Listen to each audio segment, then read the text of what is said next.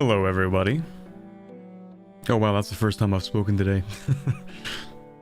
You know when you wake up and your voice hasn't been used yet, so yeah. Give me a second.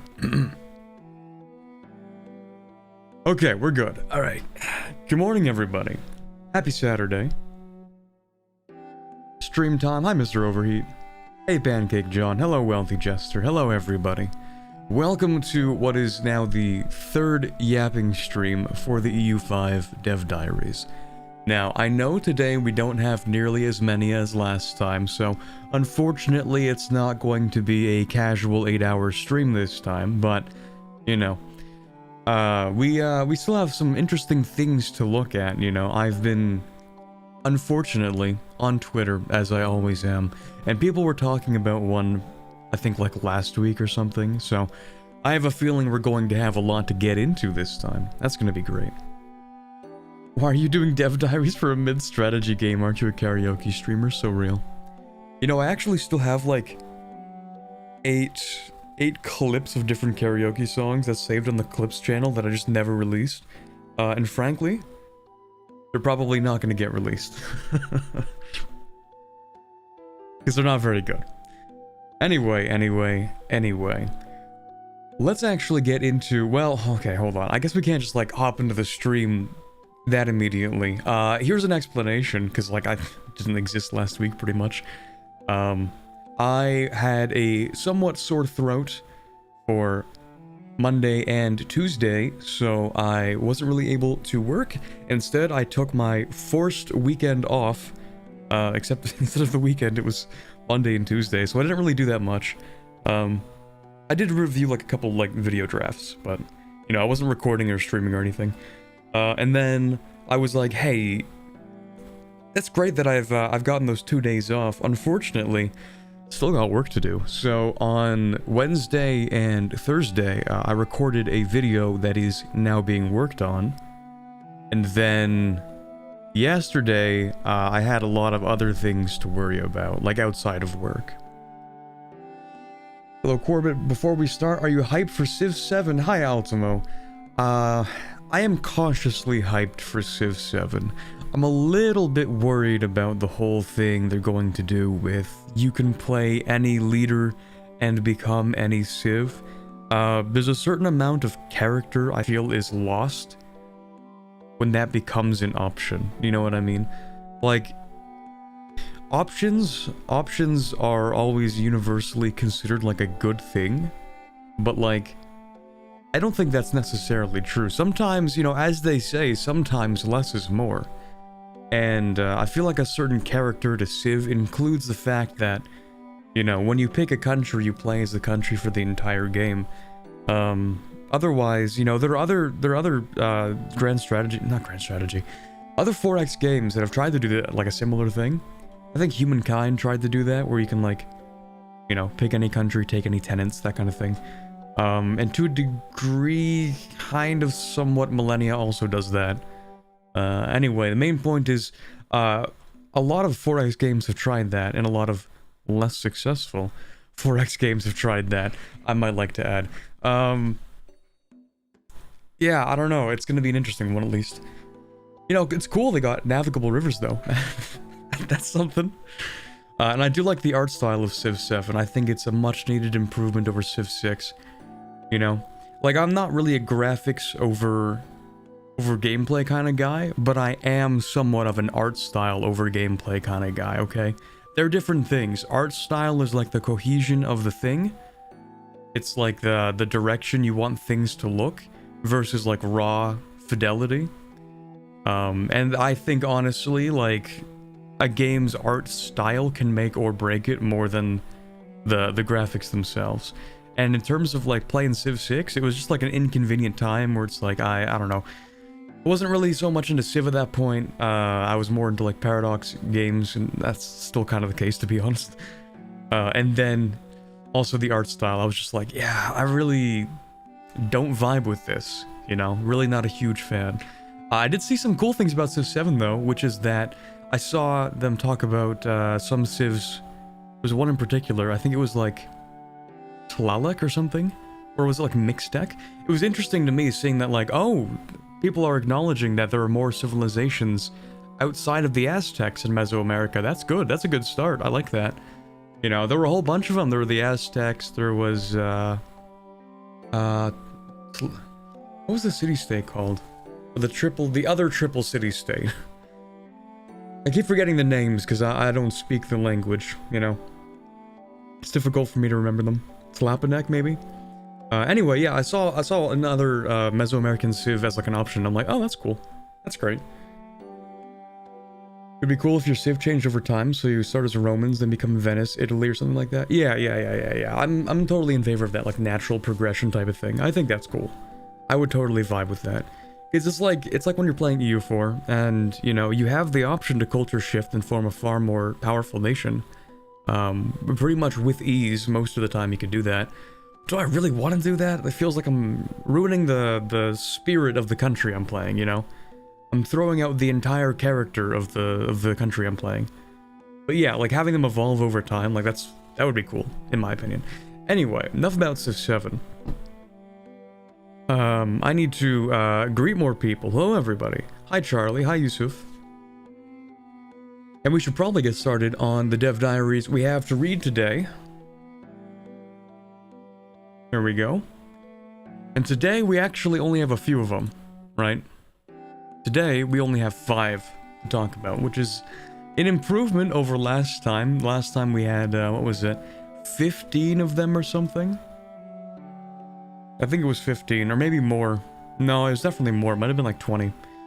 We went through a lot of them last time, and that was an 8-hour-long stream. So, to avoid forcing myself into having to do another 8-hour-long stream, instead I'm just gonna do, like, every now and then another one of these. I'm thinking every like 3 or 4 weeks, because at that point, then I'm only looking at like 7, like between 6 and 8 of them.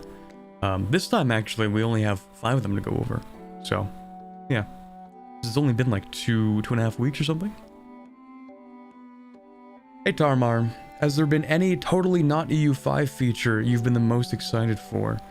Well, I'm a big econ nerd. Not that I, you know, did my degree in economics. I did take that one macro econ course in first year, but I'm a huge fan of the fact that I'm gonna have to actually care about my economy. Instead of like... I mean, okay, in EU4 you do have to care about the economy, but it's like kind of... I'm not gonna say reductive, it's simplified. Abstracted, that's the word I'm looking for. It's sort of abstracted. And I mean, like, a certain level of abstraction is unavoidable, obviously, but I like how we're getting the whole, like, oh, we're gonna produce several things in a province, you know? Oh, you need porcelain for these tiles. Like, personally, I like that, you know? I played more Victoria 3 last night, in fact, right? You know, despite all the things with Victoria 3, I do have 995 hours on it. And the main thing I spend my time doing in Vic 3 is just balancing the economy, because boy, I love numbers. So, if we get to do that in EU5, I will be content. For me, that is like, that's peak gameplay. I understand that's not for everybody, but for me, I like that. Also, I have a cup of tea with me, but unfortunately, there's no milk in this tea. There's no milk in my house. I made the tea, and then I checked the fridge, and I'm like, ah, right. No milk. So it's just tea with sweetener in it. And honestly, it kind of sucks, I can't lie. Are you into the gag whenever Paradox reveals it's actually EU5, everyone will call it Project Caesar now? You know what? Yeah. Yeah, okay, I'll get behind that. That's funny. Do you drink tea with milk? I do when it's like orange Picot. You know, it's like breakfast tea. Milk in tea? What are you, British? Shut up. I'm making tea the correct way for the type of tea, okay? And even, I mean, right now, I can tell you right now, this kind of tea without milk, it's worse. I'm tasting it right now. Or actually, you know what? It might just be too strong. That's possible. The way that I pour the water into the tea is like I pour it right over the tea bag so that like the water sort of like filters through as it enters the mug. You know what I mean? It might be too strong, that could be it.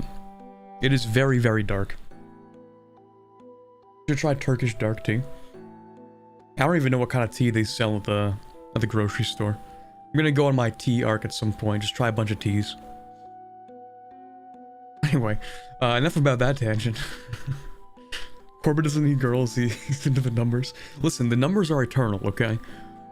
Numbers will outlive us. Numbers will exist for all eternity, so you know what? You can't blame me. Okay, let's actually... It's been like 12 minutes, let's actually get into one of these. VOD watchers are gonna be like, bro, when is he gonna start actually yapping about EU5? Going on my tea arc when I go to Taiwan, I'll send you some tea maybe? Ooh, that would be based. Alrighty, okay. As we do with every Tinto talk, let's start with the image. Let's start with the beautiful artwork we have here. Look at that. I don't know anything about ships. Do not ask me what kind of ship this is, I have no idea. It's got guns. A lot of them. And if I had to guess, I'd say it's like one of the big boys. You know, big boat. Big boat with guns, probably like, you know, we're not looking at a light ship here, probably, I'd say. This is probably a heavy. Also, just random red flag. Is it, yo, Chad, is this the Navy of Oman? That's crazy. The Oman Navy. It's a boat flavor of ship. True. Firing off cannons. Beautiful. Alrighty. So what are we talking about today? Welcome to another Tinto Talks, the Happy Wednesday, where we spill the secrets about our entirely super secret, nobody will ever guess its name game, which we refer to as Project Caesar. I appreciate the nod to the fact that everyone knows it's EU5, but they're still maintaining the bit where they call it Project Caesar. I appreciate that, you know? Consistency. It's the Navy of the Paris Commune. Yeah. You know that river that, like, leads all the way up to Paris? Yeah, that's the one, that's actually the water around it.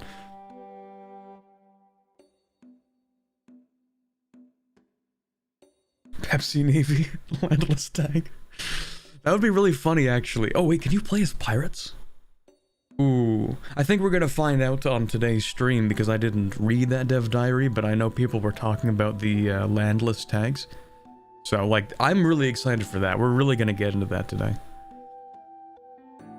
Anyway.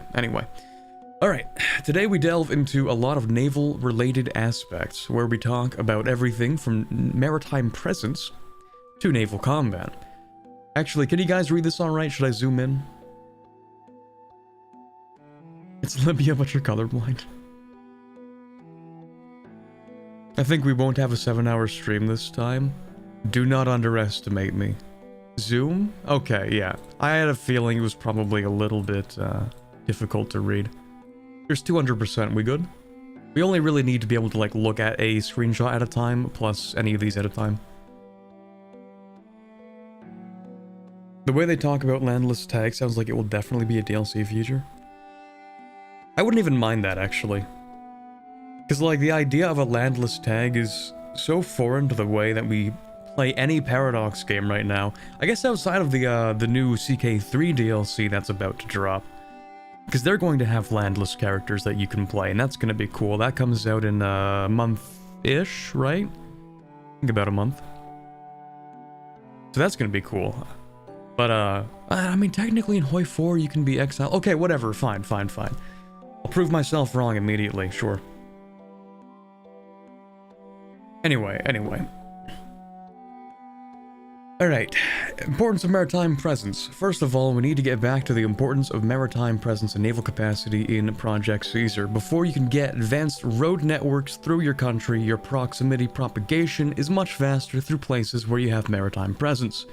Beautiful, lovely, you know, sea was the best, it still is actually, I don't think it's ever going to change, the most efficient way to transfer anything. Really.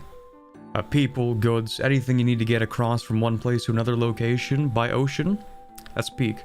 You know, it's faster by plane, but it's also a lot more expensive by plane. Boat, you just put something on there, but put something on a boat, send it across, you know, the water just keeps it floating. Very efficient. What about air? Yes, well, the thing about air is that it's not as efficient as, like, boat, right? At least I don't think it is. Because a boat, you just need to go in one direction. But with like a plane, you need to have enough lift. You need to have enough force both in the forward direction and lift. And I feel like that takes more fuel or something. I don't know. There's a reason why we do shipping and a lot less air shipping. You know what I mean? But like, there's a reason for that, and the reason for that is, of course, like it's easier.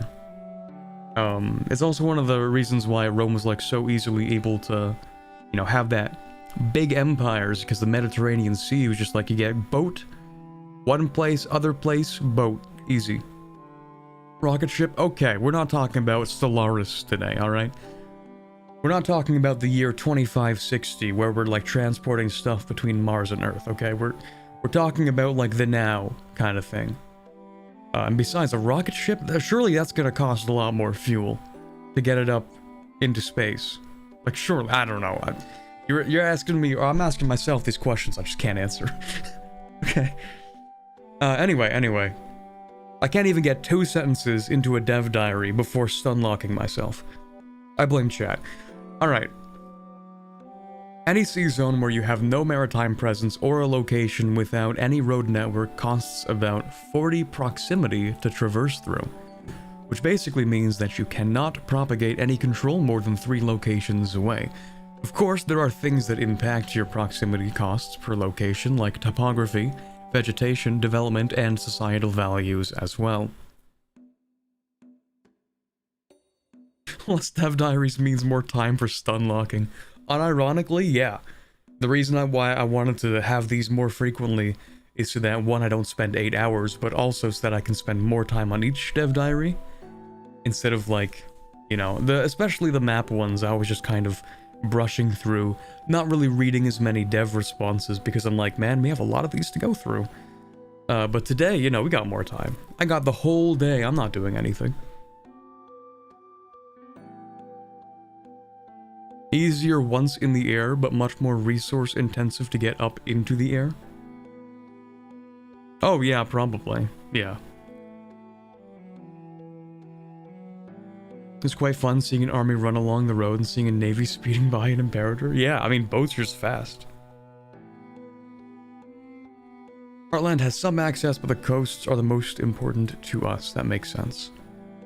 For a coastal sea zone, if you have 100% maritime presence, the base cost is 5 per location. If you have less than 100% maritime presence, it will scale the price accordingly. Wait.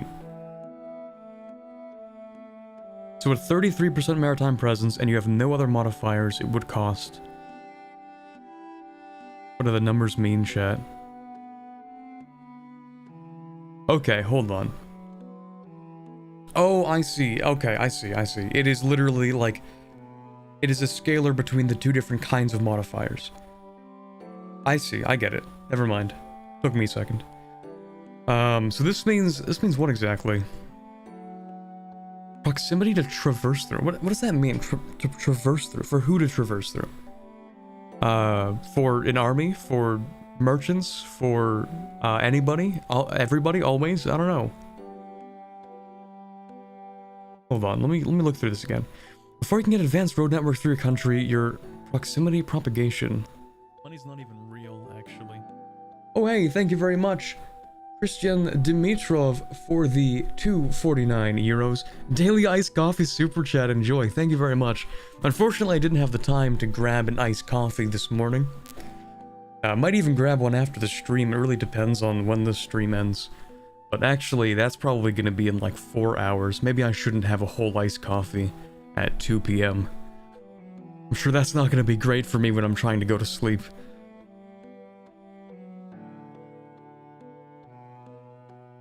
If you think about it, every Paradox game has its own method of transport. Stellaris adds spaceships, Hoi 4 adds planes, Vic 3 adds trains, EU4 has boats, and CK3 doesn't have boats, his troops just walk on water. Amen. Yeah. I mean, it would be really cool, actually, if they added, like, boats and naval combat to CK3. I know why they're not going to. Like, it's completely fair, absolutely understandable. But it would be kind of cool. Like, the thing is, there just wasn't a whole lot of naval combat going on at the time, you know? Just wasn't, like, a huge focus. It was more just like, yeah, you built boats to get people onto shore so you could raid.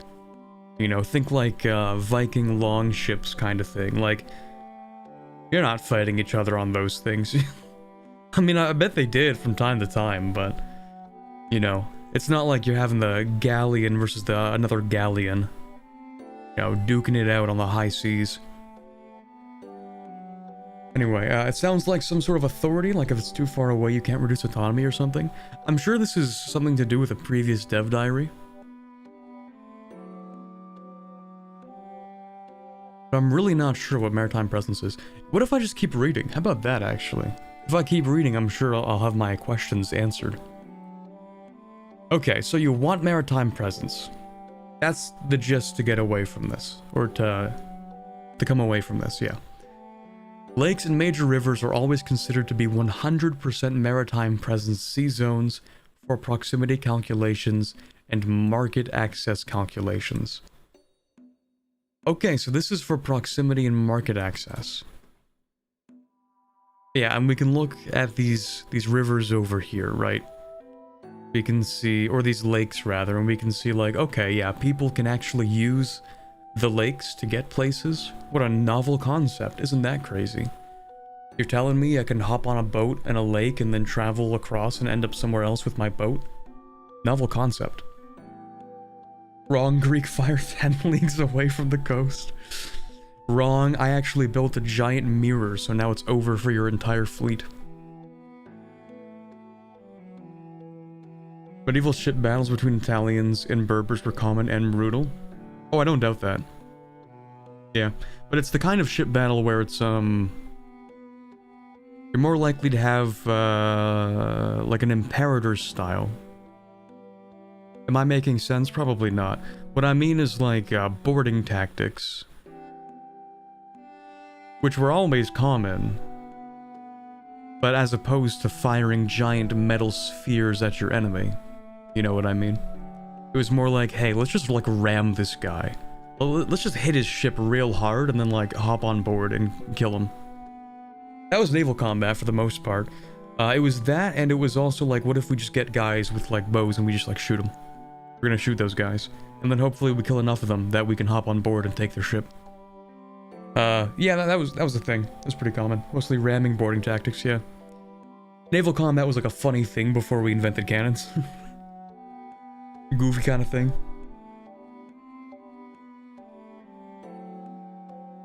It was like, who has like the grappling hooks and stuff? You like throw them to the enemy board and you just like pull their ship towards you. It's pretty funny. Anyway. Proximity to the capital for Kalmar. Cool. From Kalmar. Oh wait, the capital's Kalmar. That's not Kalmar. Oh, this is probably completely something different, maybe. Hold on. To capital. Oh, wait, I'm so dumb. The capital's not Kalmar, it's proximity to capital. Yeah, maybe if I were able to read, I wouldn't have these weird moments. The ships on lakes should be automatic, like when you cross straits.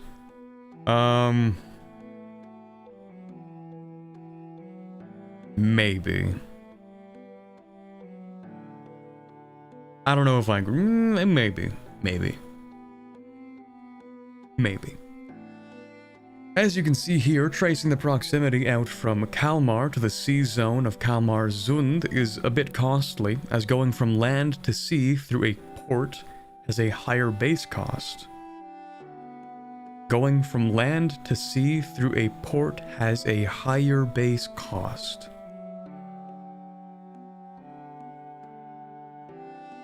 I'm making sure I'm reading this right because it doesn't make sense to me.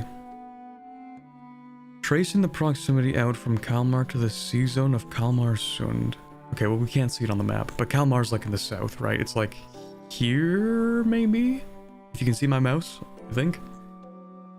Okay, hold on. Kalmar to Kalmarsund. From Kalmarsund to... Okay, they mean... Okay, hold on, I get it.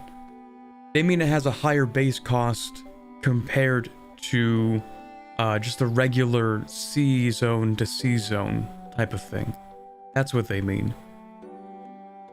I thought it was comparing from like going from land to sea without a port, and I'm like, that doesn't make sense. If you have a port, it should be easier. So what they mean is it's It's more expensive compared from going to sea to sea. Yeah, yeah, yeah. Exactly, Jevkin. Okay, that makes sense. Natural harbors, this is something new for this game that we've not done before. With so many locations and such granularity and mechanics emphasizing a deeper simulation, we had to start treating places differently, as there is a reason why certain places on the map are better suited as ports than others. This also explains why certain locations grew to be important places in history over others. Okay, yeah, okay, we can do a little bit of geographical determinism as a treat. Just a little bit, I understand, that's okay. Yeah, so like there were a lot of places that just are better naturally suited for being harbors. Think of the fjords in Norway.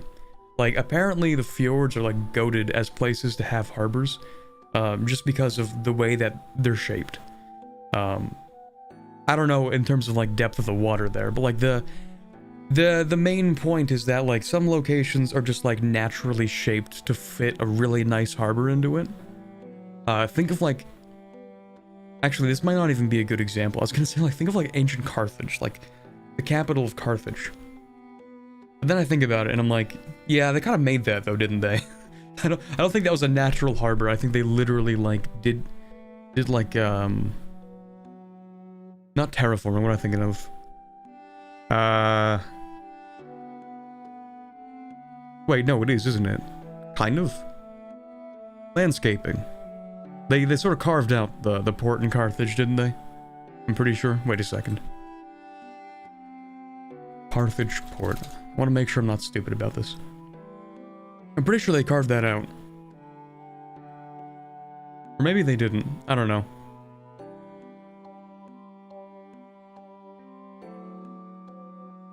I don't know anything about ancient history. I don't know why I'm yapping about it. That is not my area of expertise.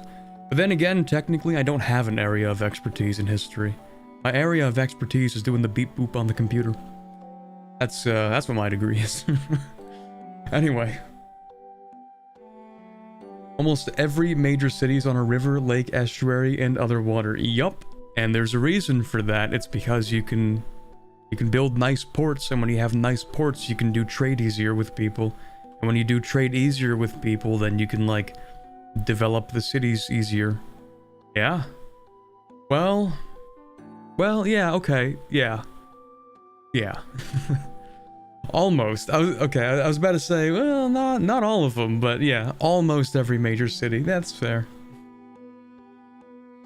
There are a few that aren't, but a good number of them are for very good reason. So yeah, we get to do a little bit of geographic determinism. I have a better reason. No water equals big die. Okay, yeah, well, what about people who, live in the Sahara? Checkmate. That's what I thought. The brighter the green, the better the harbor can be. They are cracked in Galicia. That's crazy.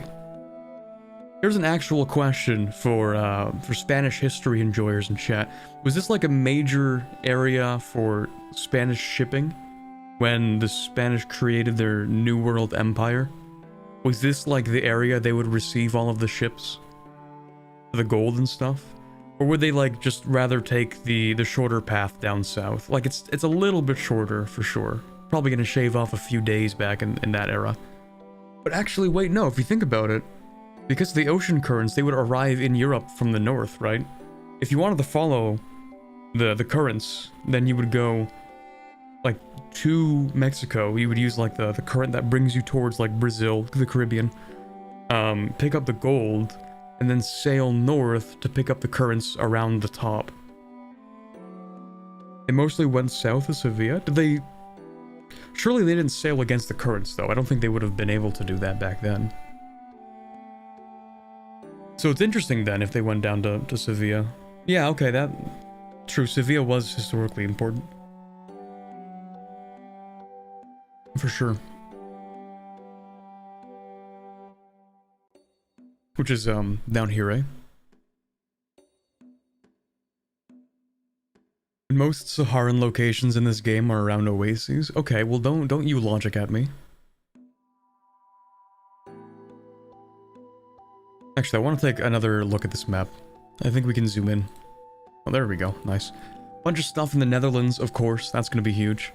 Quite a few in Britain, naturally. Quite a few in Ireland, actually. That's nice. We got the one in Denmark.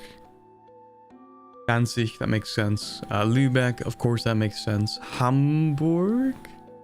That's Hamburg, right? Maybe? I think that's Hamburg. Brittany? Huh, I didn't know that. Interesting. Couple in Sicily. Quite a few around here, that makes sense. I really want to see the map of, like, the harbors, but, like, for Norway.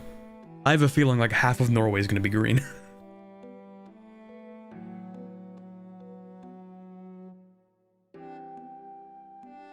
Finally, a Paradox gamer, Sweden doesn't get special treatment. Oh, I don't know about that yet. We'll see. We'll see when they unveil, like, specific, like, nation-specific content, you know? We haven't gotten to that part yet. Okay, of course, you can improve the harbor suitability of a location by building certain infrastructure, so even if the location you want to build up lacks the natural benefits, it can still be built up, even if it is more costly to do so as well. I like this. I like this a lot. Because sometimes I don't want to, you know, have to go and conquer something simply for the reason that it's geographically better. In that, you know, for example, when you're playing EU4 and you're like, well, you know, this area is outside of what I would normally want to take, but there's like a trade center in here, so like I kind of have to take it at some point, because if I don't, then I'm not doing trade well. But, you know, in this case, it's like, well, maybe I don't need to conquer that natural port. I can just sink some money into this area, do a little bit of, you know, early modern engineering. You know, like what the Dutch did with the polders, with the dike works, where they drained a bit of the sea. You know, it's possible, it's doable. You can definitely end up making a few harbors, I guess. But I'm sure it would be expensive, you know.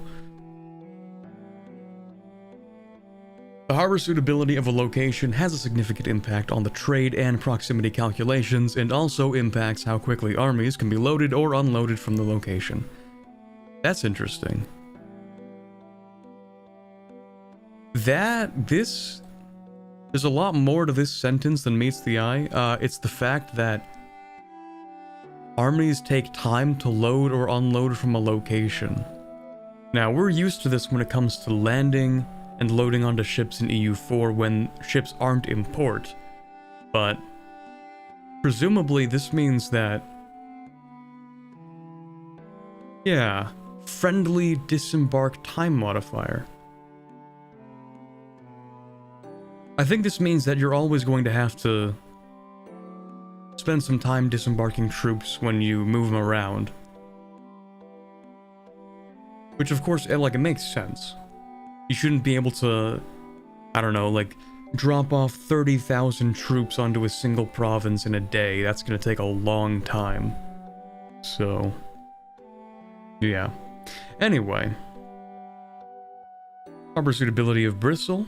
Natural harbor plus 25%. Wharf, I guess that's the thing that you can build. Nice. Has the following impact. Distance cost to capital through port. That's if you build a port. Yeah, I think this is all if you build a port. The natural harbor suitability of 25% has the following impact. Dock cost, dry dock cost, shipyard cost, grand shipyard cost, naval base cost. Naval base. One of these things is not like the others. That's new. Harbor suitability, nice.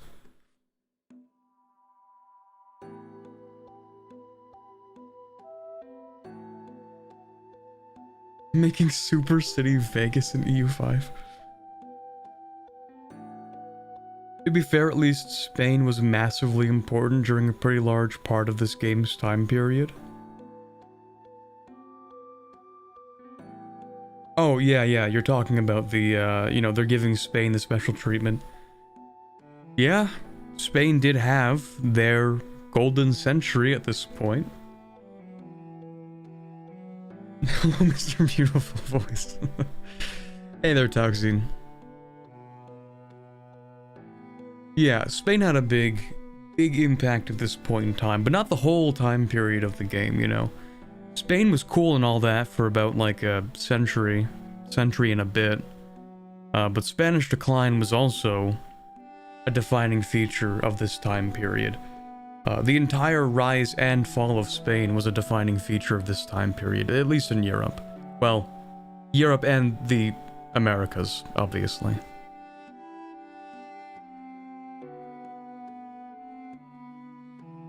Then again, I don't think we actually know when the end date is yet, do we?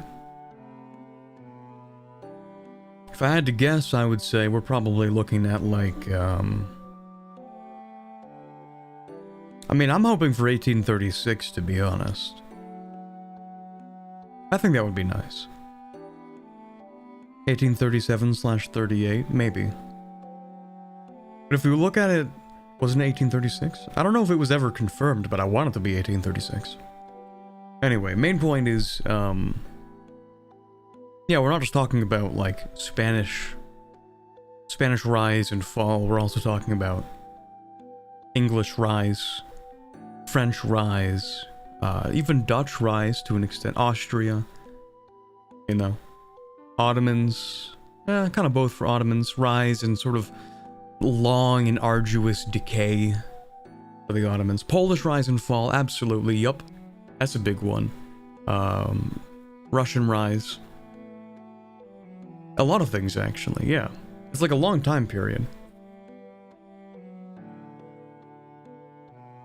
Mughals, true. Mughals. Swedish, yeah, Sweden did have that one moment, but they weren't exactly like... They weren't like super crazy with it, you know what I mean?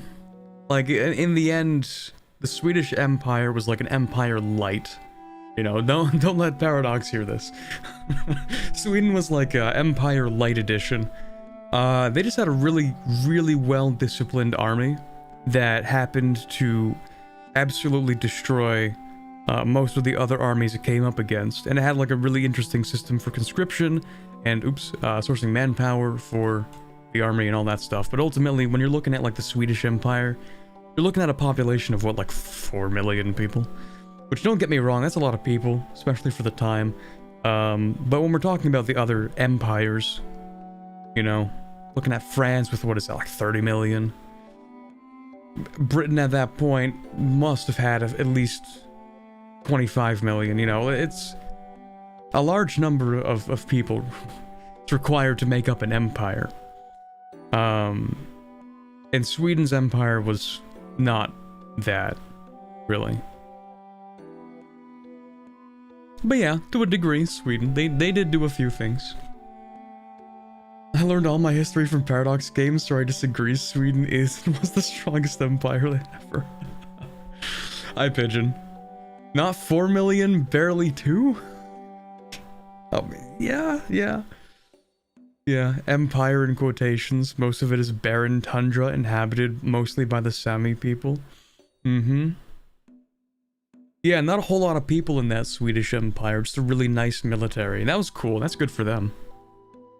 You know, they did have their moment, they did have their time in the sun for a little bit.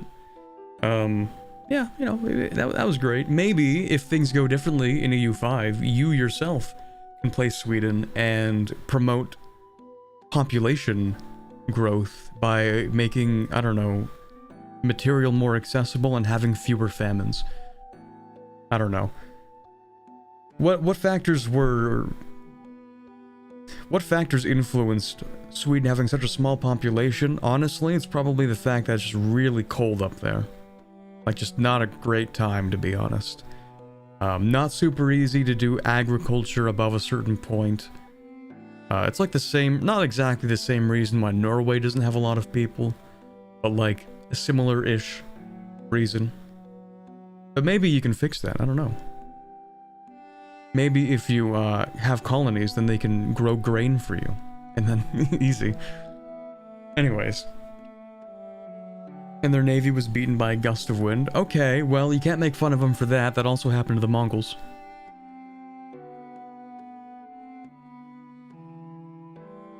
Anyway, shipbuilding. One of the disadvantages of playing a naval nation in other games we've made was the simple fact that unless you had a large coastline, you could not compete, no matter how good the coastal locations you had were. That's kind of true. You know, that's kind of true.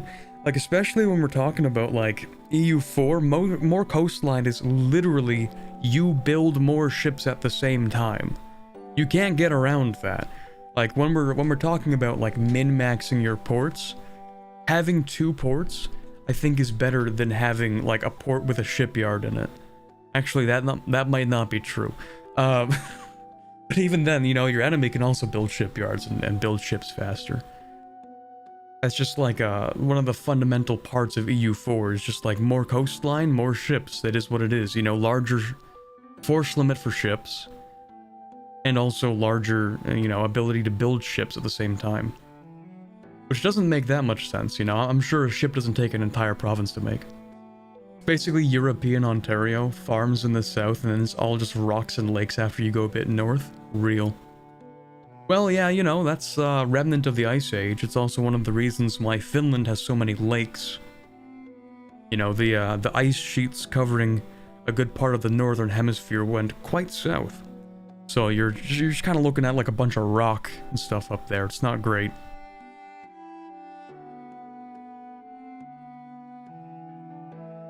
It's like, it's kind of like that thing where if you look at a map of the Canadian Shield, I think that's what I'm thinking about.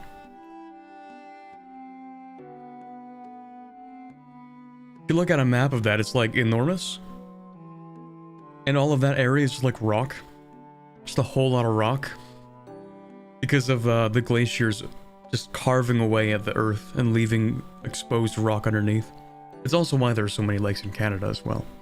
But yeah, those ice sheets also covered parts of Europe, obviously. So, you know, the Swedish shield or something. Scandinavian shield. I'm sure they have a name for that. The Spanish Armada was beaten by fog. Yeah, that's another thing, is that there's so many funny, weird things in history that just absolutely would not have happened in any Paradox game. You know, like the Mongol Navy just getting absolutely crushed by a random, what was it, a typhoon, I think? Twice, actually, wasn't it? It wasn't just once. I think it was 2 entire fleets that just got wiped out. Wait, hold on, let me see. Mongol Navy invasion Japan, let's see. First invasion. Oh, they did actually try a little bit, hold on. By morning, most of the Yuan ships had disappeared, let's go. A sudden reverse wind from the east blew back the Yuan fleet. So that was the first one, that's great. And they tried it a second time. And then another typhoon. Good stuff. But yeah, that's never gonna happen in a Paradox game. It'd be funny though. Just need the Typhoon DLC. It'll be a scripted event. Yeah, if you try to, if you play as the Yuan and you try to invade China, or not China, you try to invade Japan in the early game, then you get an event that says, haha, sorry, but your entire ship, your entire navy is gone now, by the way. You check over, there's just nothing there. The Roman navy sinking 3 times off the coast of Sicily, killing 1/3 of Rome's male population. Good times. Funny moments in military history. Wasn't there also that one thing where during World War II the ship Bismarck like went off course by accident or something? I don't remember. But yeah. Many such cases in history, you know, ships just... Weather's not great, it is what it is. No invasion today, bad weather. Rain check. Okay, anyway. I'm really stun locking way too much on this. It's been 46, almost 47 minutes. And I'm not even done the first dev diary. I actually need to lock in 1 second. Okay, in Project Caesar, this has changed. First of all, there are 3 different construction queues in a location, so based. I really hated the fact that in EU4 it's like you have either build a ship or build a troop. You can't do both at the same time. Why? Screw you, that's why. Just because. Also, the whole thing where it's like, oh yeah, you wanna build a building and also do culture conversion at the same time? That's too bad. You wanna build a building and do... Actually, wait, can you build a building while doing religious conversion? I don't remember. It's one of those interactions that doesn't work. You can't core and build a building at the same time. I know that. You can't convert and core a province at the same time. That's a thing. I still hate that. Anywho. First, there's the civil one for buildings. RGOs. I'm struggling to remember what this is. RGOs. Something government organization? Wait.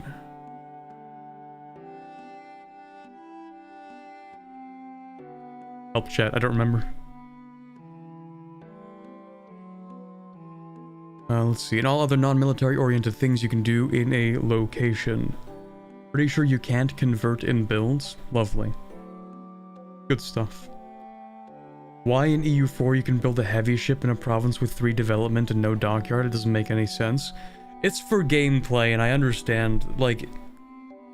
It doesn't make sense, but it doesn't always need to make sense, because when you think about EU4, it's like...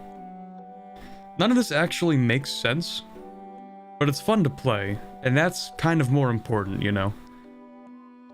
I am still, despite the fact that I like to heckle about a lot of the choices made and like the way that EU4 games play out, specifically the fact that the entire New World is colonized in like 40 years.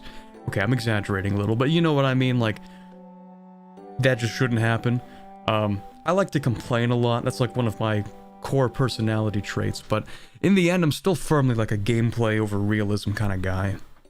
You know, realism isn't fun. Realism would be like you're playing a video game and every like, I don't know, a few minutes or whatever of gameplay, your character has to like go use the washroom.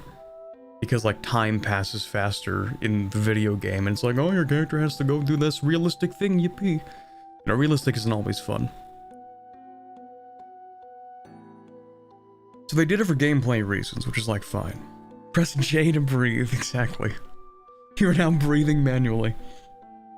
You gotta like, oh, you know that game where you have to like press 2 buttons back and forth? Or it's not 2 buttons, like 4 to make a character like run on screen. It's like a flash game that you can play online. I don't remember what it's called. But you have to coordinate like pressing 4 buttons to make a character run. Like that's realism, sure, but I mean that was a somewhat popular enough game that I know about it, so maybe it is fun. But fun in the masochistic way. Where it's like, haha, this is so great, but you're actually having the worst time imaginable. Tier 3 fun. I think that's what you call it. Where it's actually not fun, but the fact that it's not fun is what makes it fun. Quap, that's the one. RGO equals resource gathering operation. Oh, that's a Vic2 term, isn't it? I remember reading about that for the 5 hours I played Vic2. Okay. Wait, so there's a construction queue for RGOs, which are not buildings? I guess it's not really a construction queue, it's just letting you know when the next thing is going to be built. But that doesn't make sense. Are they doing this like... They're not doing this like stockpile, they're doing this like Vic3, right? Wait, I don't know how the economy works in this game anymore. Tar, like petroleum? Yes, I think.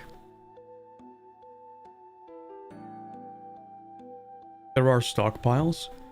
Okay, wait, so we're talking about actual goods. We're not talking about the Vic3 version of goods, which is like, you know, just supply and demand, like you have a certain amount of supply. There is a stockpile of items that you have in your market. Oh, that makes things a little bit different. Okay, I mean, I can still work with that, it's just like, it changes a lot.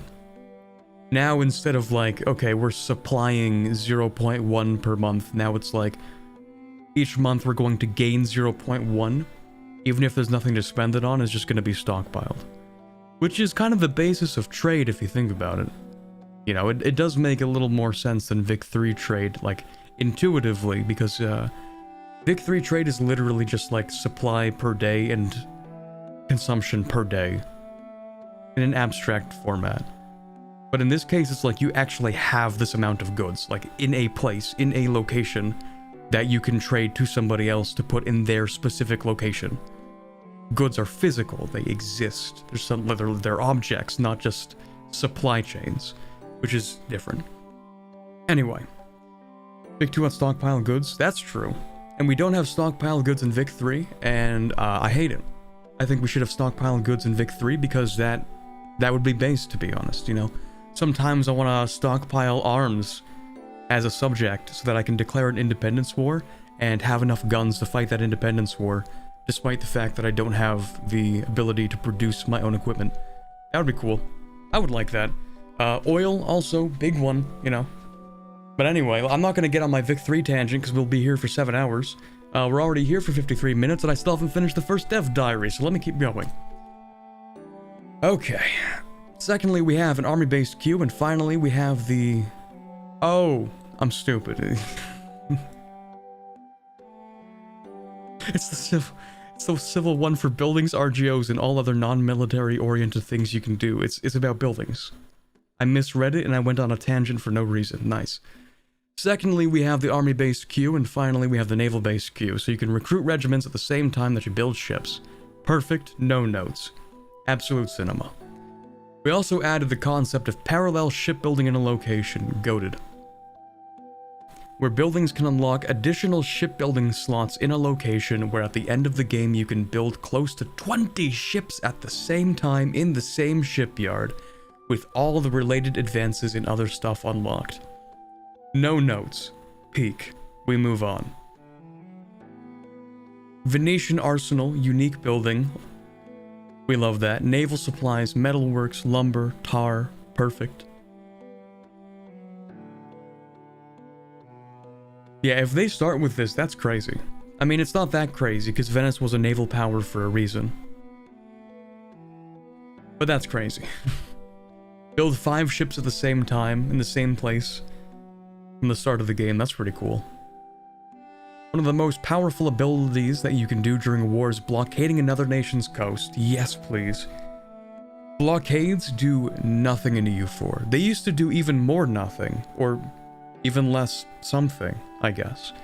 Chat, remember when blockades were so ineffective, so useless and pointless in EU4, that the only time you would ever do a blockade was to, like, speed up a siege? And that was, like, the only purpose of a blockade. Well, there was another purpose. That was, blockading the coasts of China to destroy the Mandate. But outside of that, blockades were, like, a full blockade on an entire enemy coastline was, like, 3 war score. And then they updated it. I think they updated it for Emperor, so what was that, like 3 years ago now, or 4 years ago? So they made blockades actually worth it. Now you can get, like, 25% war score, which is significant. But yeah, blockades should be big. They should cut off your trade. They should isolate you from being able to get supplies. That's the point of a blockade. No one gets in, no one gets out. People only care about blockades because of devastation.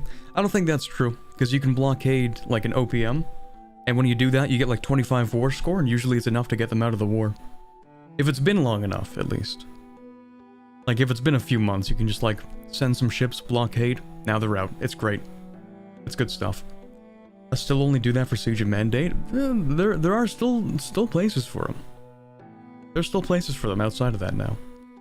Like, sure, it should cut off your trade, but that's just not how EU4 trade works, so they can't quite do that. Actually, that's not true. If they wanted to, they could add a huge trade penalty to whoever's being blockaded. All the provinces that are being blockaded could get, like, a minus 95% trade impact, which would be something. Anyway. We're not going on that tangent. I'm not gonna, you know, gameplay mechanic theorize for EU4. We have a new game to talk about. The immediate impact of a blockade is a reduction in food production, maximum control, and making trades more costly and likely to reroute. There is also the fact that development growth is severely slowed, the decline of prosperity, and a dramatic reduction to your maritime presence. As some say, an image tells you more than 1,000 words. We'll use a few screenshots of tooltips related to blockades to make it a bit more clear. Blockaded by enemies, monthly prosperity -2%. Monthly, chat. Max control -10%, maritime presence -2%, total food multiplier -50%. Blockades are gonna starve people to death now. Monthly development growth -20%, trade embark/disembark cost +200%. Yeah, that's big. That's big stuff. There is a trade impact on blockades, but I forget how big it is. If you forget how big it is, then it doesn't matter. It might as well not exist. Because I've never noticed like an impact from blockades on my trade. Like, usually I'll just let a blockade happen, because frankly I'm too lazy to send my ships over and the blockade does not affect anything. But I will go ahead and check, because I'm pretty sure it's just like a monthly devastation. And that's kind of it. Blockading, let's see.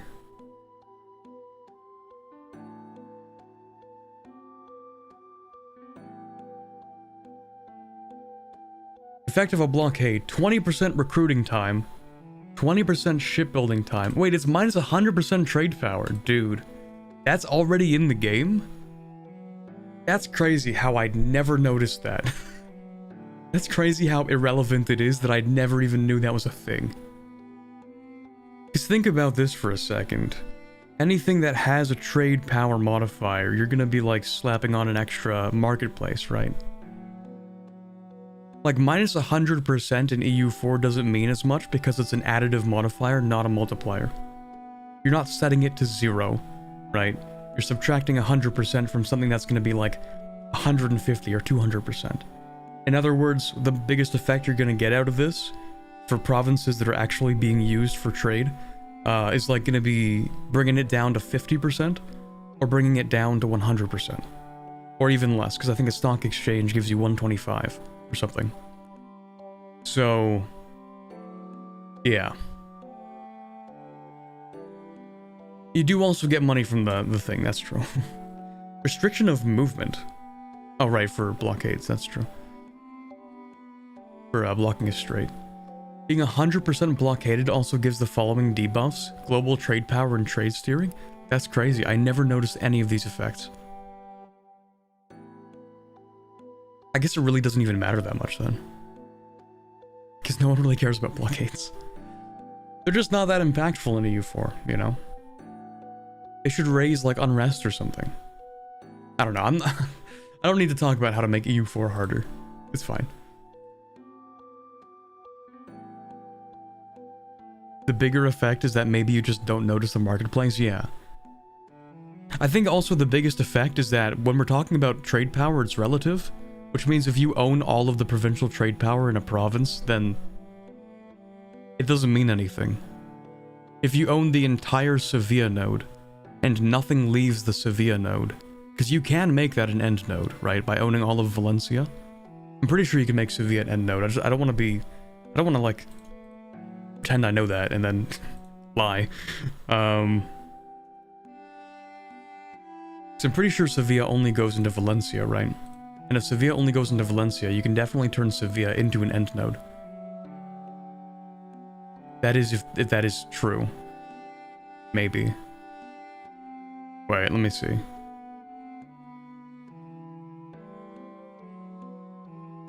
Yeah, Sevilla only goes to Valencia. You can definitely make that into an end node.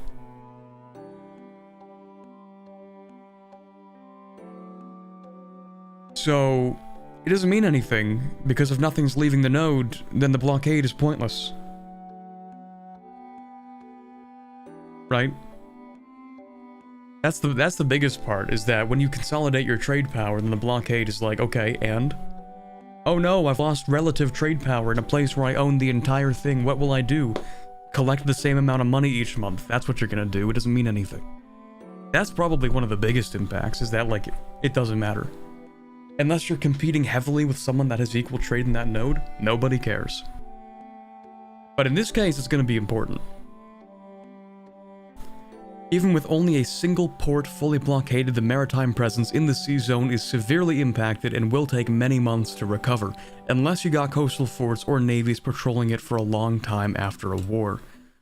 Oh, okay, so blockades are like lasting things. Will take months to recover, unless you have coastal forts or navies patrolling the waters. Interesting.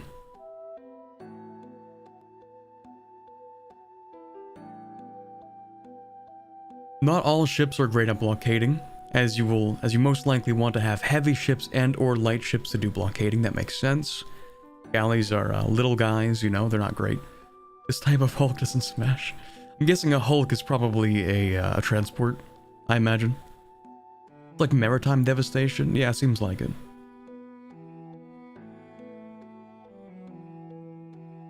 If you're being blockaded, minus your ships aren't protecting trade.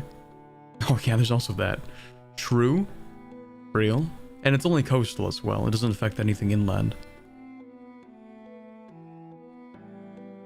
Not all locations are equal, and different populations, infrastructure, and development increases how many ships are required to blockade a location. Yeah, that makes sense. It's reasonable. It's kind of like EU4. Larger development requires more ships to blockade. I'm gonna be interested to see the naval batteries, because those were only, I say a recent addition to EU4, but like, that was what, like 1.30, 1.29, I don't know. But yeah, that's like an interesting thing I would like to see return. Making it costly to blockade something. Like, blockades shouldn't be free for the blockader either. It should be like a well-managed thing. That's bad with the new hourly tick instead of daily. I don't think so necessarily, because I think the daily ticks are going to be just as fast as they are in EU4 right now. In theory. Okay, maybe not right now. What I mean is I don't think the hourly ticks are actually going to make the game super slow. I touched on that in the last dev diary, so I'm not going to like go on that tangent again. But there's very good reason to suspect that like the hourly ticks are not actually going to affect performance very much. But that's for like a different topic, you know. I mean, with months to recover, it will be more punishing if it takes months to recover.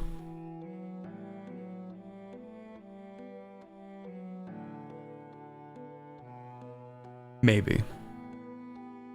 Fleets should be more expensive when they are at sea and cheaper in ports. Yeah, and also ships, if you think about it, they should all have supplies, right? A fleet should have a certain number of supplies, and it should have to go and get more supplies from a port. Because ships, you know, they don't just magically teleport food, fresh water, and supplies onto a ship. You gotta get them from somewhere. And if we have physical goods that actually exist, then you have to go pick them up.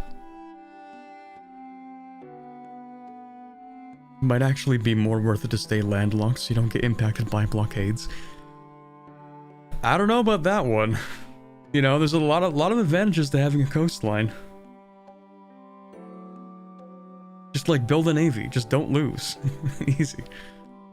Okay. Ship repairing.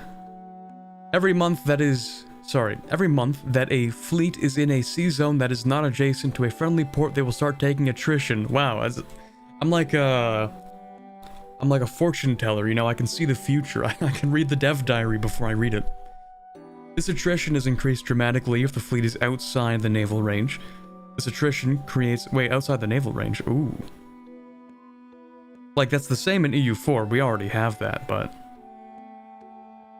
that might mean something different in this case. Anyway. This attrition creates a chance for ships to be damaged. While usually you can only repair a ship in a port, there are advances in some ages that allow you to repair your ships in coastal sea zones. Let's go, maritime ideas. Where at the Age of Revolutions, you can repair a ship with up to 50% efficiency without going back to a port. Naval range is calculated from every core port that you own, or is owned by one of your subjects, or owned by somebody that you have negotiated fleet basing rights with. Can we control the entire Mediterranean Sea as Venice? That would be kind of cool. Transporting troops. Ships in Project Caesar all have the capacity to transport regiments. All have the capacity? The transport capacity of a ship is not measured in regiments, but in the amount of men it can carry. Usually, the transport ships are far better at carrying regiments, but other types of ships can carry some as well. Based? We also have automated transportation similar to EU4 to make moving armies around the world less painful. Thank you. Yeah, there are a lot of things now that I think about it. A lot of quality of life things in EU4 that we kind of just take for granted that aren't necessarily going to exist in EU5. But I'm very glad for this one because as far as I remember, I think automated transportation was a DLC thing, but I don't know about that. Like, early on, or am I thinking of something else? I might be thinking about automated exploration, actually. That might still be DLC, actually.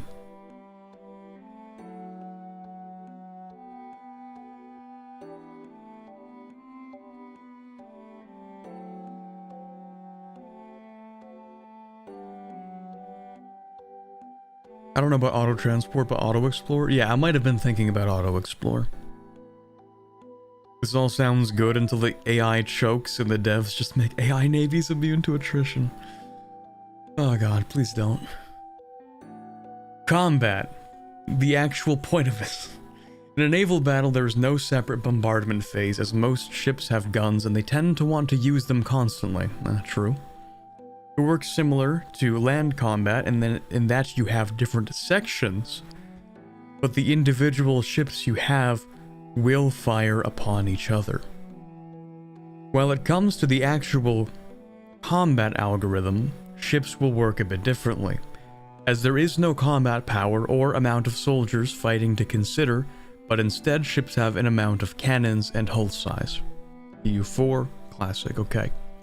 Cannons are the offensive value, hull size is the defensive value. So I guess we're bringing back naval combat width maybe, but instead of having just like the combat width for Navy, we might have like EU4 formation. Like land battle formation, I mean. Like you have infantry, cavalry, artillery, right? But assume something similar for naval combat, where you have, let's say you have the heavier ships are in the center, and you might have the light ships be like harassment vehicles for the flanks kind of thing.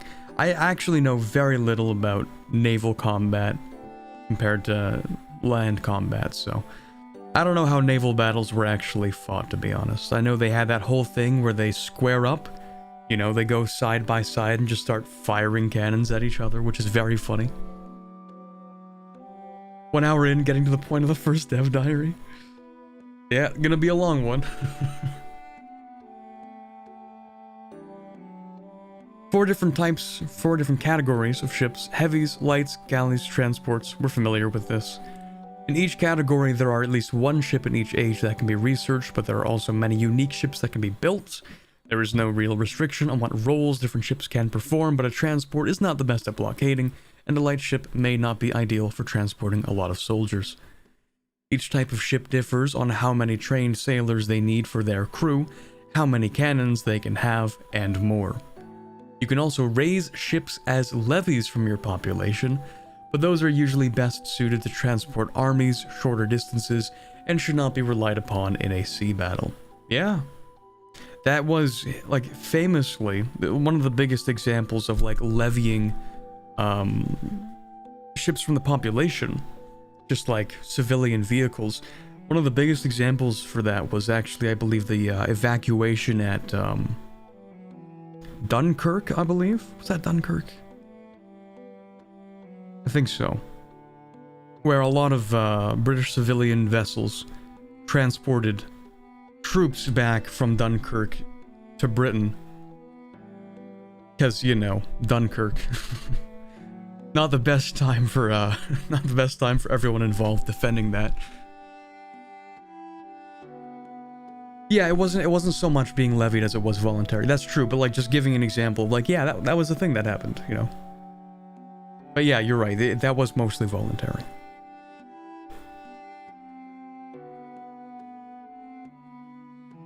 It also is like the only example I have of that happening, so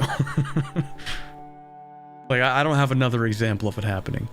Other than like a show I watched once where they're like, hey, by the way, we're gonna need to take your longship. Like we need that for the Navy.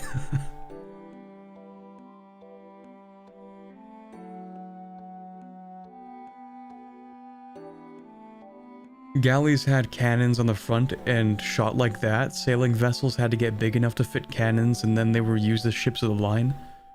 Early galley was meta and then heavy was. Also depends on where, when, and the objective, right?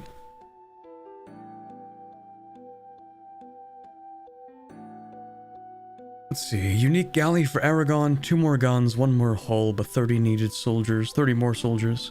Also an early Iberian caravel, which all the Iberian countries may build. Nice. Next week we talk about how colonization works. Goated. Oh my god, I can't wait for that. Okay. Let's go take a look at a few of the dev responses. I understand we've been here for an hour and 13 minutes already, but we're going to keep yapping anyway. I do want to read a few of these. They're helpful sometimes. Wow, you got a macro for this. Nice. There are still types of ships from EU4. Will Project Caesar have flagships? I never liked the flagship stuff. I don't know. This one might be a bit of an L take. I liked the flagships, in my opinion. I like having a cool ship that does cool things. But that's just the modifier stacker in me. So might have a little bit of beef over this one with Johan. I understand it. I understand that like the big boy ships of each navy weren't actually any more special than a regular ship. It was usually just bigger and had more guns, you know. But flagships are cool as a concept. I like the idea of a flagship, like, you know, oh, this is the big one, you know, the cool one, the one that represents the entire country, the naval equivalent of the giant gun. Morale bonus though? Yeah, think about this, like having the flagship in the navy should give you a morale bonus. You're like, yeah, we have the big boy, we can't possibly lose. I don't know. And if you lose the flagship, then you should lose morale for at least that battle, possibly for your navy for a little bit. If the flagship is nearby, I'd definitely fight better. Yeah, think about it, it's like, you know, we're coming at this with the full force. We even have the flagship with us. I think that'd be cool. Anyway, yeah, I disagree. I like flagship stuff. It seems like we're kind of split on the people being like, yep, that's cool, and people being like, no, that's cringe. I side with the cringe. I kind of like flagships. Will naval doctrines be a thing? That is a law? Okay, nice. Okay, cool. Like, having a different focus for different naval stuff. Hopefully less specific. Hopefully. I feel like I am going to be only ever building naval infrastructure in the best possible spots now, or just say screw it and dump all the money into an every province support approach. How come? Yeah, I don't really get what this person is saying. Only ever build naval infrastructure in the best possible spots? I mean, it really depends on what you consider the best possible spots. Imagine you only really have a new port built up in a place like, let's say you're doing colonization. Some place is really easy to colonize, but maybe not necessarily the easiest to build a harbor in. Sometimes those things coincided, but like not always, right? So you might want to build a small port in a place that's like not the greatest because you need it now, and then maybe build a better port in a different location when you have access to it, you know? But you definitely wouldn't do this. Every province a port. Like, the way that they're talking about how you can have up to 20 ships built in a location by the end of the game, like, you don't need all this. You don't need all this. Like, you just have like a port or two. Most places only had a couple of really important ports and a lot of minor ones that weren't as important. Not to mention ports, they also give like maritime presence, right? So you might need a port in a place that isn't great to build one. But you need the maritime presence, so this doesn't make that much sense. You know? Yeah, you have the important ones, and then you focus on those, and then you have the little ones to give yourself a bit of maritime presence, because you might need that. I don't think it's going to be either of these. I think this person's being a bit, dramatic, maybe? Might as well just wait until it comes out, because I don't think it's going to play like this at all. I found the whole DD quite Hollandish. I don't quite get the joke. Typical Dutch breakfast? I don't know. It reminds me of that classic Finnish breakfast, which is like a cigarette and a beer or something. Or no, it's a cigarette and a coffee. The Finnish breakfast.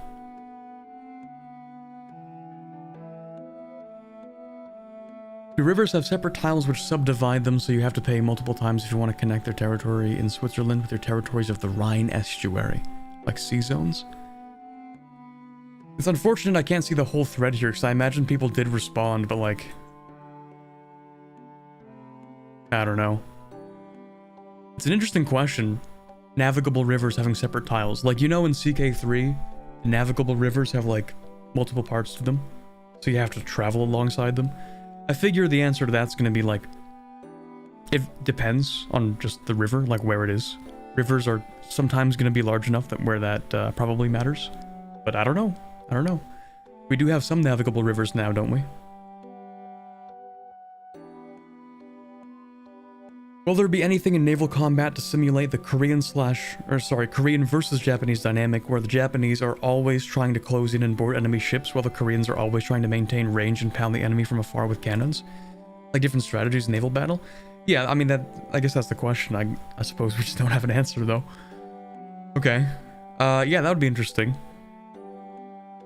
Like a offensive naval doctrine versus defensive naval doctrine.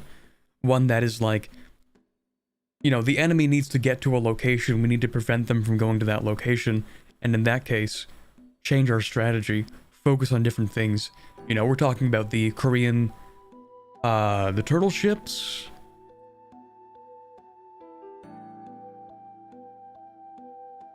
See if I can pull up a picture of that bad boy. Here we go.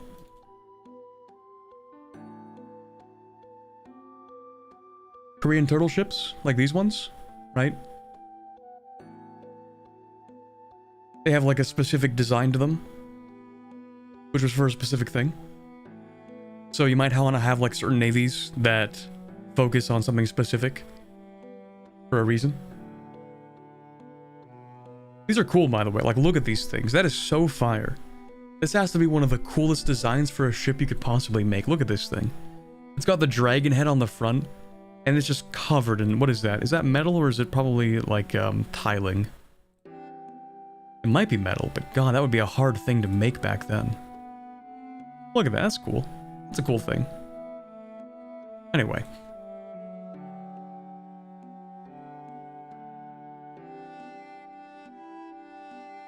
It says Mayo written all over it. I've not played Mayo enough, but Alderon worked on it. Igao is one of the people I love talking to most in the community, and all of his team, of course. All I've talked to at Paradox Cons. Yeah, okay. I should try playing Mayo in Texas. It's gonna be incredibly painful, but I'm gonna maybe try it one day. Laughs in Korean ship durability. Okay, that's gonna be it for this Tinto talk. You know, that was only a light hour, 20 minutes chat. I think we're gonna get through this before midnight, probably. Okay. Tinto maps number 14. West Africa. Look at that. Looking kind of empty, I can't lie. There was also something about the There's something about the emptiness in here. It's a little bit off-putting, you know what I mean? Maybe it's just me, but, oh, hold on a second. Is this only because we're not zoomed in? It's gotta be because we're not zoomed in. Because I do like being able to, like, see the graphics of places, but maybe they're not ready to show that, because I don't think we've seen it yet, right? The, terrain graphics and stuff.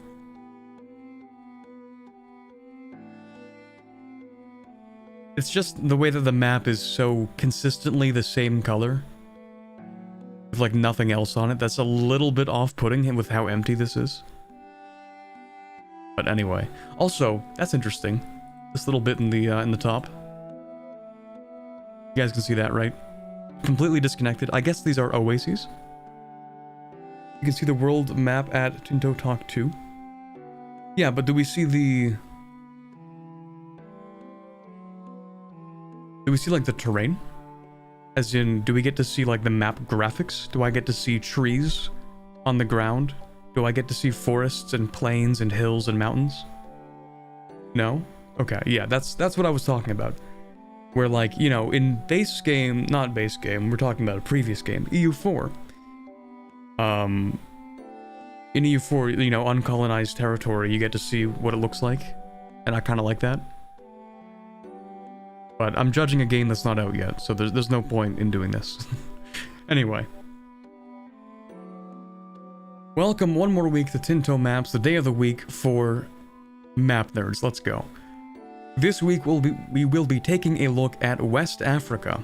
These lands were named historically in different ways, although probably the most widespread naming was Guinea, which also names the gulf that makes for the southern limit of the region, with the Atlantic Ocean being to the west, the Sahara Desert to the north, and the lands around Lake Chad making for the approximate eastern border. With these regions, we're also leaving the easy mode map making of Project Caesar, as getting comprehensive sources of information for 1337 for most of sub-Saharan Africa is challenging, as the traditional historical record was oral, in contrast with the written records usual in Eurasia. In any case, we did our best to depict the rich history and geography of the region and its diversity, which is stunning. Let's start then. I'm gonna be excited to play Mali, because I love making gold. I would love to just mine gold, trade for stuff across the Sahara, and build up an empire that way, because it's really funny to me. Also, playing Mali and colonizing Brazil is one of the funnier memes, so that's definitely on the to-do list. The most important country and one of the world's great powers is the Empire of Mali, which in 1337 is at its zenith, still ruled by the infamous Mansa Musa. It controls not only the core lands of the Mande-speaking peoples, but also holds the overlordship over Jolof, most of the fertile Niger River basin, and some of the most important Saharan outposts. To its southeast, the Mossi are organizing in several polities: Ouagadougou, Quirico, Yatenga, Bosoma, Tenkodogo, and Liptako. South into the coast, Kong, Dagbong, Bonaman, and Mankessim are polities ruled by the Jula, the Dagbani, and the Akan, the last of the two. To the east, Fada Ngurma, Orgu, and Mamprugu connect with the lands of the Hausa, which rule from several city-states: Kebi, Gobir, Zafara, Katsina, Daura, Kano, Rano, and Zazzau. Further to the east, the Empire of Kanem rules the lands around Lake Chad from its capital in Njimi, and over some of the Saharan corridors, making it the region's second wealthiest country. Oh really? Yeah, interesting. And finally, further to the south, there are the lands of the Nupe, the Yoruba, Oyo, Ife, Ijebu, Owo, the Edo, Benin, and the Igbo, Nri. Cool. And, I mean, I do know a little bit about the stuff that's yet to come that we're going to cover today, but I'm pretty sure this map will fill itself out at some point. Oh, yes. Right. Oh, whoa. That's gonna be a fan favorite now. Look at these guys. Hold on. Let me zoom into this. Let me zoom. Just a little guy down here.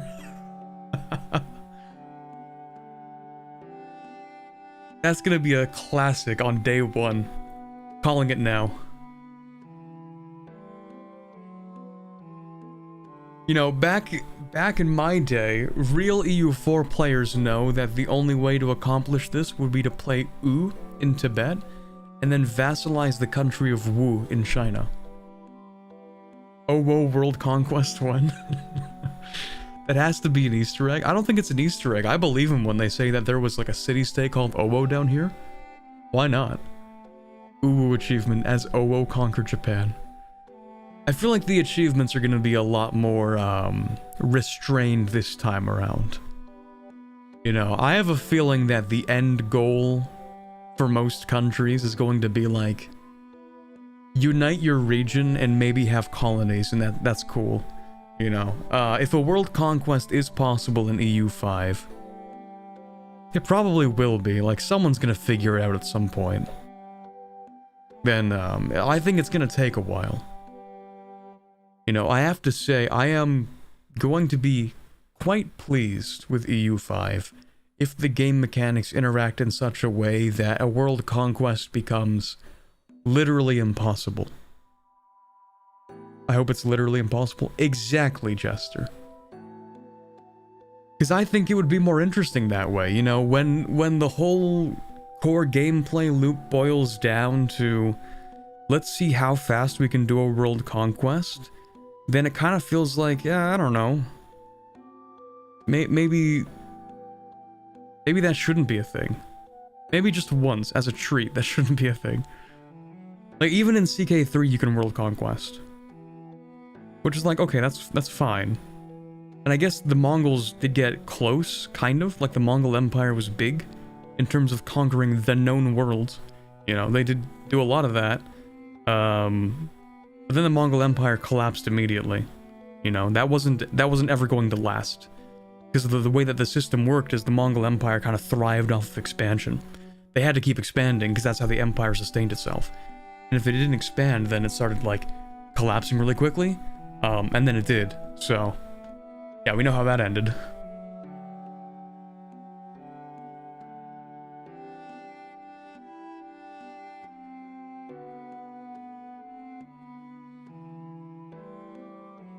I said this once already, but even unifying Germany or Italy should be a masterful feat, IMO. That would be interesting, yeah. It would be nice to see big empires dynamically fracture. All EU4 games seem to just end with enormous states. That's gonna be a difficult thing to balance, especially when it comes to the player. Because there is a certain... when you have empire collapse mechanics, you are essentially adding anti-fun mechanics. Like, most people are not playing the games that they're like, oh goodness, oh boy, I cannot wait for my empire to collapse in 200 years. You know, most people aren't thinking about that when they boot up a game, a Paradox game. They're thinking like, yep, I'm gonna do big things and it's gonna be great. It's gonna be the biggest country ever seen on Earth. It's gonna be amazing. It's gonna be huge. And if only AI actually only ever gets affected by that, then it might even make the game too easy. You know what I mean? Like, it gives the player too much snowball potential, where the AI is no longer so much of a threat and the only problem is dealing with internal aspects. And sure, you can make that interesting. But, like, you're adding a whole new layer that makes it difficult to balance the fun part of the gameplay. I don't disagree. I think it would be nice, because I don't really like it when you start with countries, you know, and over the course of 400 years, they never collapse outside of player interference or another empire that never collapses, you know. The only country in EU4, the only two that really do this in EU4 are, like, what? Ming. Any country with the Mandate and the Ottomans, that's it. Like, even Spain never gets their collapse the way that they do historically, or the way that they did historically. Not even collapse, it was just like a slow waning in power relative to the other European states, which ultimately led to the collapse and dismantling of their empire at some point. But yeah, like, Spanish decline was a long and arduous, boring thing that happened, but just isn't simulated in EU4. I think there's a penalty to how far provinces can be from your capital. There is, but you can also, like, fix that. Like, they have buildings you can build to make it easier. A universal decadence mechanic would be good, though. Yeah, I mean, I'm not disagreeing. I think it would be good to at least explore that, but I'm just saying it is like a... It's a delicate matter. It's a delicate mechanic to add into the game. You know? People might have fun role-playing their empire collapsing and then playing as a successor state. Like, I'm not saying it's going to be instantly everyone's going to hate it when their empire collapses. And of course, adding some work to prevent collapse is cool. The only problem would be if only the AI ends up collapsing and the player can almost always avoid it, then there's no challenge from the outside. Or if there is, then it's like only temporary. I don't know, it depends. It could be done well. You know, like the Yuan get their collapse early in the game. I hope they'll add decadence the same way the Horde Curse disaster works at Anbanar. Very tricky and hard to deal with if you don't know what to do. Yeah. But then we get to the point where it's like, if it's hard to deal with and players end up just having their empire collapse, then like, they're probably going to quit the game and start a new one. You know what I mean? And at that point, then there's no point in adding it. If you have a mechanic that ends up making players quit, then there's no point in adding that mechanic. That's the balance we're talking about here. Anyway, we're talking about West Africa. Like, how did I even get on this tangent? I've been talking about this for like 20 minutes, and why? Dev Diary, people, come on. No more stun locking. Dynasties. Cool.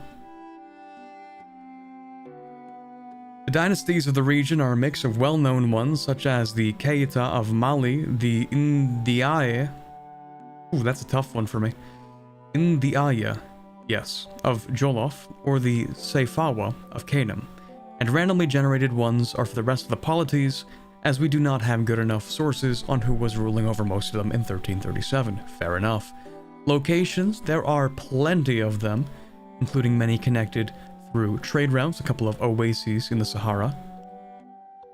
Very interesting. That's actually a lot of locations. When you look at this, we're looking at like a Holy Roman Empire level of locations.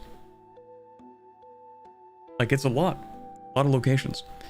And I think a lot of these also are going to end up colonizing themselves at some point, but we'll get to that when we get to the other dev diary. More detailed location map. Right, we don't need to really get into that too much. Provinces. Beautiful. Man, I'm so excited to play like every single part of the map in EU5. I am so excited to play it. No matter how large or small the country, I really want to, you know, I want to play the game already. Give me the game. I'm looking at all these maps and I'm like, that's great and all that, but I need my hands on this. Like, I need to play this.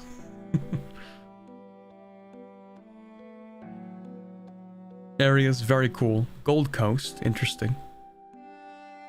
Terrain makes sense. Ooh, a little touch of tropical up there. Interesting. I wonder what that's about.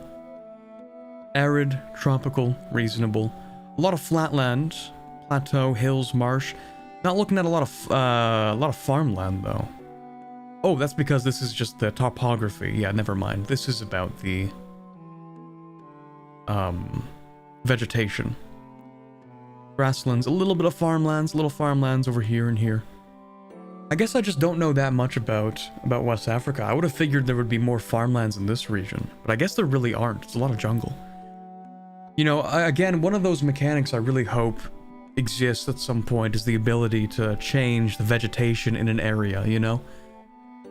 Because, hold on, let me take another look at this map. This is like one of the few things I know about geography in West Africa.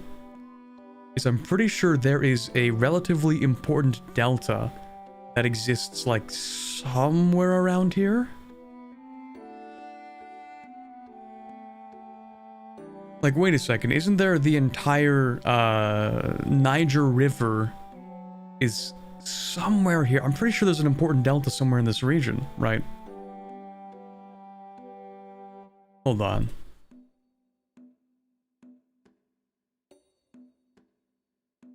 Yeah, that is the Niger Delta. A lot of rivers in there.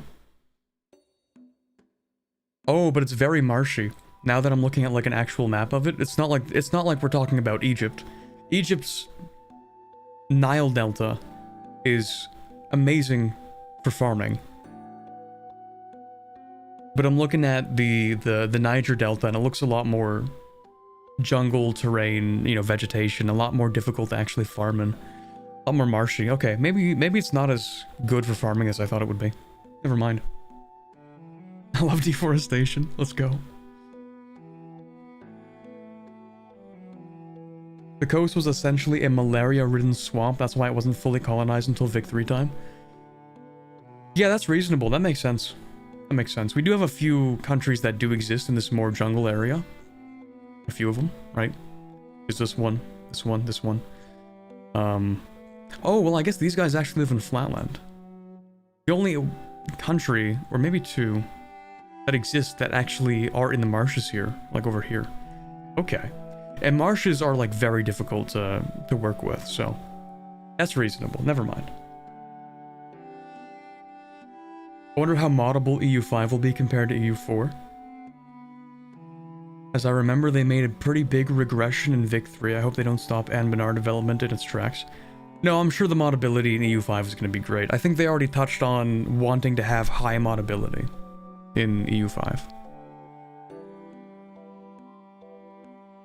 Like, mods, they're not going to make moddability lower in EU5, I think, particularly because mods are, like, one of the lifelines of Paradox games. Like, when you think Paradox games, you're thinking, yep, a lot of stuff to do in the base game, but the mods will triple your playtime. The mods give you so much to work with that, yeah, I think they're going to want to make it relatively easy-ish to mod, you know. Because without mods, you can't really expect a lot outside of, I mean, the base game, of course, people are going to play a ton of that, but mods, whole different ballpark. Never really enjoyed a mod except in Hoi 4. Really, Jester? Really? Like, not even unbans? If you've played it? Not even, like, any of the EU4 overhaul mods, like Antebellum, Europa Expanded. That's not an overhaul mod, it's like a mission tree mod and other things, but still. Unbans I tried, but it's a mess.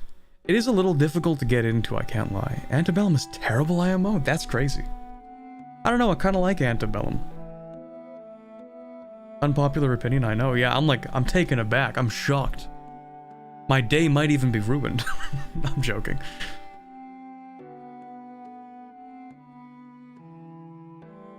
Not even a UI map mod? Okay, yeah, but when we talk about those are like... Those are kind of mods. You know what I mean? They're sort of mods. Kind of, sort of... They are mods, but they're kind of mods. You know?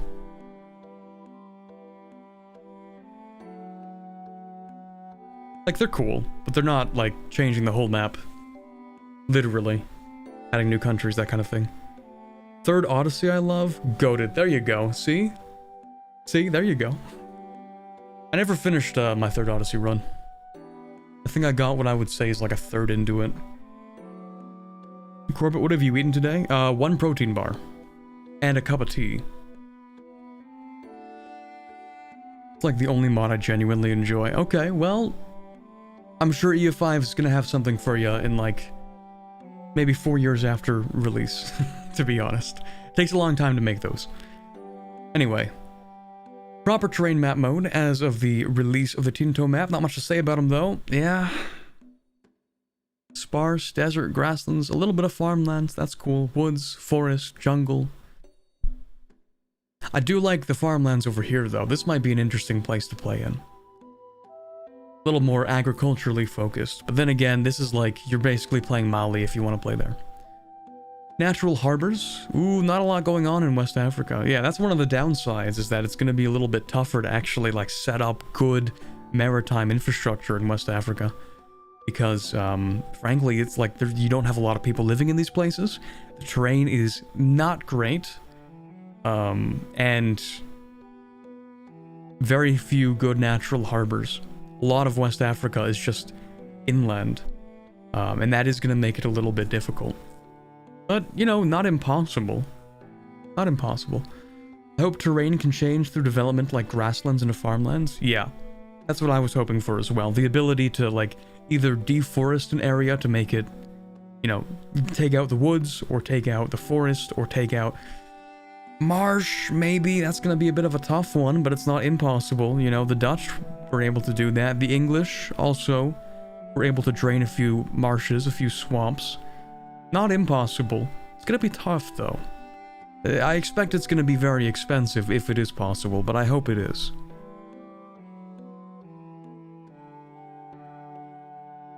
Natural harbors, very nice. With the Banana Islands, Elmina and Calabar being the best ones. Banana Islands. Is that over here? Oh yeah. Okay. Interesting.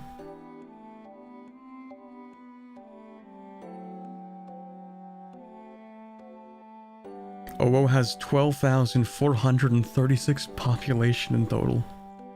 Wait, did we even get to see the population map mode yet? Or is that next? Oh, whoa. Hey there. Hey, cultures. That's looking a lot more populated. I like this. We tried our best to approach the region, taking into account that this was the first African region we completed around 3 years ago. When we review it, we may add some more diversity, as we now have some more tools than the ones we had back in time, back when they made this. But we think that it's the best. We think it's best. That's way best. Let me restructure that. We think it's better to read your feedback first to make sure we're on the same page. There you go. We should also diversify religions. Well, yeah. I was about to say, surely we're gonna see a lot of religions, and then I look at this and I'm like, oh. Okay, let's read though. I'm gonna give them the benefit of the doubt, because I don't think they want to do the whole let's slap animism everywhere type of thing. So let's see. Take this map is very work in progress. Whew. Sigh of relief. The Sunni animism division is kind of accurate with the expected division for 1337. What we have yet to do is divide the animism population into some of the regional variants. We already have plenty of data, but we also want to read your feedback on this first. Perfect. You know, when I saw that they already divided North America into like 7 different religions, or like 9 different religions across the whole thing, I'm like, there's no way they're gonna keep just animism for sub-Saharan Africa. Like, they're not gonna give North America 11 religions and then be like, yeah, all of sub-Saharan Africa, you get 1. They're not gonna do that. Which is nice because, yeah, it gets a little stale just putting animism everywhere. I don't think anybody enjoyed that in EU4.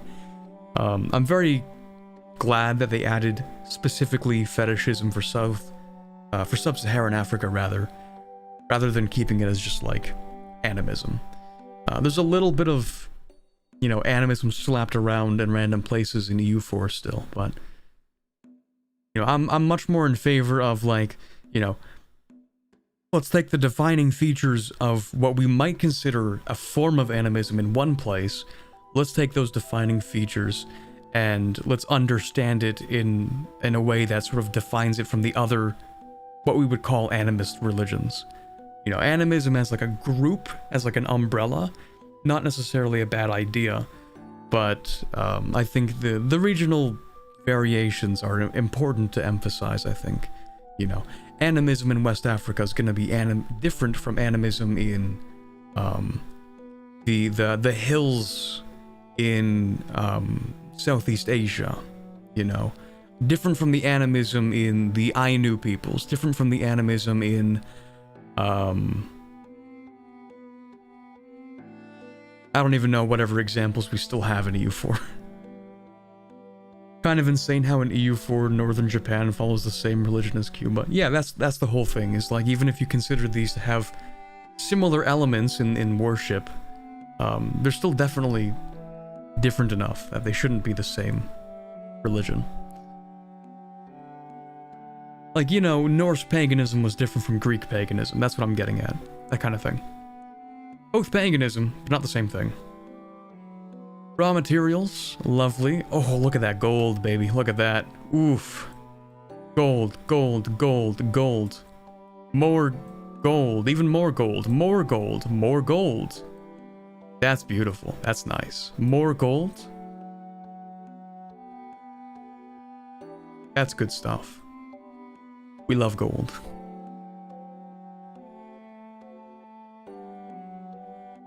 Beautiful. A little bit of rice, too. I didn't know rice was, or some types of rice were native to West Africa. I didn't know that.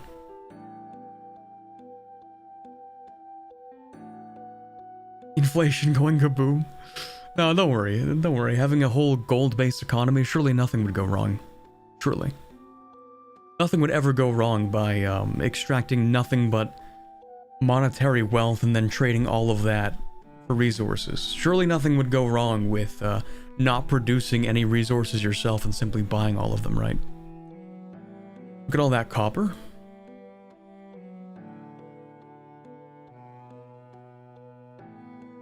African rice is quite old? What do you know? Copper. I'm not seeing a lot of copper. There's a little bit of copper here. Quite a bit of iron, actually. I think by this point, for sure, sub-Saharan iron working was already very prevalent.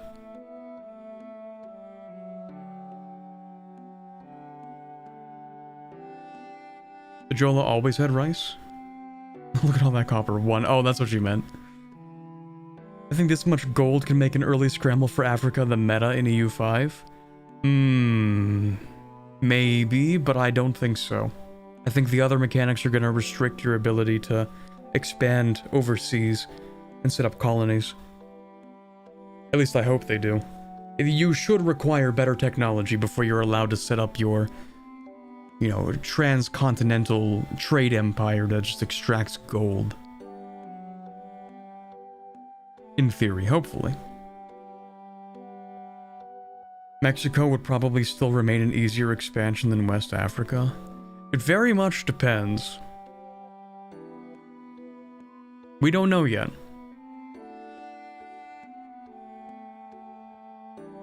In fact, I'm just gonna... We should just refrain until the game comes out, because, like... What are these interactions between establishing overseas territories? I don't know yet. I don't know. I don't know how the whole thing works, so I can't really say for sure. Mali might not collapse and unify the region, which might make things difficult. That's also a possibility. Goods in the region are quite diverse and very dependent on the geography. There's plenty of locations with resources such as salt, copper, or alum. Oh, that's what you mean. Look at all that copper. There's one. Anyway. Regarding this resource, the lands to the north of Lake Chad make for the densest alum hub in the world for 1337. Okay. Livestock is the king in the Sahelian lands, while there are plenty of agricultural goods in the Niger River basin. Okay. The region is also full of luxury goods, of which gold is the most relevant, as being the biggest supply of this metal to the Mediterranean and Europe in the late Middle Ages, while also having others such as ivory, gems, or spices. Finally, the coasts of the Gulf of Guinea have plenty of fish. Maybe the only type of good that is not very abundant in this region is metals, as having some iron, tin, but not much in comparison with other regions. Yup, that was a big thing.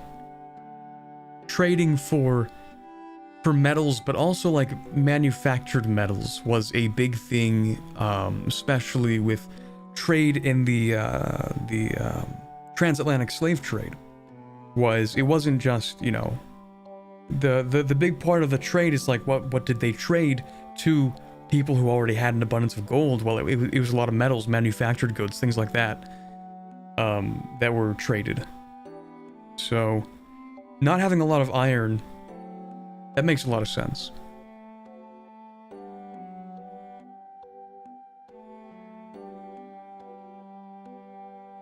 Markets, Niani, Bego, Benin, Kano. Also, Benin was a pretty important city. That was a pretty big one. But I think that was later in history that Benin was a big one. I don't think Benin was so much of a big city at this point, was it? I don't think so. I don't even see Benin on the map. Not even a country. So I don't think the city of Benin was, like, that big yet. There's going to be a penalty for trading in the Sahara, right? I imagine so, yes. There's probably going to be, like, a terrain, desert, you know, movement penalty for merchants and stuff. That's going to make it hard to trade across the Sahara. But it's probably going to be doable, because that was a big trade. Yeah, before the transatlantic slave trade, there was actually the trans-Saharan slave trade as well.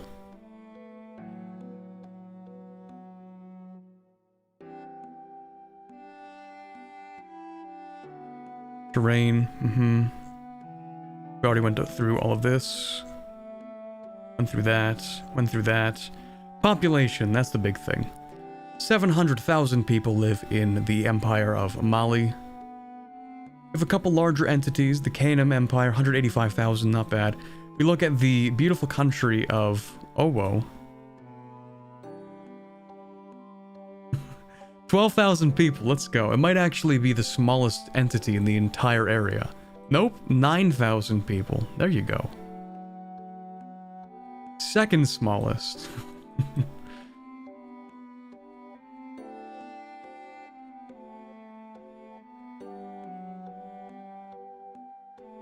That map represents a lot of land. The entire USA can fit in there with room to spare. Yeah, let me take a look at that, actually. The span of, like, the world map is, because of the projections we use, it's always a little bit confusing. But, yeah, let me look at, yeah,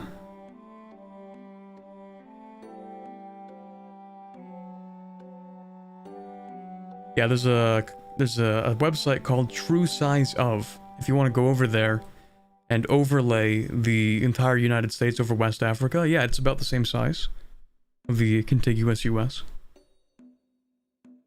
It reaches from the west coast of West Africa to the border between Chad and Sudan. So it's rather large, yes. Big place. Like, Africa's like an enormous continent when you think about it. Like, it actually is really big. It's just the projections that we use on maps make it look smaller than it is. It is a big place, though. Like, absolutely enormous continent. Like, it's hard to fathom, but, like, the country of Nigeria is, like, the size of France. It's quite large. I think it's larger than France, actually.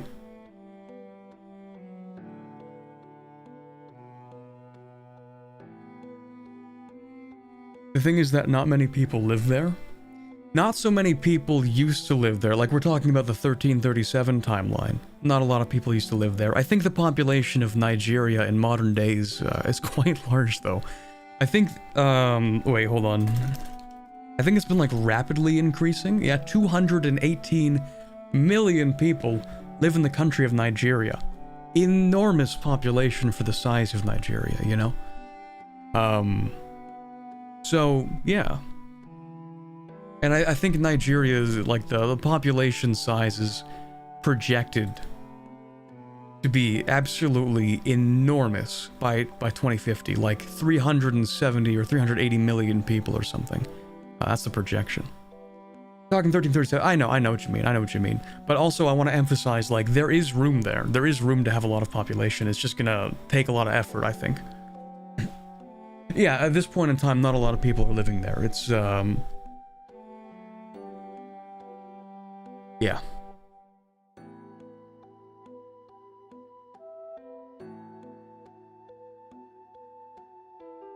Guys, help, I just entered absolutism for the first time in an EU4 campaign. Classic EU4 moment. Revoke all the privileges from your estates. If you feel like it, go through court and country, which requires making your population upset. If you do all the right things, you'll get like plus 20 maximum absolutism for the rest of the game. Change your reforms to maximize your absolutism and you'll be good to go. Also, just like, don't forget to decrease autonomy. Get that one thing that makes it cheaper to do harsh treatments and then spam that. There you go. That's all the advice you need for absolutism, I think.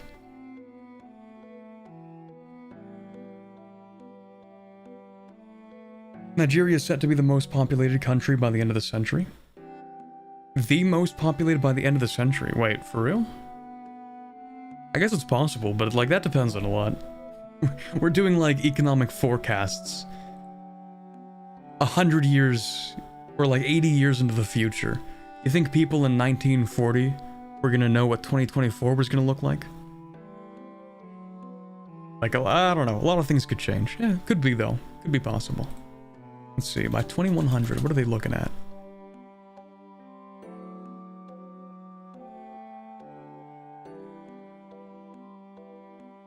I mean, I'm looking at one projection that says it's going to be 476 million, and maybe that's true. Anyway, this is such a weird tangent. We do not need to get on this tangent. We do not need to do this. Okay. We've improved a bit our tracking of the population data. Yeah, you know what? It's kind of hard to get a good grasp on the population data. Like, this might be a weird question, but how did you know it's 12,436? Like, why 36 at the end? Were they accounting for everybody? Do they know everyone that's there? How did they do this? It's like oddly a specific number in every single area. How did they figure that out in 1337? How did they know all this? Like, I understand, sure, it's probably a mix of like sources and also a good estimate. But 36? That's a little specific.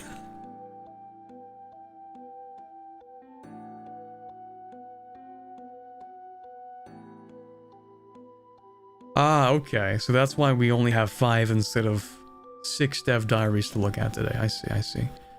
Next time on the 23rd, which was yesterday, we have Eastern Africa up next. Nice. Okay, cool. Cool. It's the same guy. Wow, and everyone hates him. Okay, dev responses, just real quick, because, you know, we are like 2 hours into this. Scroll all the way down.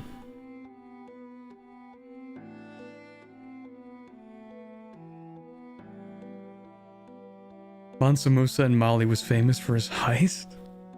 All his gold had to come from somewhere. What's this? Oh my god, he knows. He knows. Goated. Actually, this isn't Johan. Who's Pavia? Perhaps I've been misreading the maps. The map writer. I thought it was Johan the whole time. It's Pavia. I am less familiar with Pavia. But they know. They know what they're doing. Source the voices in their head. Fair enough.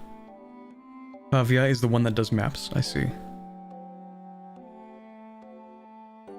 We'll get to this. Please tell me it will be hard for Europeans to dominate land apart from the little bits along the coast.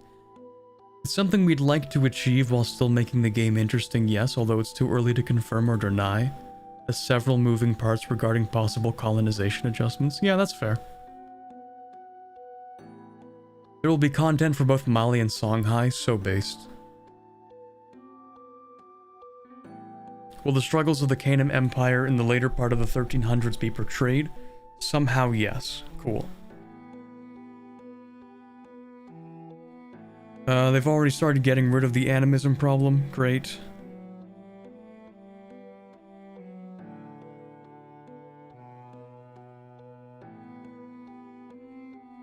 Arguin location is not shown in the pop map mode. How many people live there? 4,005. See, that's what I'm talking about. Why 5? How do they know that? Is max absolutism or yearly more important? Max. Like far more. Absolutism is kind of mad unless you're going for world conquest. Well, no, I mean, it's nice to have. It just depends on your playstyle. If you're playing tall, don't go don't care about absolutism. If you're playing tall, then you don't care about that. What you care about for playing tall is getting like a bunch of like estate modifiers. So like you don't care about absolutism. But it does give you discipline, so that's cool.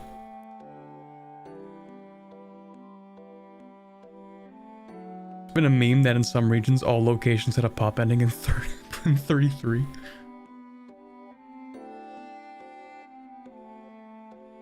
It's just a weird number, like how do they know that?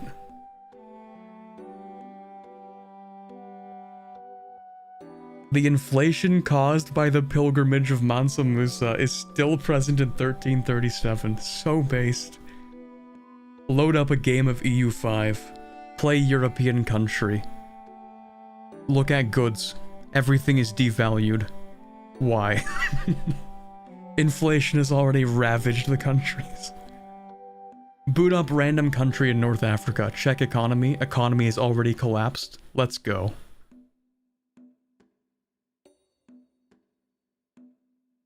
Because one dude decided to give out so much gold on his Hajj to Mecca that he decided to just collapse the local economy of North Africa. Great stuff. That is like possibly one of the biggest Giga Chad moves in history though. Just giving away so much money for free because you're so rich that it actually destabilizes an entire economy of a region. Like there has been no better meme than that in history, I think.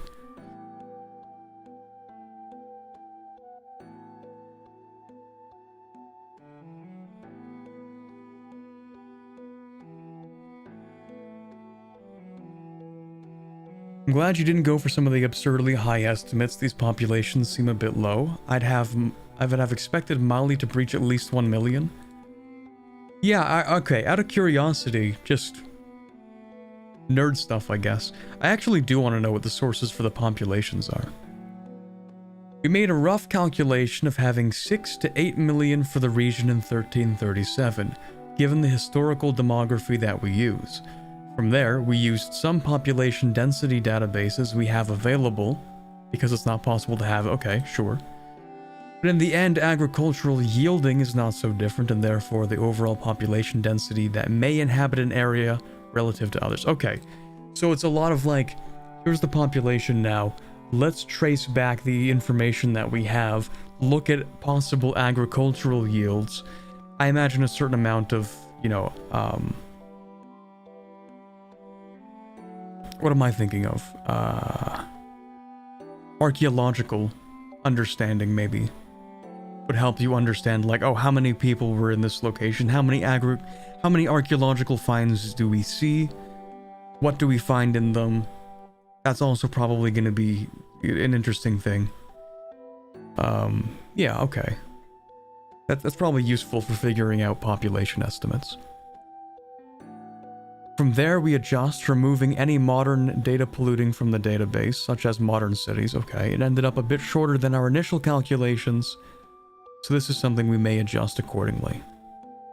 Yeah, I'm sure it's not the easiest process, you know what I mean.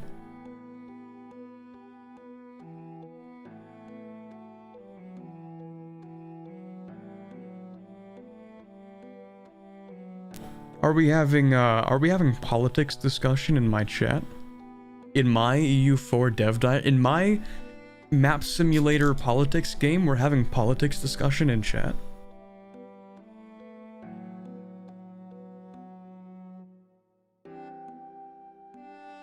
Oh boy, I ain't reading all that. Nothing in 1337? Okay.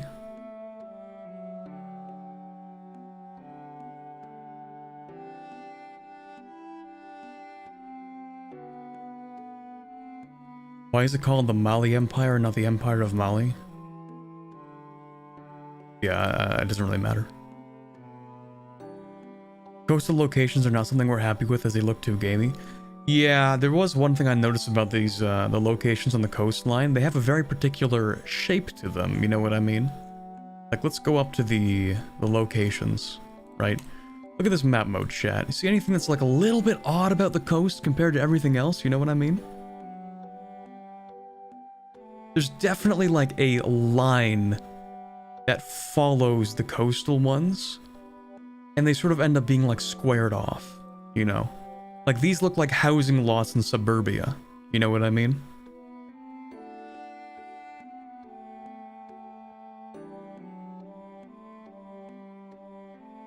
It is a little bit odd. You know, I would personally maybe change the shape of these a little bit if possible. So much attention to a region where like 10 people played in EU4. Nah, I'm sure more people played at least in Mali because it is a fun campaign. And here's the thing, it's like the if you build it, they will come kind of thing. You know what I mean? Like, if you don't give attention to a region, then people aren't going to play in that region. Make it interesting. Give people a reason to play in there and they'll play it. You know, you can't just have the self-defeating argument where it's like, oh, no one played in there. Well, yeah, no one played in there because they only updated it like 9 years after the game's release.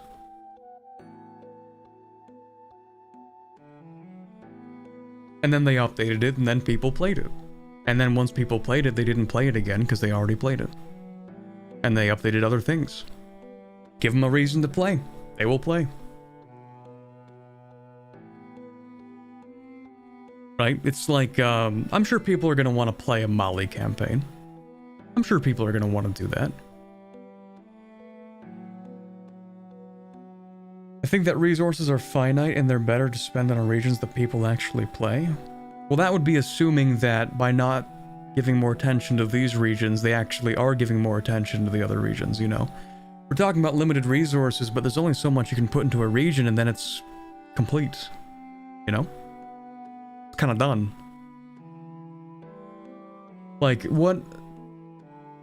Like, for example, like, what could they do to improve Europe that they would spend by not improving West Africa? What needs to be changed is my question. Like, limited resources and all that, but once something's done, something's done. You know what I mean? Like, you can talk about adding more gameplay mechanics, but that's a whole different story. Once a region has what it needs, and like, you're kind of done. You know, we have more resources than we can spend on one area. Might as well spend them on other areas. I have a feeling that by focusing on other parts of the world, they're not actually focusing less on any of the other places.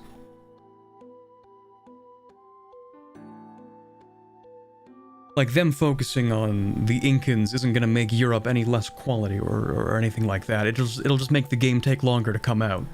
And that's not even necessarily a bad thing, you know? I would much prefer EU5 comes out and I have fun playing in any part of the world, rather than EU5 comes out today and I get to play like countries in Europe and that's it. I would much rather have like a wealth of things to explore when it comes out.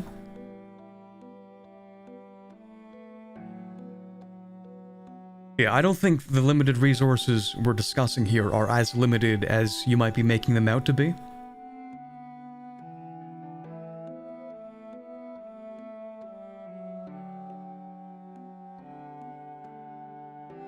Look at Hoi 4, instead of reworking the old Germany focuses, they release a patch for South America that nobody plays. Yeah, I can't even disagree with that move. That one was a weird one. And it's also a weird one because they didn't even focus on South America. It was half of South America. That's actually the weirdest part. Like, I'm not like a Hoi 4 player necessarily. I wouldn't call myself a big Hoi 4 guy, even though I have a few hundred hours. So I didn't play the new DLC at all. But I do know that it only focused on half of South America, and that people didn't really want this that much. But I don't think, like, again, when we talk about, like, oh, they didn't rework the Germany focuses, I feel like they're doing that anyway, you know? I feel like they're still doing that. Like, it's still gonna come out, it's just like, they have more resources available. Like, you can only have so many people cooking one thing at a time, right? There is that saying, too many cooks in the kitchen. You can only have so many people working on a Germany focus tree rework at a single time. If you have more people doing other stuff, give them a DLC to work on, give them something else to work on. You know, you can only put so many people on one task at a time before you have, as I say, you know, too many cooks in the kitchen. You have too many people working on the same thing, it starts interfering, and it makes it more cumbersome to actually focus on a specific thing, you know what I mean?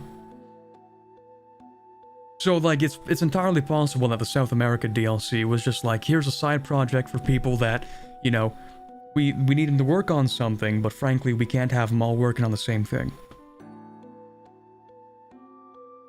That's called the economy of scale? I don't know what it's called, but yeah, it entirely depends on how many people actually can work on a thing at a time. And if you have enough people, as in you have enough resources to have that many people, still, you can only assign so many people to a task, you know? It's like, if you need someone to go get a spoon from the kitchen, you're not going to send 10 people, that's a one-person job.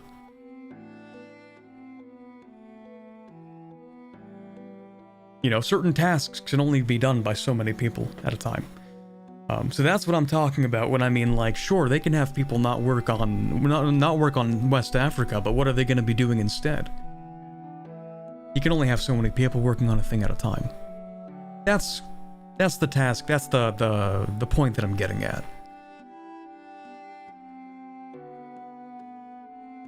Anyway, right, that's the whole discussion behind, like, you know, team management, I guess. Anyways, I don't think we're gonna get too much out of this. It is, you know, we see the map, it's cool. We can move on to the next thing, which is really the meat and potatoes of today. Actually, no, it isn't. I think this would be? Wait, did I open the same thing? No, it's just two different forests. Oh, this is more of like a jungle, okay.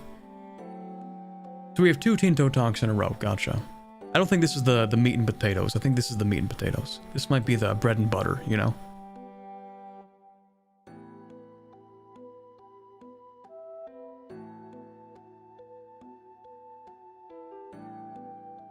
Oh, wait, sorry. Before leaving this map, look at the Society of Pops map made in the last response. Hold on. Sorry, let me go back for a second. Look at the, what was it?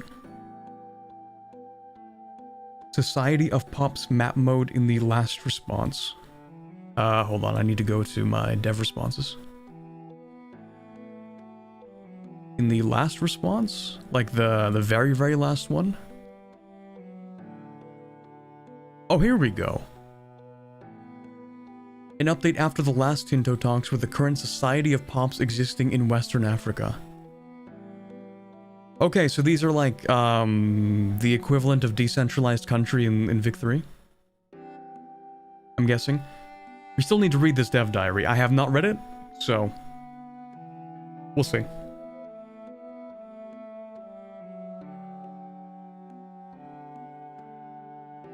Sort of.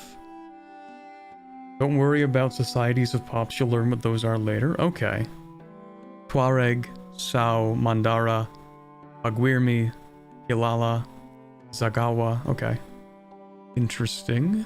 Couple Tuareg up there. Tuareg is people who... a lot of people in the Sahara were Tuareg.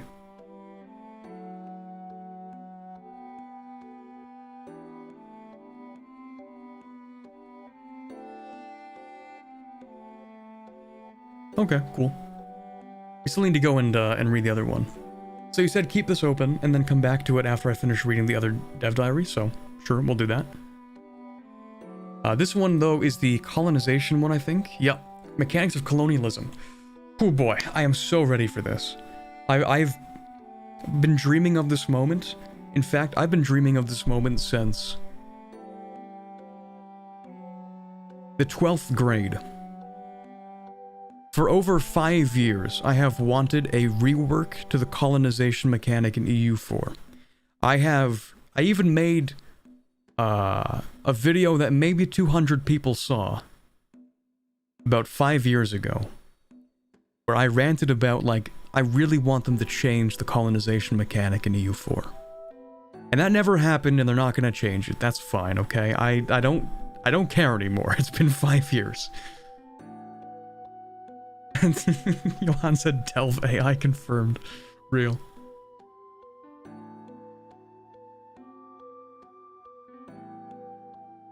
Okay, I'm ready. Power projection. One important factor that has a big okay, hold on, actually, before we're ready, look at this. Ooh, very nice. I love my, what is this, like, Canada core? Beaver, foxes. The beaver looking at the skin of his dead friend. God, that is so dark. The beaver's looking at that pelt like, damn, that's gonna be me.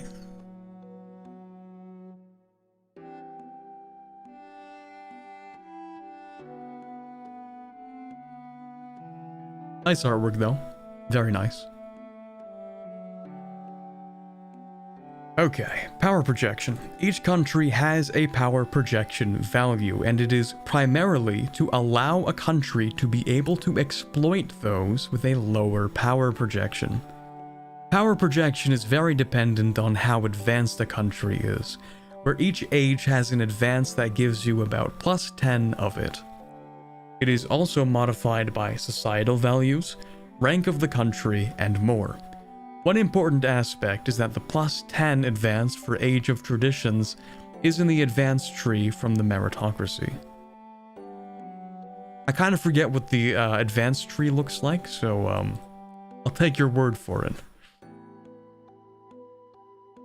You do not gain power projection by doing specific actions like in EU4, but it is entirely based on your country's current setup. I see. Outward look, kingdom, okay.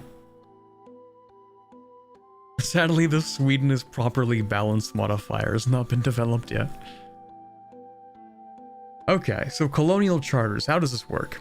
Well, you colonize by starting a colonial charter in a province for an upfront fee in gold. Then, each month, some of the population will be moving from the homeland to the colonial charter, until all locations that can be owned are owned by you. In almost all cases, there are people living in a location you want to colonize. So, for you to be able to have a charter to flip to your ownership, there are a few rules.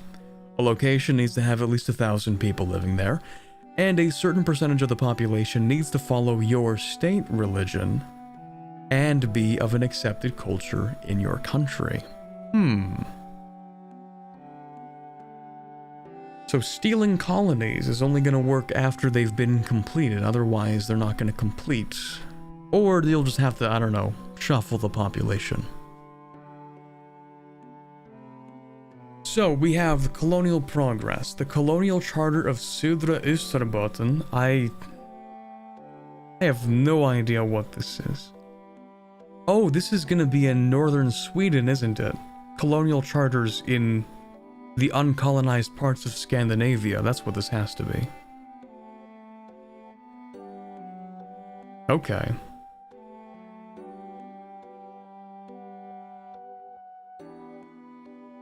This percentage depends heavily on the difference in power projection of your country and the countries in the location. Yes, I said countries in plural. And next week you'll understand, okay.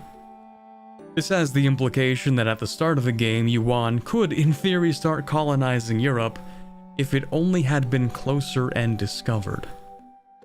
Interesting.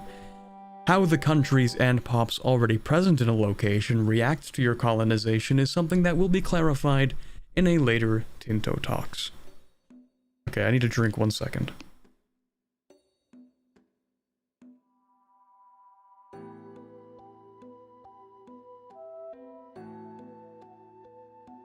As long as you have a colonial charter, people from your owned locations will start moving to the locations in the colonial charter. The amount of people moving is rather low in the beginning of the game, but there are advances that will increase it in later ages.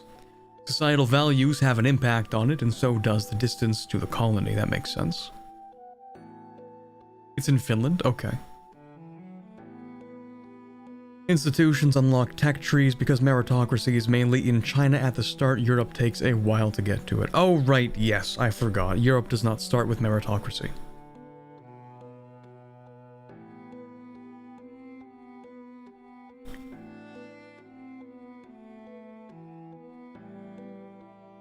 One thing to take into account is that colonization does not magically create new pops out of thin air. Let's go. And being able to create a huge colonial empire is not a feasible strategy as a low population country. Ah, you're telling me I can't play as like Riga and, you know, colonize the entirety of North America with one city? Tragic. How unfortunate.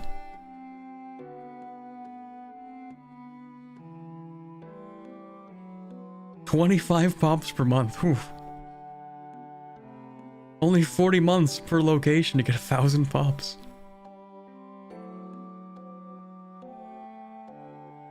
Colonial charters are not free, and moving people is definitely not free, and countries need to support them. The higher the population in the target province, the more expensive it is to colonize. The distance also has an impact, but colonizing in the same area or region as your capital is significantly cheaper.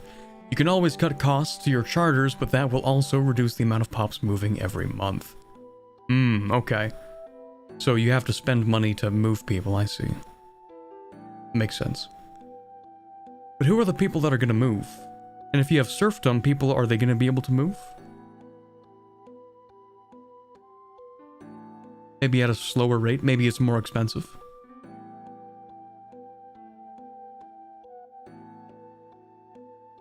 When a colonial charter is finished and all possible locations in that province have become yours, you have multiple options for what you want to have happen to that charter. If the province is close and you think you can get decent enough control over it, you may want to just keep the locations as a part of your home country. You also have the option to have the province form a new colonial nation, or have it join an adjacent colonial nation. So based. So goated. You know, one of my biggest gripes with colonial nations in EU4 is that, you know, if one colonial nation decides to colonize something that's not in their region, because they can just do that, then there's really no way of fixing it. Actually, you do sometimes get an event that's like, hey, you're overstepping the boundary, and you can force one of your colonial nations to give the other colonial nation the territory that they're supposed to have. But, yeah. Also, I like the idea that colonial nations are not necessarily restricted to these large regions, and are instead, I think, localized to areas. And then you can decide how to build those colonial nations. You can either keep them divided, which honestly might be the better strategy, or if they, I don't know, or if they really want to confederate together, like there is a movement to have some of these colonies confederate, think like the Confederation of Canada, right? Maybe you can choose like, okay, you can confederate together, you can join together, for certain concessions or whatever, I don't know.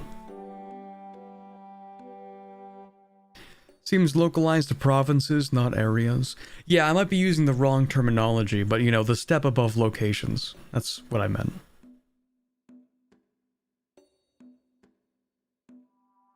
We can LARP as a proper 13 colonies. Yeah, you can actually have 13 colonies now.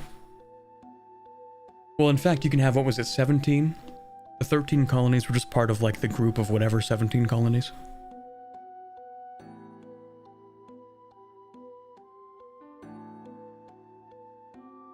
You know, we talk about the 13 colonies as if it was like a separate entity in and of itself, but it wasn't until the revolution. Not really, at least. They were just like a bunch of colonies. And those 13 decided to rebel.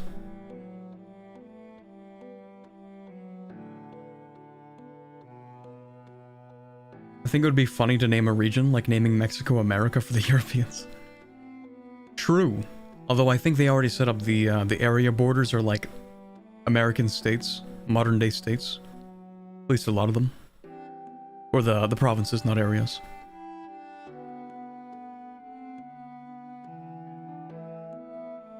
Oh, hold on. I didn't even read this.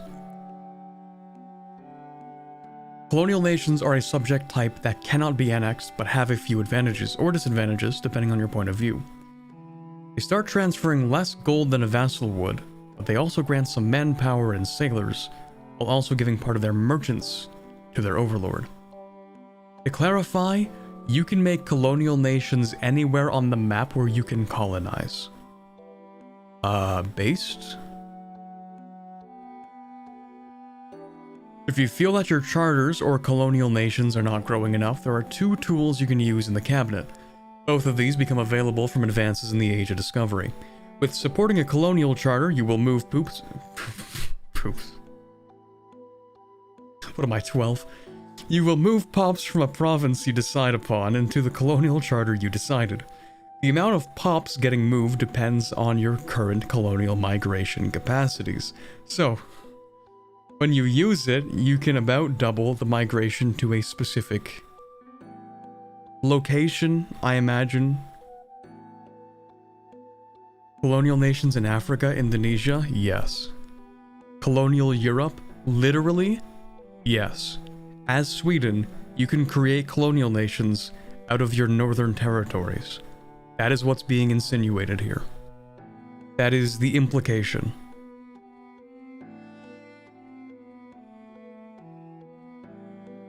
However...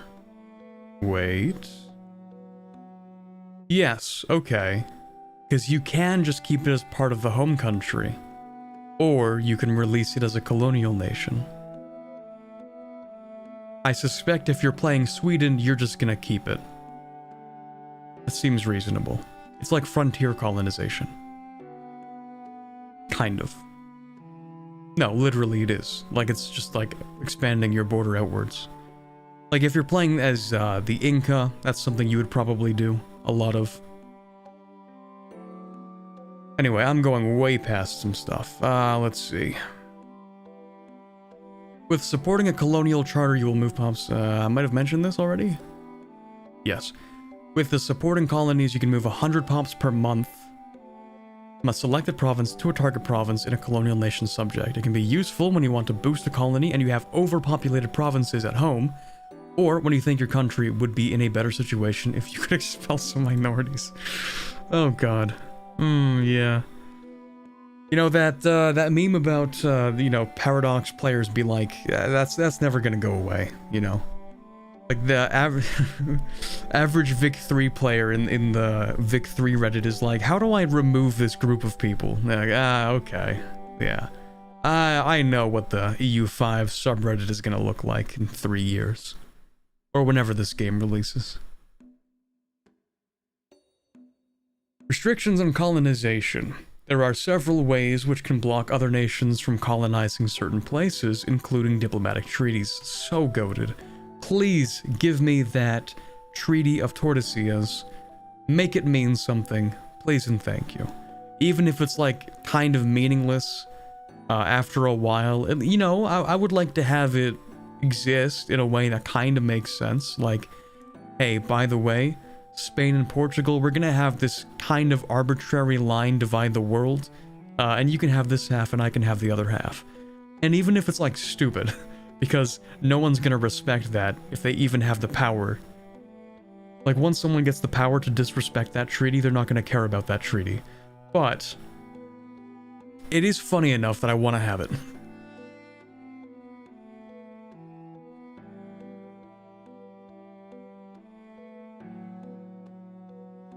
At the start of the game, Norland, Finland, Karelia, and Kola are under the claims of Sweden and Novgorod, who have divided the area between them. Yes, let's go. We also have the situation Treaty of Tordesillas, where the New World will be split among two Catholic powers, causing lots of interesting dynamics. So goated. Yeah, try holding the Chinese to that treaty, exactly. Or try holding the Protestants to that treaty. Oh yeah, the Pope said you can have this? Well, I think the Pope is cringe, so I don't care. Good stuff.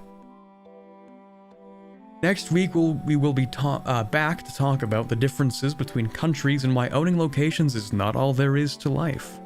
Woohoo! Interesting.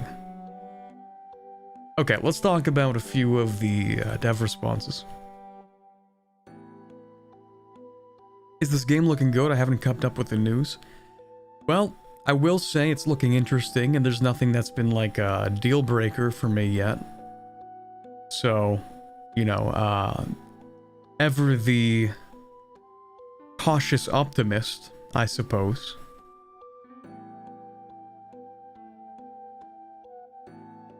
So yeah, it looks good. But I'm not gonna say it's gonna be the greatest thing ever. We'll see. Alright, let's go down to some of the dev responses. This one was actually kind of short if you think about it, right? A little bit, right? Okay. What if you colonize a location that has fewer than 1,000 native population? Will the majority culture switch to whatever has the biggest culture moving in? Yes, it will switch to the one with the majority of pops. That makes sense. Well, yeah, we're just talking about the representation on the map mode, right? In reality, it's still going to have the population minorities, because population minorities will be represented now. You said that Yuan could theoretically start colonizing Europe? If they get the range and discover France before... Wait, whoa. Pause. We're getting into something I was not considering. Colonies are not just against uncolonized territory. This is not something I was thinking about. If they get the range and discover France before France gets their power projection bigger, then yes, Yuan could colonize France. That is insane. Wait, okay, hold on. I was misreading the whole situation.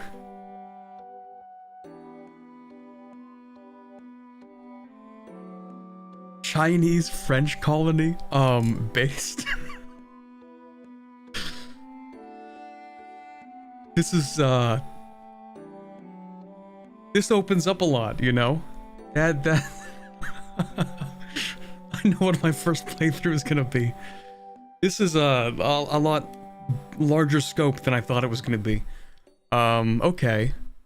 So colonization is literally like, yeah. We send people to a location, and it doesn't actually matter who's there, as long as they don't have enough power projection. Like, yep, I'm taking that. You want to play as... I don't know. You want to play as the Ottomans and, like... create a colony in Ireland? Hell yeah, buddy. Go for it. That's so funny.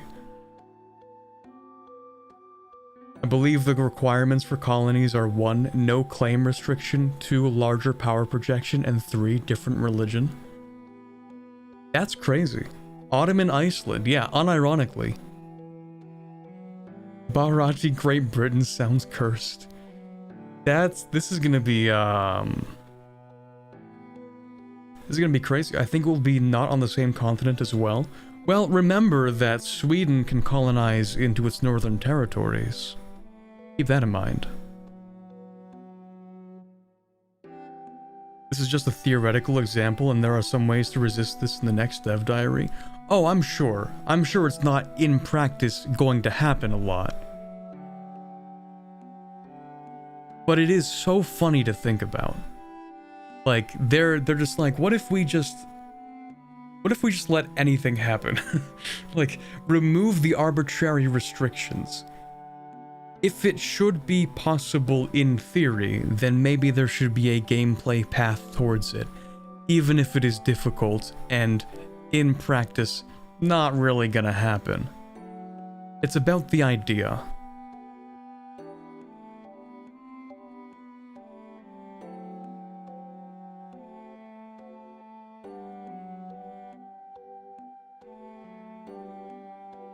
So the Treaty of Tordesillas is dynamic, that's going to be great. To confirm, we can colonize, quote, landed countries. Yes. Absolute peak. This is so funny. Is colonization in this like EU4 where it makes a puppet tag? As they mentioned a little bit up, let's see, where was that? Is it up here? No. Well, first of all, colonial charter is just like anywhere, I guess. Anywhere where you have the power projection. Second of all, when a colonial charter is finished, all possible locations in that province have become yours. You have multiple options. 1, keep it.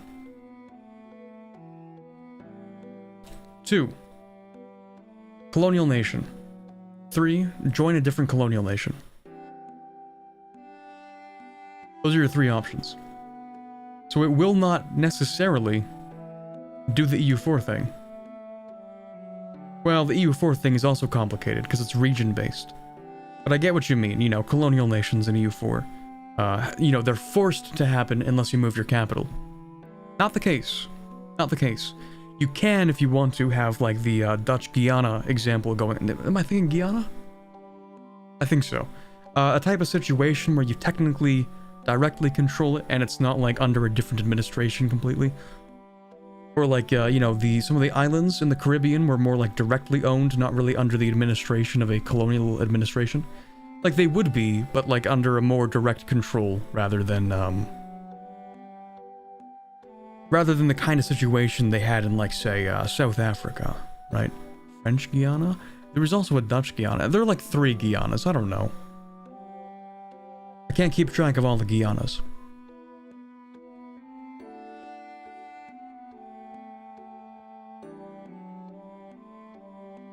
But, yeah, so you can just, like, directly control things if you think you can control it easier. Which is, like, sure. Suriname is Dutch Guiana? Oh, okay. But yeah, the main point is that you do not have to create a colonial nation. You can own it directly. There might be some advantages to that. If you're having, like, a small colony, or if it is, like, on your border, it should be easy to control. So Sweden's not going to make colonial nations out of this, probably. Or Norway, really depends. Maybe you can negotiate with Sweden as Norway to, like, have more of Karelia. This is Karelia. What am I talking about? God, what is this called? Kola. That's what this area is. Kola.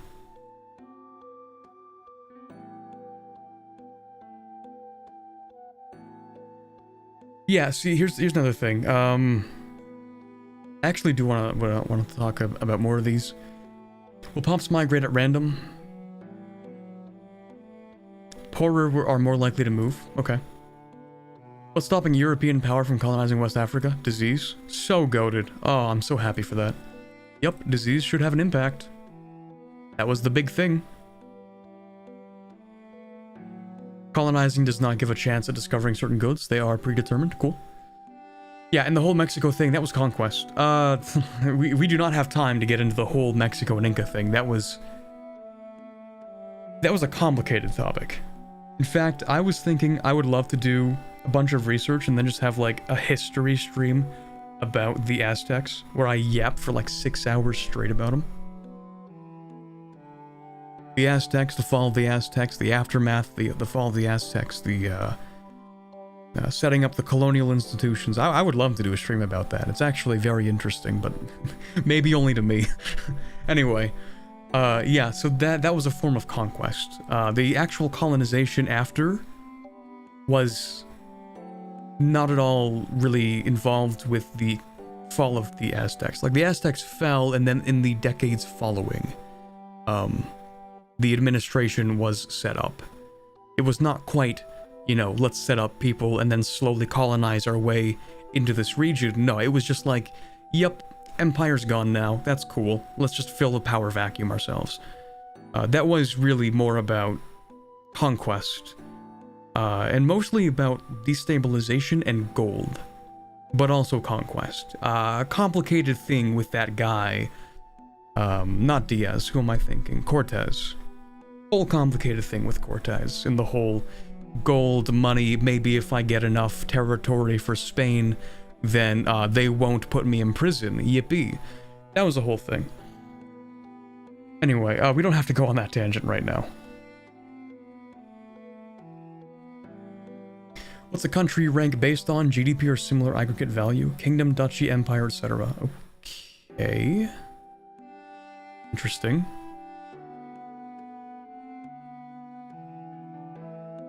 You should talk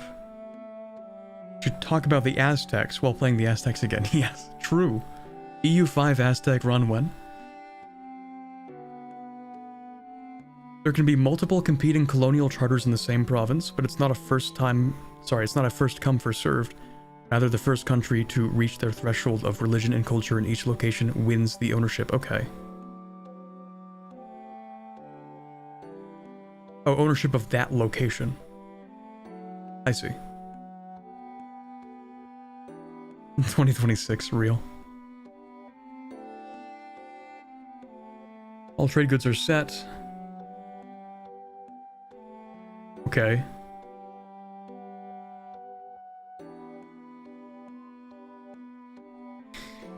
Okay. Let's get into this. Everyone's gonna ask this question at some point. Is it possible for this action to target a specific minority within a province? For example, send the Catholics of Liverpool to America but not the Anglicans? Or would it just send everyone in Liverpool to Roanoke without accounting for religion? You can't specifically choose to send religious minority pops. The system is biased towards sending pops from the true faith majority home locations. It would be a waste of time anyway, as you need pops to be of your culture and religion for a colony to flip in your favor. Okay.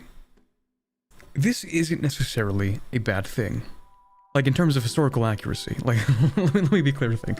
Let me be clear here. We're talking about because, you know, there were a lot of religious minorities in Britain, in England in particular, that did decide they're going to the Americas. Like, boys, we're heading out. These people don't like our religion. We're heading out, okay? A lot of people did that. And I think eventually it would be worthwhile to consider adding a type of mechanic that would be groups of people deciding to set up their own colonies overseas, if possible. Like, it didn't happen a lot, but it did happen sometimes. You know, we might be talking like, okay, they get one location, and it might take them like a really long time to have it happen. But think of the way in, for example, in Anbanar you have adventurer companies that go out into Elantir. They just happen. Oh, what happened to me? What?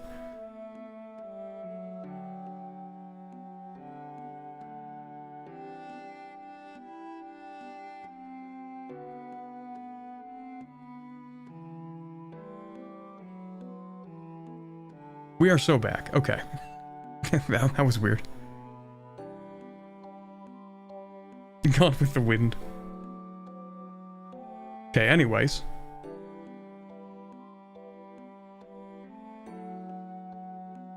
Yeah, the thing is, if you want to create like a colonial nation or like a colonial area that is loyal to the country, then yes, this system makes sense. Sometimes just having random groups of people being like, I'm heading out, historically accurate. I think that would be fine.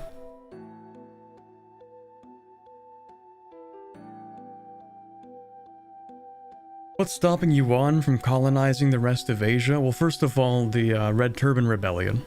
Second of all, most of Asia has that institution as well.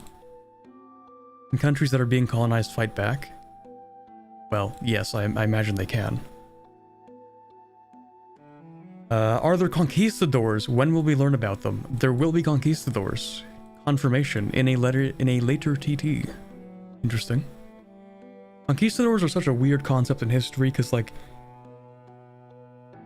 they were like a group of, like, usually third and fourth sons of nobility. They had enough money to, like, buy equipment, and there were like a few hundred of them. And there are only really like two big examples of them being successful. I mean, there were more of them, right? But a lot of them just kind of like died. A lot of them died in the coasts of Florida, actually. Like a remarkable number. Yeah. But like, yeah, I think we should have like conquistadors as a concept. It's just like you gotta treat them interestingly, because again, you know, you don't want to have someone playing as the Aztecs and then get Cortezed. That wouldn't be great.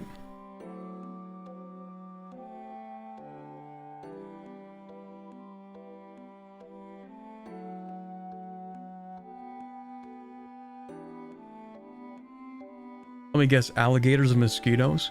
I mean, yeah, disease, famine, varying opinions of the locals, some of which were friendly, some of which just killed them, you know, a variety of things.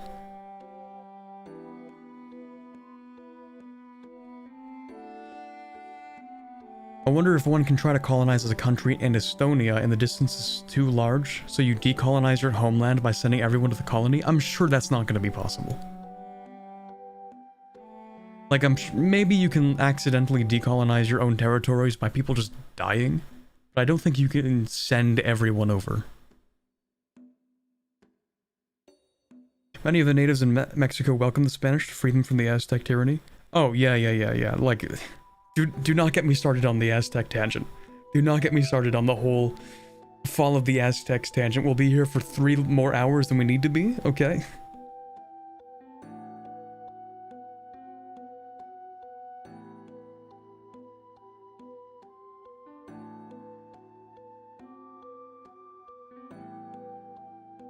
Can you colonize your own territory if you want to grow population? No, that wouldn't make much sense, would it? Well, actually, no, it would make sense. If you want to move people to a location because it has better goods. You know, it's like when you're playing Vic 3 and you take the northern part of Borneo, and you're like, damn, this place is crazy. It's got gold, it's got sulfur, it's got iron, coal, lead, even oil and rubber at some point. Like, wow, this place is great, but it has like 100,000 people.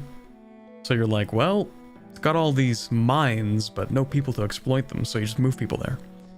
Like that kind of concept, you know?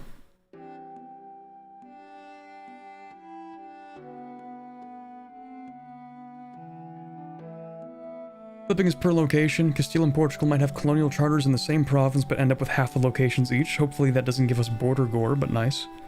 Could a lowland miner have what it takes to colonize? So like the Dutch. Yes, though it will be harder to become a continental power in the New World than, say, Castile or England, because they have limited access to pops in their home locations. Yeah, makes sense.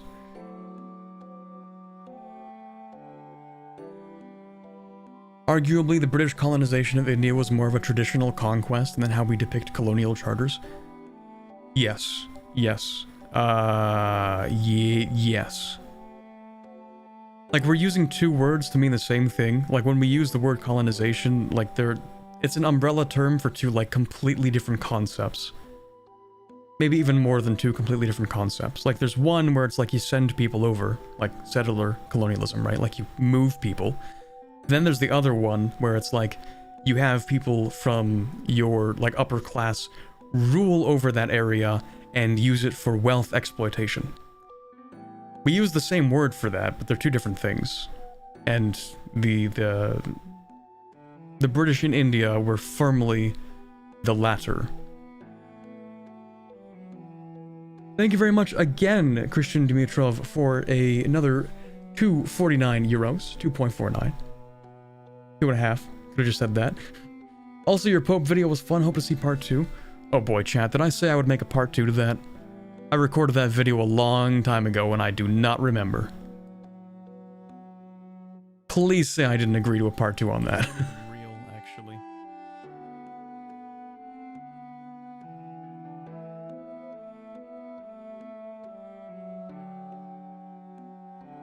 Did I say that? I hope I didn't say that.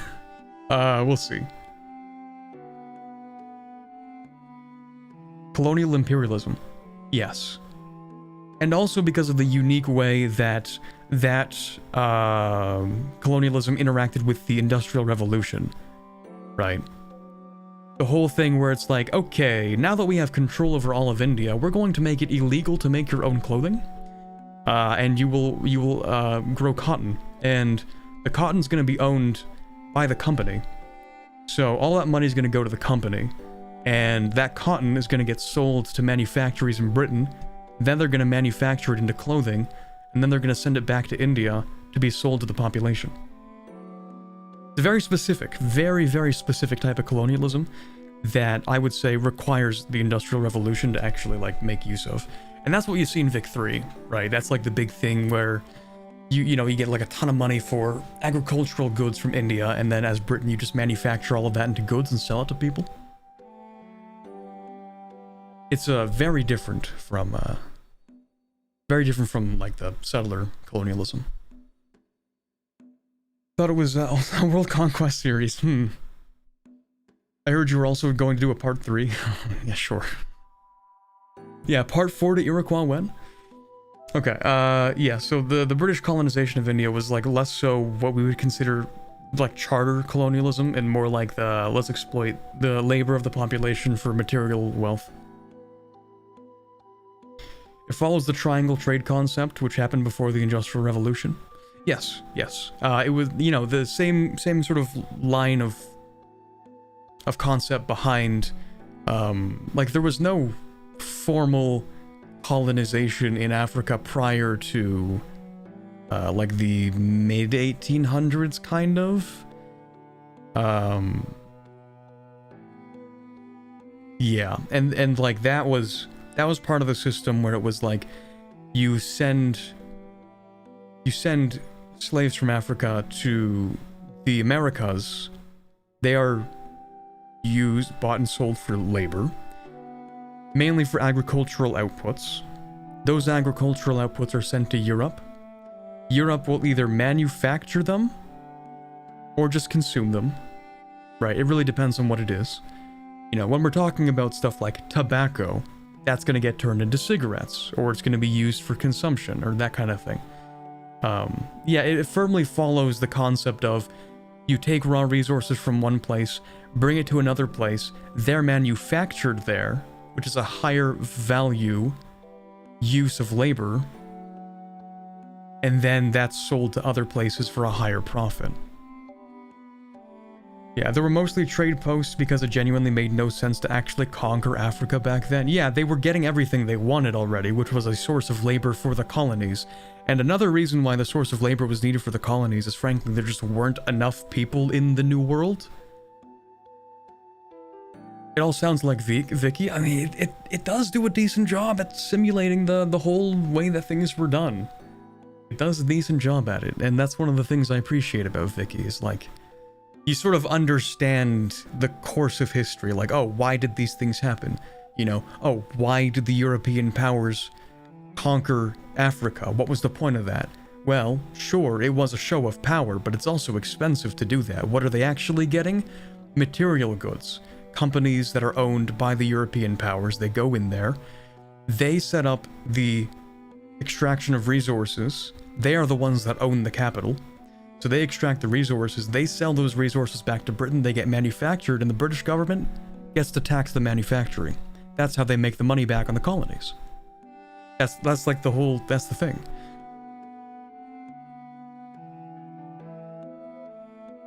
That's the thing. Oh yeah, where's your yearly world conquest, Corbin? Ah, shoot. Right, I am supposed to do a yearly one, aren't I? I don't know. Maybe that'll happen like in the later months of the year. It's gonna be pretty busy for me up until like mid-November or like late November or something. Anyway, I need another drink. It was all trading posts before that, wasn't it? Yeah, for the most part, yeah.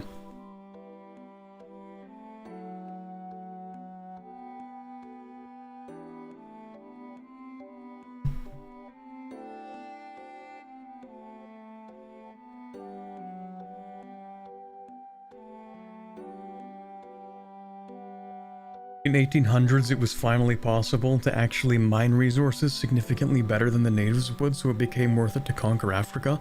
It was also investments in, well, it was a few things. Military technology, medical technology, like quinine. You know, that's a direct one in Vic 3. You know, being able to treat malaria made it more possible as well. Yeah. Advancements in weaponry, which made it easier to actually subjugate all the people living there. Because, you know, when you have the Gatling gun and your enemy does not have a Gatling gun, then your enemy is toast.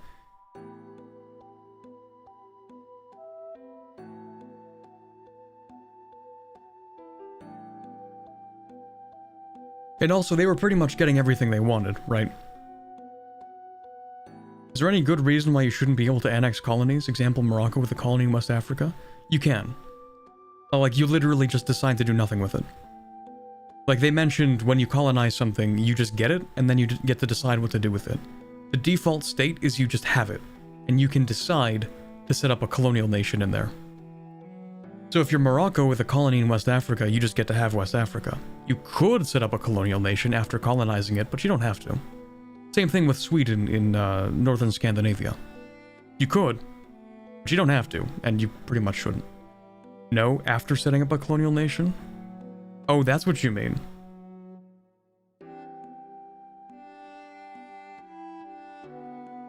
Hmm.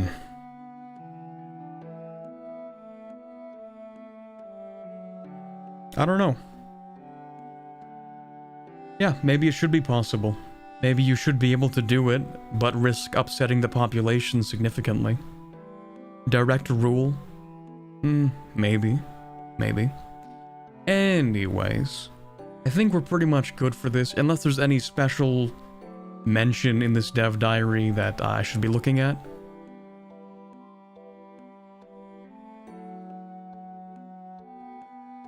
Oh, there is a county country rank, let's go. It's like when you're playing an Imperator and you decide to start with a city-state. Good stuff.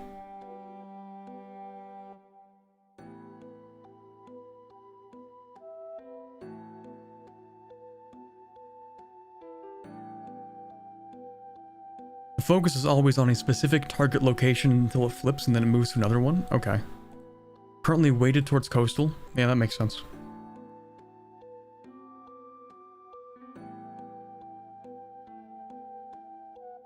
Ooh, just stop the colonial charter once you have a single location outpost flipped?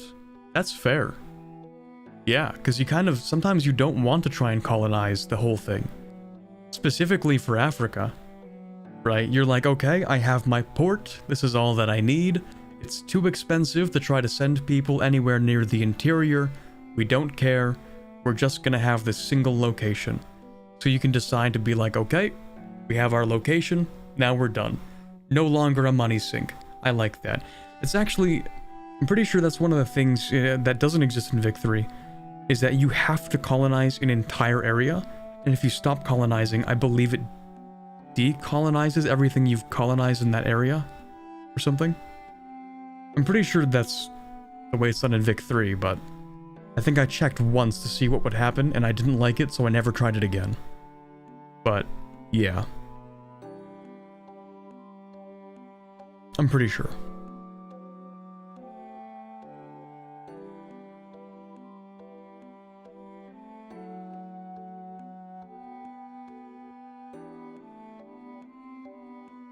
Indeed, the bulk of conquests that happened in the 18th and 19th century would be construed as a conquest. Yep, also local factions pledging allegiance to Britain, yep. Most of the colonization of Asia and Africa until then was based on the construction of small trading outposts, yes. Yeah, they already mentioned this. Diplomacy, trade, and buildings. Nice. Greenland and Iceland count as their own countries, and nothing is stopping them from exploring and colonizing Canada before anyone else, except their tiny, tiny economies that wouldn't be able to reliably sustain exploration missions, colonies, or even themselves. Fair. That's perfectly fair. If a location becomes zero population, it will become tagless / uncolonized. Okay. Imperator system.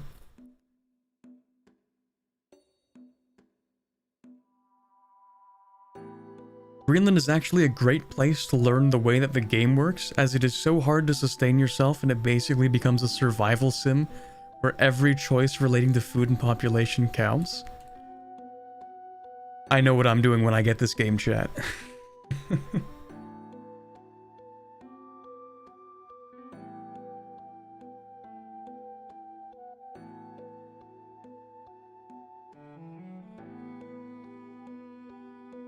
Didn't you explicitly mention expelling minorities as a way to boost a colony? Expelling minorities solves the problem related to minorities being in your homeland by moving those problems to your colonies. Out of sight, out of mind. Okay, so yeah, we do... It's not... Okay, I get it, I get it. It's not like...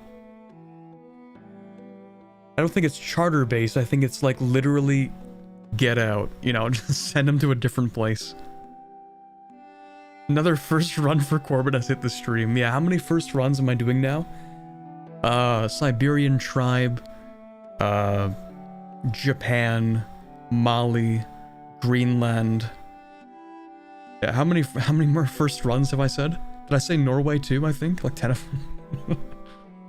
Aztecs, true. I probably said Inca at some point too.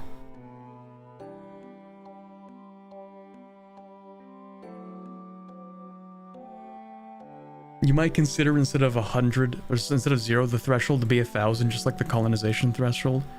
If you have more than 1,000, meet the conditions, you control it. If you have less, then you lose the control. That's most of Iceland wiped on the first tick. Poor Iceland.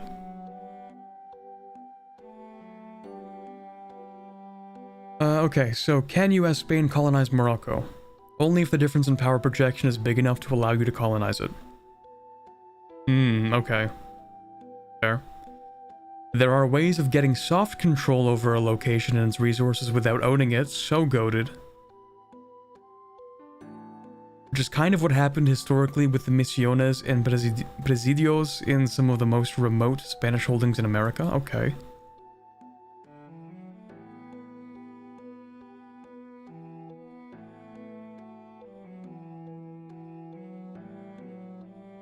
The system allows for this whole thing? Okay.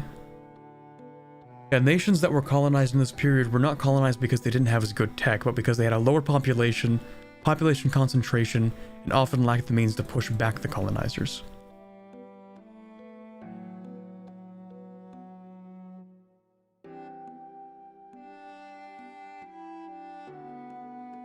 You need to be able to move enough population. Okay. Not really something you would do in most places except the Columbian Exchange. Oh, right, yes. If the Columbian Exchange has ravaged America, so the population numbers go down, then it's easier.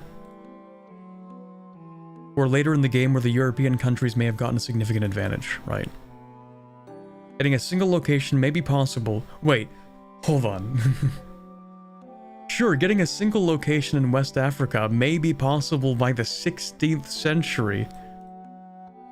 A single location. This is the bar that we're discussing here. Okay. But with the coastal locations having about 8 to 15,000 pops in them, even with the very decentralized peoples living there, would still require... Oh, chat, right. It's not about having 1,000 people. You need the majority, or I guess at least 40% of the pops to be your culture and religion, which is not a small number of people to move. That's a large number of people, right? Especially in an area that already has a lot of people. So as he mentioned, colonizing the entire, I think this is the Ijaw province, I suppose, requires 60,000 pops to move there, not accounting for disease and the natives disliking it, killing of someone. Yeah, okay, so like the population isn't just going to be there permanently, like people are going to die, of course. That is at least 50 years with all of the techs of that age and a cabinet focused on supporting it. Okay, we're getting an idea of the scale for colonization. One area in West Africa is going to take you 50 years with 16th century technology. Remember, chat? Remember, that is like 200 years into the game. 200 years into the game, the rate at which you can colonize is still very slow, and I like that. Yeah, this could actually balance colonization. Yeah, surprisingly. You're telling me I shouldn't be allowed to conquer the entirety of West Africa by 1550? Crazy stuff.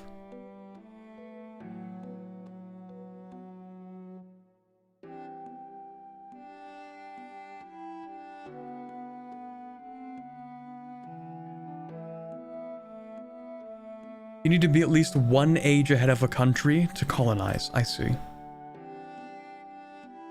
In theory, there's one per province. Well, in theory, maybe you could even have more, because if you conquer a colonial nation from somebody else, like you can have two in the same province. We already talked about this, right? So in theory, you could like take them from other people and keep them as different colonies. How will Portugal become a great power now? Let's be honest, Portugal was like a mid-power. Let's be honest, Portugal was not the craziest power out there, you know? They did make a lot of money off of the trade posts, and that's how, like, that's gonna be their path to success is gonna be, yep, let's set up a bunch of trading outposts, do a bunch of trade, sell those things to the other Europeans and make money. I guess there's Brazil, too. Brazil was a big thing. Brazil was a greater power. I mean, yeah, especially after several centuries. Portugal was definitely a major power since they colonized Brazil very quickly. Yes, but they weren't on like the Spain levels. Like, it's all relative, right? Portugal, they had money, but they weren't like Spain levels of money.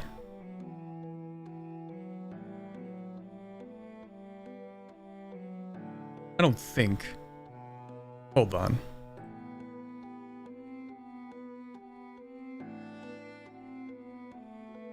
Like, sure, they became like a leading power.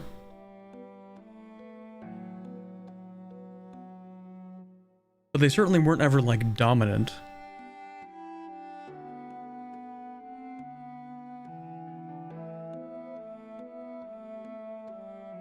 Anyway. In EU4 basically always becomes a great power. That's because they almost always conquer like Morocco. And invade like Spain, not Spain, invade like Mexico.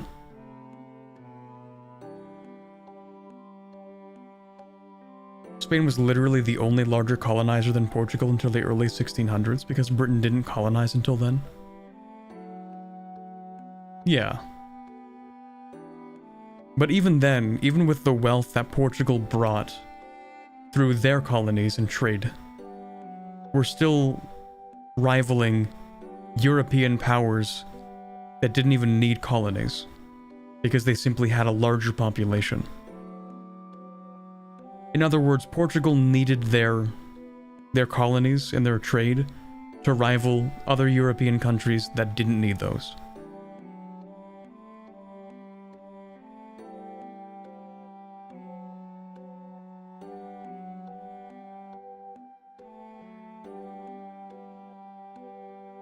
Yeah. Yeah. Yeah. It's like, look what they need to mimic a fraction of our power type of thing, you know what I mean? And to be fair, they did get pretty crazy with it. They did do pretty well. Anyway, let's see. As long as they meet power projection, can all countries colonize? Needed advances for it that exist in the age of traditions? Okay. Can landless countries colonize? No, they don't own land. Huh, I mean, yeah.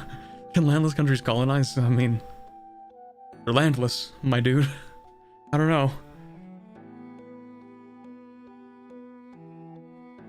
Considering the power projection requirements, is it expected that the major New World powers, Incas, Aztecs, Mayas, will be able or not able to colonize neighboring countries? Expected they will use another great mechanic for painting maps. Conquest. Yeah, that's fair, actually, yeah. Well, in the case of the Aztecs, it was just like a big tributary empire.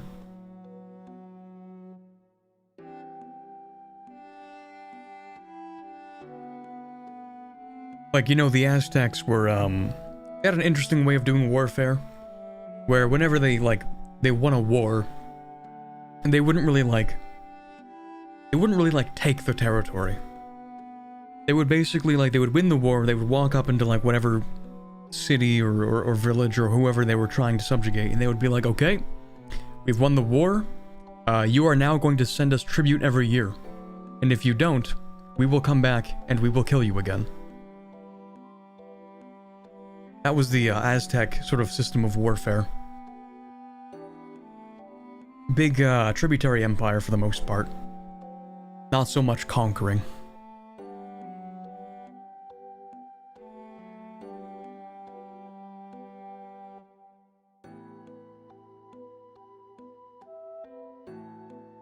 Okay, we talked about this, I think. Trade post very different from settler colonies. Yes, okay, cool. We can move on at this point, I think. We've spent a decent amount of time. We have another... I think I said that was the meat and potatoes, so now this is the bread and butter of today's stream. Look at page 5, number 571. Okay, let me go back. Page 5.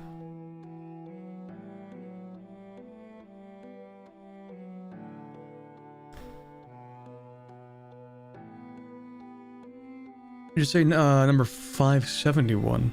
Oh wow, we actually do go all the way down here. Okay, not sure about the culture part either, as most of the Appalachian region was colonized by Scots-Irish, basically Scottish culture rather than English people, and was still considered part of colonial America and then the US, albeit pretty remote/autonomous de facto. Perhaps being of your culture group would be easier to swallow. That was rather after the Act of Union, and I would argue that Scottish was an accepted culture of the UK by then. Okay, but is it really answering the question? Because, okay, he mentioned that it needs to be of your culture, though, not necessarily an accepted culture. But maybe he meant that it could be an accepted culture? Wait, wrong one? Okay, so what's the right one, then? This is the 571. Are we still at colonization? Yeah, for the next, like, 3 minutes. We're on, like, one last little tangent. 569? Okay, let's see. You mentioned Yuan colonizing, so I want to ask, what discourages Yuan from colonizing parts of the Spice Islands, the Philippines, Okinawa, etc.? Is there anything in the game to actively discourage AI colonization outside of economic factors? Yuan can send about 12 colonists per month to each charter in the Age of Renaissance. Most of these areas are also owned by countries with similar power projection, but Taiwan is not as organized. Still, there are about 50 to 60,000 people living in each of the 4 provinces in Taiwan. In this age, with all, you still need 40+% to be able to flip them. So, you need to send about 34,000 people to the islands. This is about 6,800 months, and if you support a charter, you're down to 3,200 months, or about 266 years. And since colonists are picked from any locations where the dominant culture is accepted, it's not likely that all of them are good as well.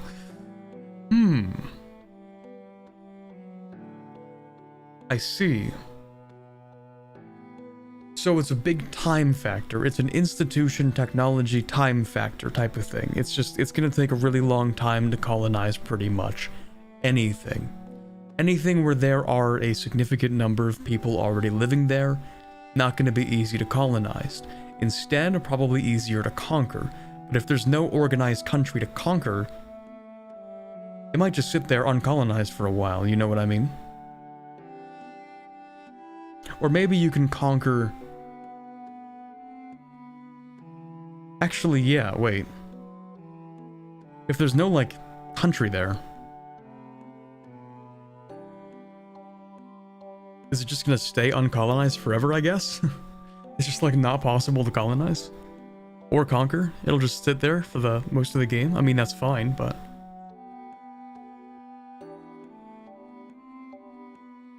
Okay, let's move on. Alrighty. Time to talk about landed country, or unlanded countries. So you get better tech and faster colonization? Yep, it seems like it. Alrighty. Previously in grand strategy games, playable entities, or countries as we usually refer to them, always require you to own land, and their existence was based upon owning land. You annexed and eliminated a country by taking all of their land. Now, during the 4 years since we created the first iterations of this system, things have changed, and you will soon have landless playable characters in CK3 based. Anyway, in Project Caesar, we currently have 4 categories of playable countries. Ooh, 4. This makes colonial China that much more powerful since the main issue is population. The main issue is population transfer, sending people to colonies. And you still need an institution that's capable of doing that. We'll see.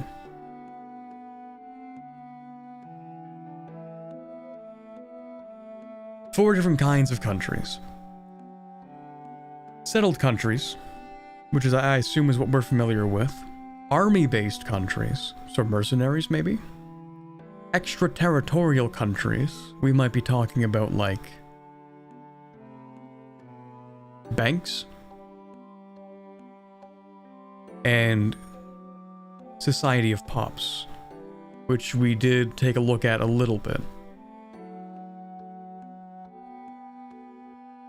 We've been talking about making a navy-based country type like pirates. Okay, it would be fairly easy to do, but we haven't really found any country that fits that category. I mean, yeah, it's true that it didn't exist in history, but come on, we can have fun. Let me play as pirates. I want to play pirates. But I guess pirates did own locations, right? They did own a lot of ports in the Caribbean. Random little islands that you could go in as another pirate and, you know, sell stuff. So they do technically own locations. Very small ones.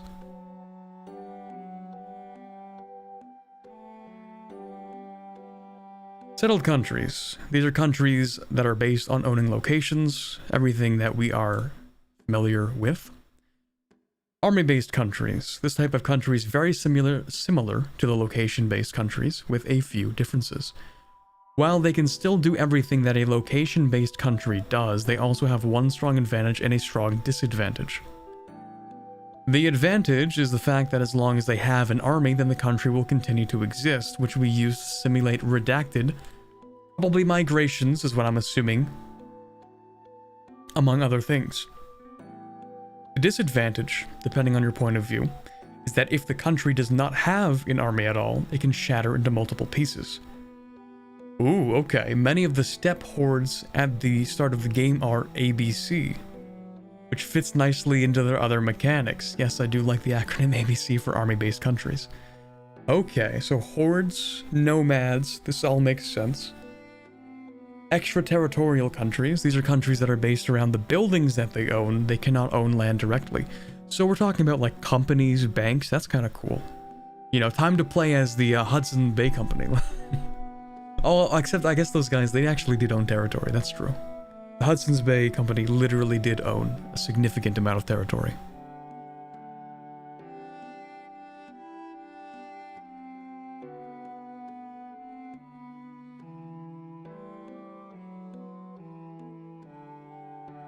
Your building often has have pumps directly linked to the building, and those pumps are also tied to the country. One risk with them is that they need to keep positive relationships with the places they have buildings in, or they may not be able to survive.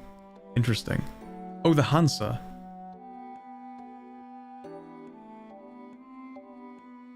I suppose. Oh yeah, okay, so the Hanseatic League is a country now. It's not just a collection of city-states, it's an actual country that is landless, I guess. Holy orders, you can play as a holy order, huge. Various banks, holy orders, the Hanseatic League. Finally, my dream of playing an entire campaign as a single holy order. It's everything I've ever wanted.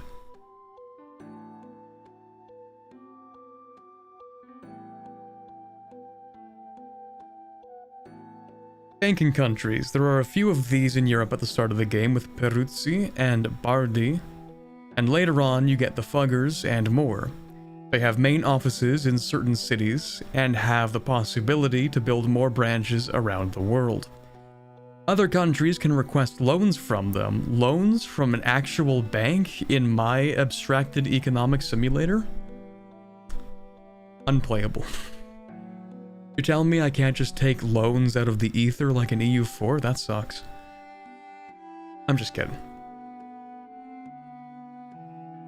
Other countries can request loans from them, and they also have the diplomatic ability to take over any estate loan that a country has, and force that country to pay interest to them instead. So goated. They also have far lower interest rates on their estate loans, so they can easily become rich from other countries' debts. Massive.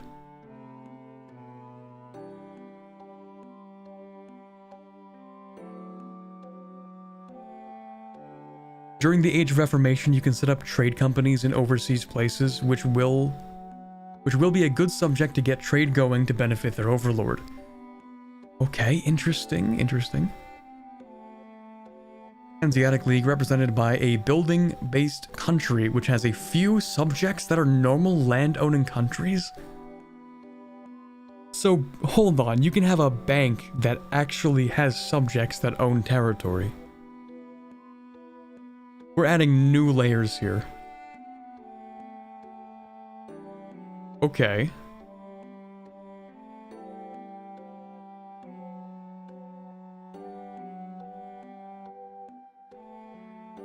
This is so interesting. Like, I can't even fathom the different kinds of games that you can have. I need my hands on this game, actually. Like, I need that, like, right now. Thank you. We have Holy Orders as a building-based type of country, and while I can't go into details about it at this point, at the start of the game, the daimyos of Japan are using the building-based country mechanic. How much do I like that?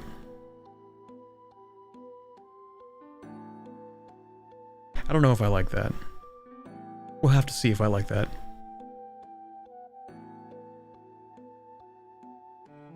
Society of Pops, one of the most challenging types of countries in the game. Okay, first playthrough as them, nice.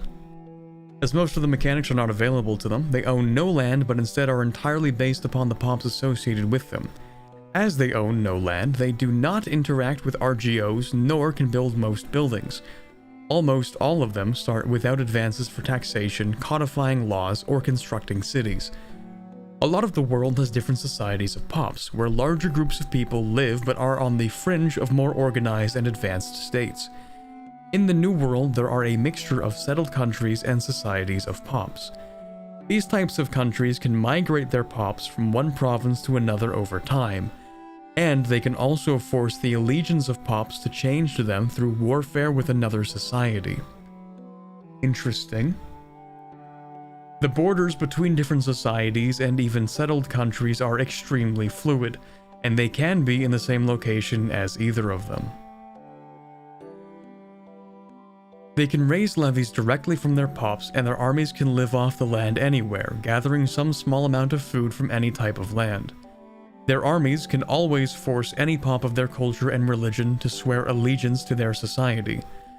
Amongst the ways they can stop being colonized is forcing colonizers to the peace deal, forcing them to cancel their colonial charters.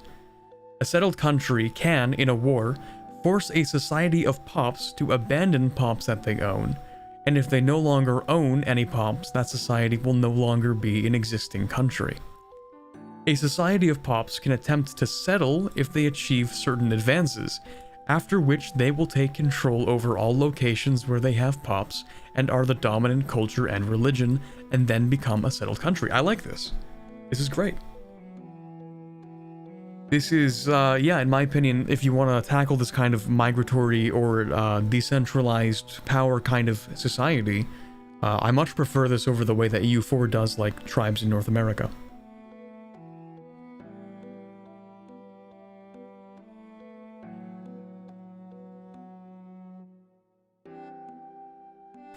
Currently though, the gameplay experience is not where we want it, and unless that is improved by beta, they are very likely to be AI only at release. Tragic. Here the Kven people have settled. I really want to play these, you know.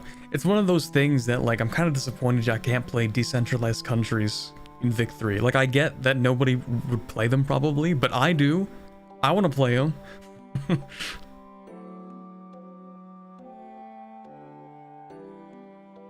AI only at release equals pay $40 to play? We'll see. I'm not saying you're wrong, but I'm saying we'll see. To clarify, society of peoples in army-based countries have ways to become settled countries through mechanics, but there are no other normal ways of changing country types, except through special events. Stay tuned, as next week we go into details about buildings you can build outside of your own country. Okay, based, cool, let's go to the dev responses.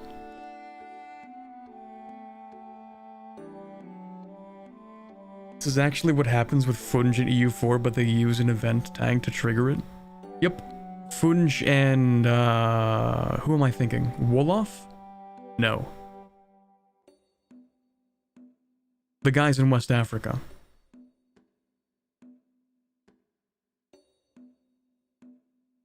I don't remember.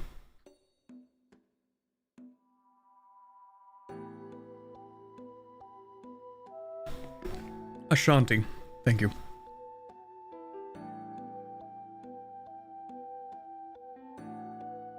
How will this function with modding?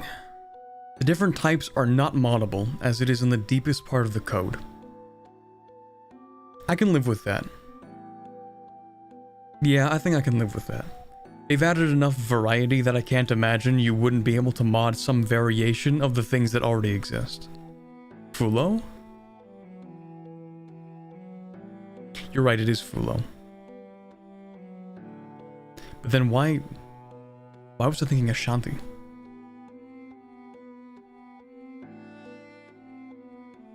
Oh, because there is an event for Ashanti. Right. Ashanti has one event? That's crazy.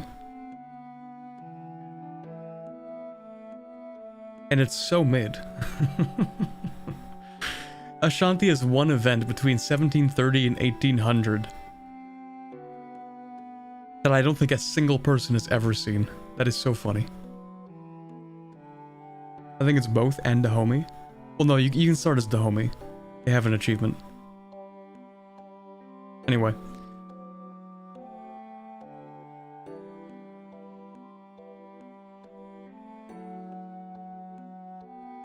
Yeah, you could have dozens in the same location. Yeah, that's fair.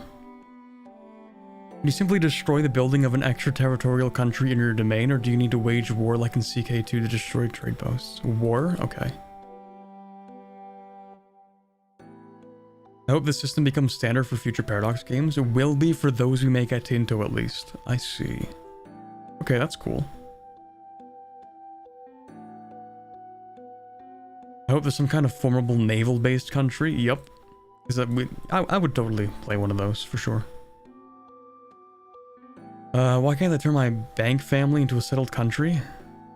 It's not easy and most likely a really bad decision to try and go from a few hundred bankers to taking over an entire location. Yeah, that's fair. That's fair, yeah.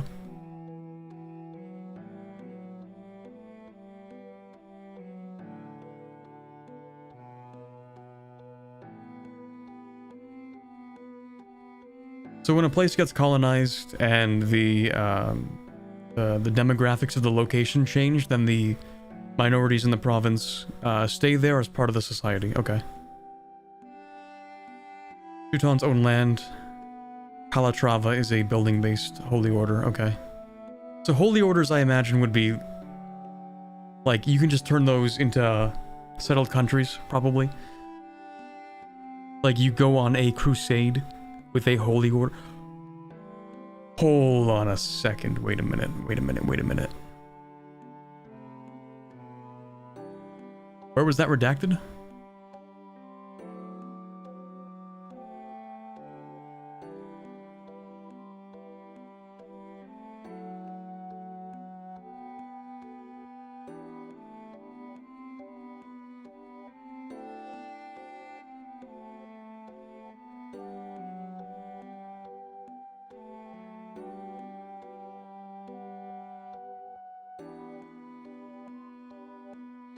Army-based country will still continue to exist. Simulate redacted. Okay, I think this redacted is going to be Holy Wars, Crusades. To simulate Crusader armies as countries, and if they win the Crusade, then they can set up countries. I think that's what this is going to be. I have a feeling that this is going to be the idea of Crusader armies as countries. I'm just guessing. I don't know. Anyway.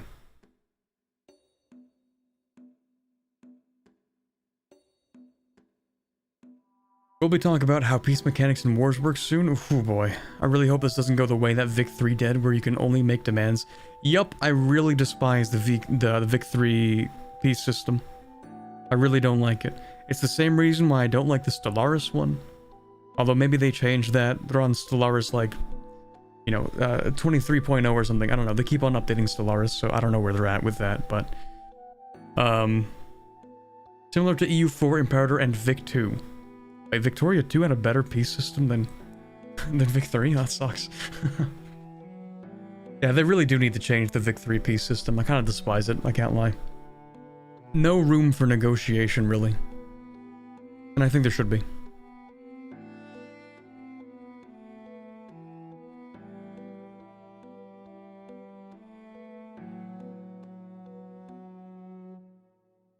All this is strictly hard-coded, that's fine.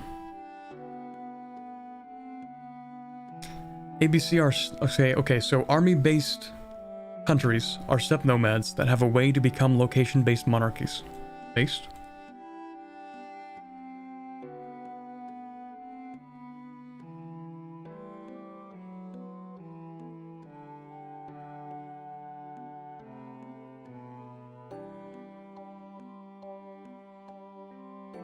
Could it be possible to create a new banking country slash vassal from your own territory, like in a gold producing province? No for banks at the moment. Some countries have unique things for them, okay.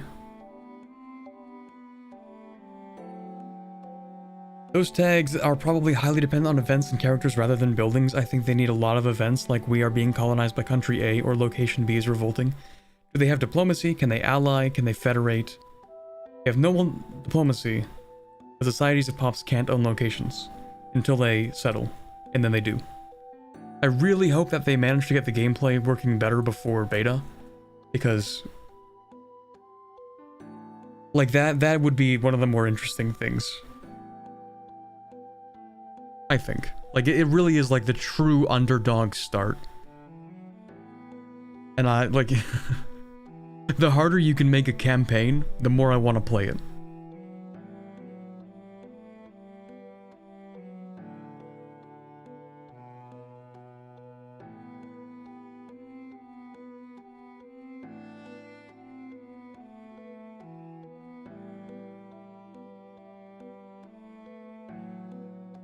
Okay, I think we kind of talked about these, maybe.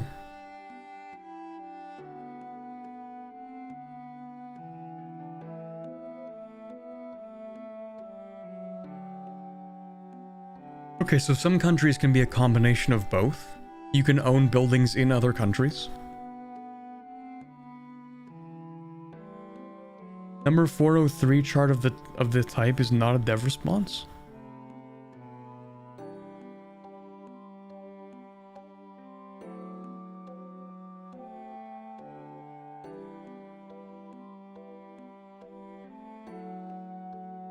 Oh, you meant go look at it, but it's not a dev response.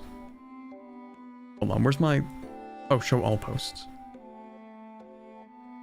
Yeah, 403 is gonna be like, oh boy. Let's go to page like 12, see where we're at.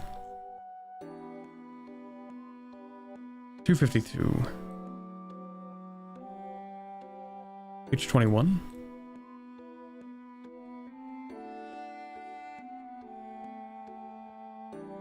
Oh, hello. Okay, yes, chart, let's go.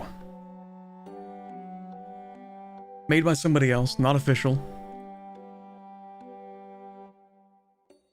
Okay, settled country. Own land? Must. Own buildings? Yes. Own pops? Yes. Have army? Yes. Army-based country? Own land? Did they mention this? Own land? Yes. Yes, I think they did actually, because they mentioned if there's no army, then it shatters. Yeah, that makes sense. Own buildings? Yes, question mark? I imagine yes. If you can own land, you can probably own buildings, probably own buffs. Have army? Must.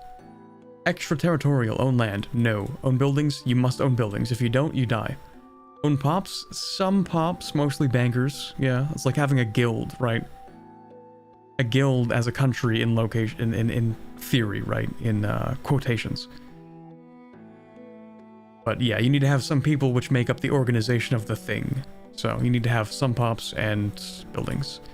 Have army? Probably. They said if you wanted to take something from like a bank, then you would have to actually, you know, do warfare, take it. So I imagine like banks can probably hire mercenary armies. Seems possible. I don't know if there's an example of that having ever happened. But like if a bank... If the organization of a bank feels like it could profit off of that. Well, actually, yeah, wait a minute, it's not even about banks. Trade companies.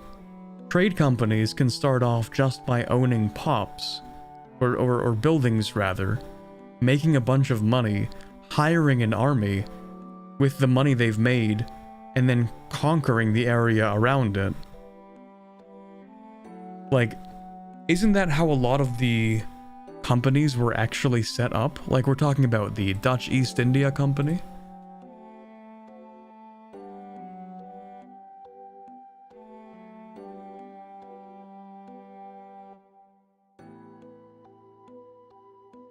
Shares in the company could be purchased by any citizen of the Dutch Republic.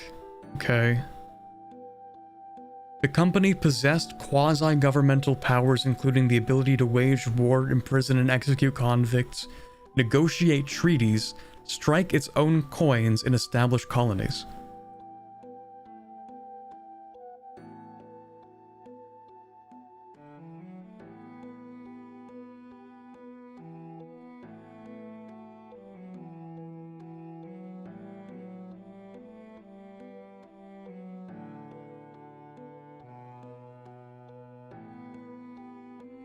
Having been set up in 1602 to profit from the Moluccan spice trade, the VOC established a capital in the port city of Jayakarta in 1619 and changed its name to Batavia. Over the next 2 centuries, the company acquired additional ports as trading bases.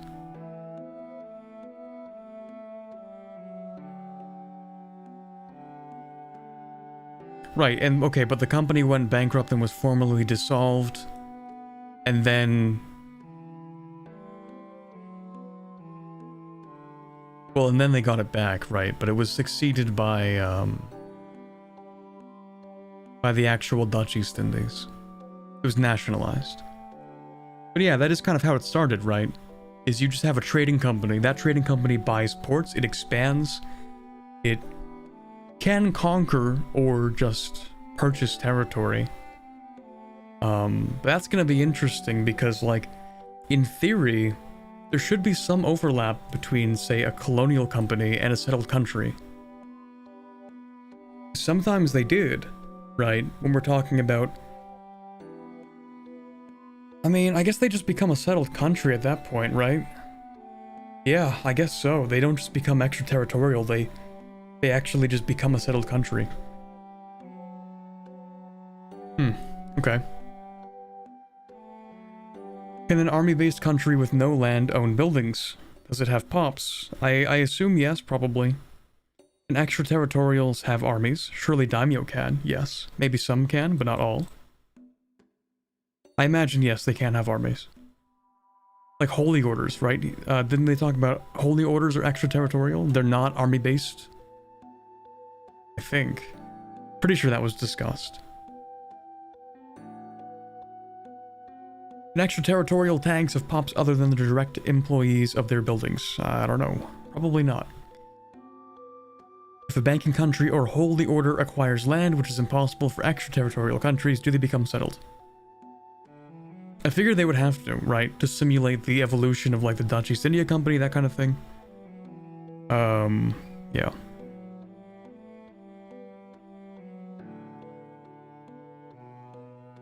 Okay. We don't have to read the whole thing. Because we do have one last thing to go over, the last Tinto map for today. And then that'll be it. And then we can have another one of these in like 3 weeks. Or a month.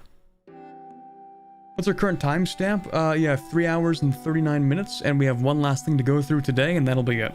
So it's not a 4-hour stream today, but there's a lot of sidetracking and stuff, right? Just like the British East India Company, the VOC owned land, had their own navy and army. Yup.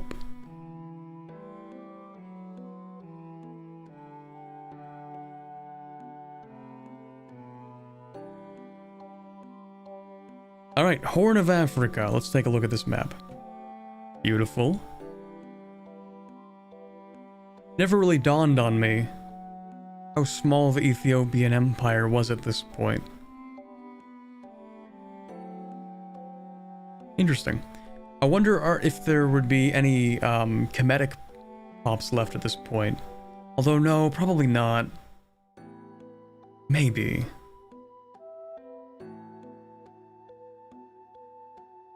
Probably not. Actually, I can just check, can't I? I can see.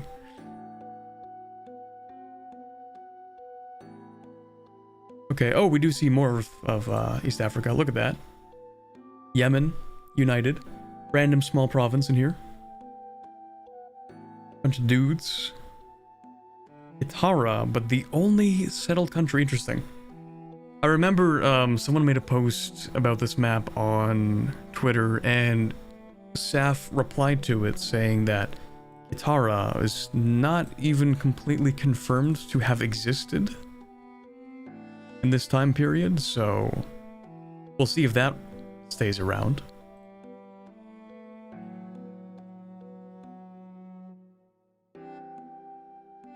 Yeah, there is a country that can be considered a settled one, Kitara.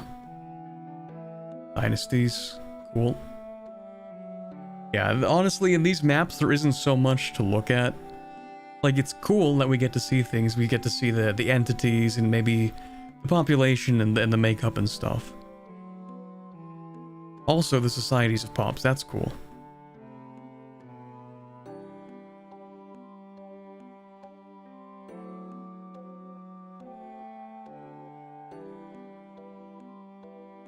Locations, plenty, lots of locations in here. It's quite unequal. Well, yes. These areas are like, I mean, look at Yemen. Dude, the difference between the density of locations in Yemen and the density of locations in the rest, like all of East Africa, is like insane.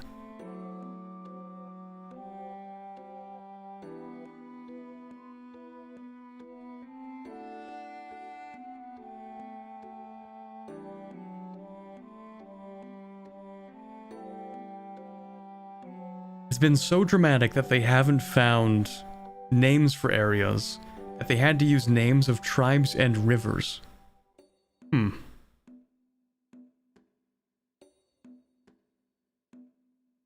Okay, so they have shown a little bit of the Arabian Peninsula, but they're not ready to show the whole thing yet. That's fine.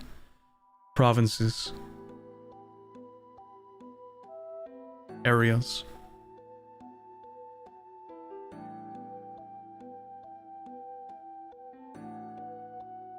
Arid, tropical, oceanic.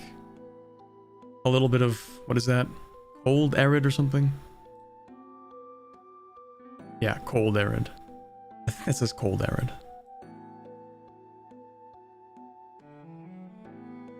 Not a whole lot of farmland going on around here, but grasslands, woods, sparse, a bit of desert on the coasts. In fact, I don't see any farmland. I don't think there is any here. Well, maybe we can change that. Lots of mountains in Ethiopia, of course. Natural harbors. Ooh, right, not a whole lot here. Makes sense. Cultures, let's go. That is a beautiful mess. That's a lot. Good stuff. Hey, I would prefer to have a lot, like a more granulated culture map mode, than the way that EU4 has like 3 in this area, so I'll take it.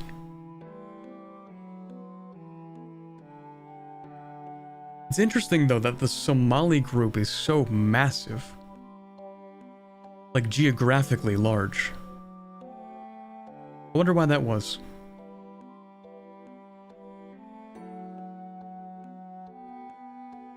Religion, okay. Animist, again, they're gonna change up the animist.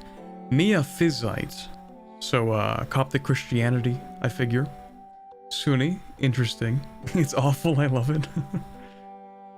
I wish we could have a CK3 culture system, converging, diverging, and reforming cultures. It would be a lot easier to do because cultures don't have as much of, you know, like a gameplay impact. So I think they could do that, maybe. But we could end up in that, you know that issue that Stellaris has, where you can create, it's like a game rule, where you can have unrestricted creation of like new pop types, but it creates like a significant lag because now you're accounting for like far more different combinations, like unique things to calculate. So if they do that, it could end up creating a large lag issue if it's not done right. In EU8, you'll be able to play as any person. Hopefully. Miaphysite and Sunni are the more widespread religions in the region, while not all areas have their mixed populations, such as Nubia, as you might notice. Or this, wait, which is Nubia? This is Nubia, or is this Nubia? I think this is Nubia. Animism is placeholder. You may notice a purple minority inside Ethiopia, right here. That is representing the Beta Israel Judaism in the provinces of Semyon, of course. Nice. Raw materials. Gold. Let's go. Gold, gold, more gold. We love gold. That's a lot of gold, actually. Damn. Lumber, livestock, coffee. Alright, coffee is just like, at the start of the game, that's like Arabia, like southern Arabia and Ethiopia. Coffee. Salt, sand, everything you'd pretty much expect. Although I do want to see if the mountains have more like iron and stuff. There's a little bit of copper, stone, medicaments. Okay, nice. Mostly stone, not so much copper. Not so much iron. A little bit of iron, a little bit of iron, a little bit of copper. Okay.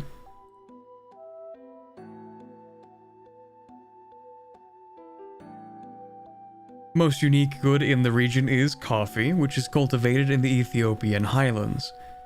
There are also some precious resources here and there, such as gold, ivory, gems, and incense. Nice. Markets. That's a little bit awkward, but I'm sure it's work in progress to get that fixed up.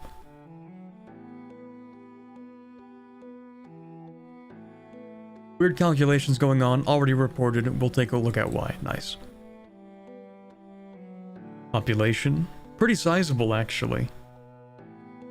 That's a couple million. What is that? If I had to guesstimate looking at this map, that looks to be like, I don't know, 4 million people?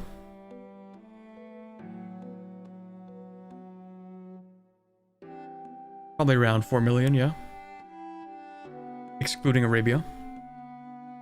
What is a wild game trade good? I imagine probably like deer. I don't know.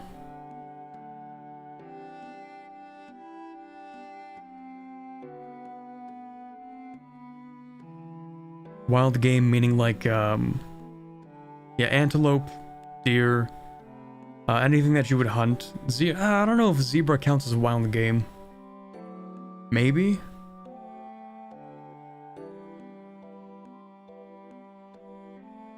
You're gonna look at the extra map, Iceland and Greenland? Well, if you can tell me where it is, then maybe I will. Ethiopia is surprisingly highly populated even today, 123 million. A lot of people.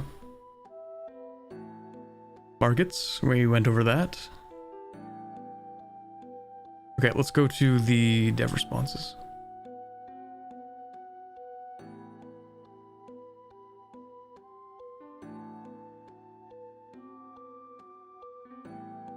Okay.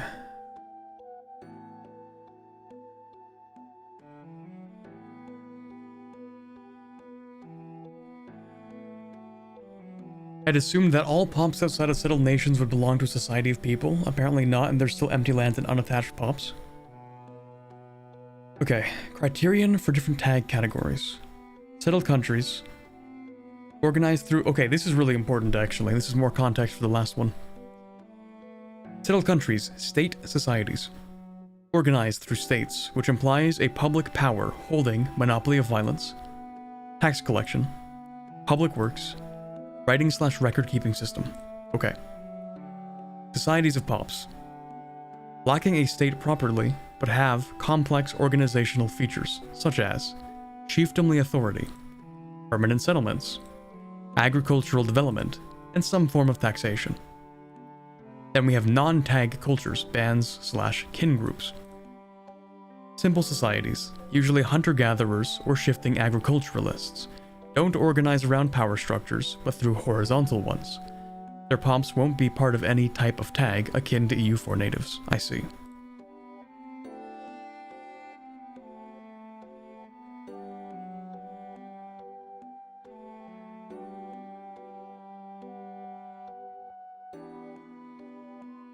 Can pops of a culture become a society of pops during the game by an event or any other means? Not currently. Okay, so maybe... But right now, anything that exists at the start of the game is fair game. Afterwards, if they're gone, they're gone. Interesting.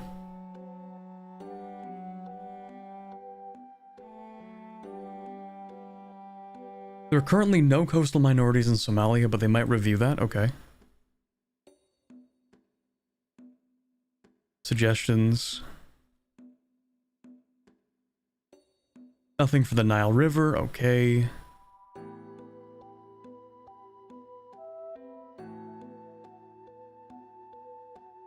What was this? What's this thread right now?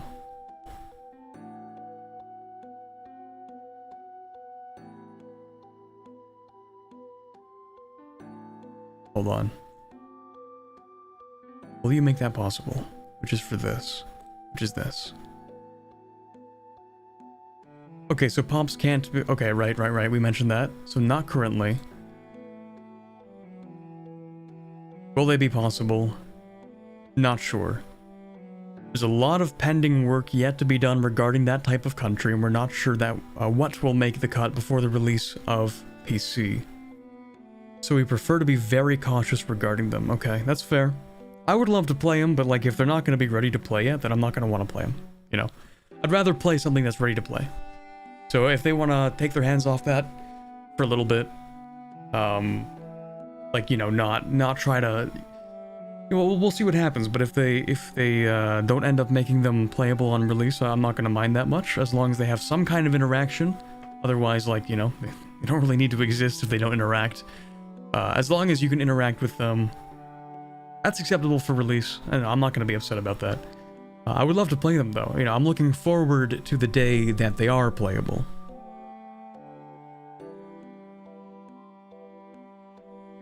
To find the Iceland and Greenland map, go back to Tinto topic. Click Tinto Talks, Tinto Maps, Johan Threads. Oh boy, okay.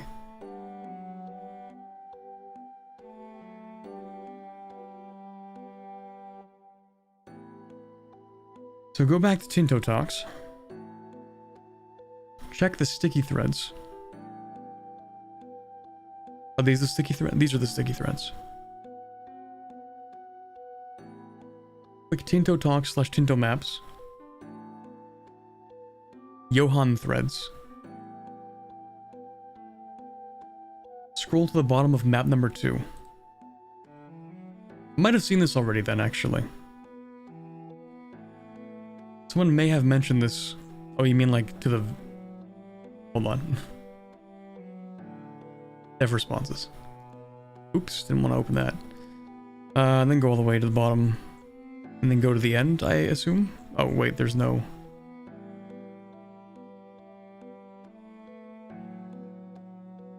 Not this one? Oh, you mean at the bottom of that thread?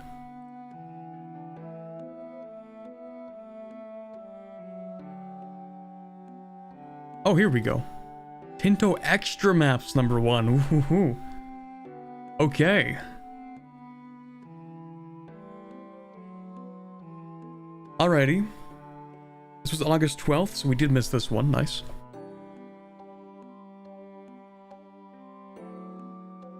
Sorry, I had to sneeze. Okay. We thought it would be a good idea to show some extra maps that hadn't been covered in previous Tinto maps. Okay. Riveting. We get a little bit of Ireland there, that's nice. Okay, so we do see that looks like an independent Greenland in there, nice.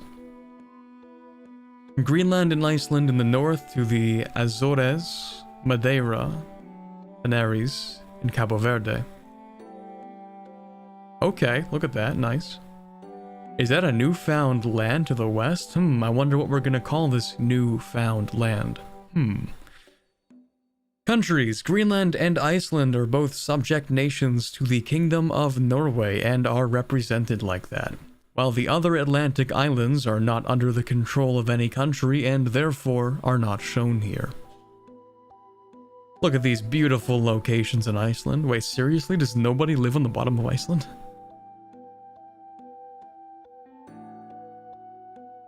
Okay. Iceland is divided into 20 locations and a wasteland. Pretty big one. I guess no one lives down here in Iceland. To be fair, like 1 million people live in Iceland. Natives on Greenland. Actually, the most interesting thing about Greenland is that I think the first people, I might be wrong about this, maybe I'm exaggerating. I think the first people in Greenland were actually the Norse. I'm pretty sure, like, it's one of those locations where there was nobody there. And then after the Norse settlements died out, there were people who migrated into Greenland from North America. I think that's like one of the weird facts about Greenland, is that I don't think there was literally anybody there when the Norse arrived. Like, there are just some places on Earth that for a while just didn't have anybody there. Like, there are some islands that had literally nobody. I should check that though, because, you know, I'm not trying to spread historical misinformation. Not this time, at least.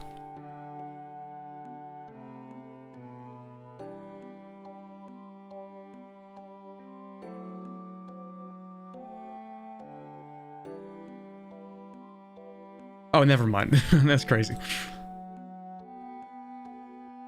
The first people in Greenland were the Sakak and independence cultures, okay. Oh, okay. They came to Greenland 4,500 years ago. That's crazy. What do you know? I guess they sort of left, though.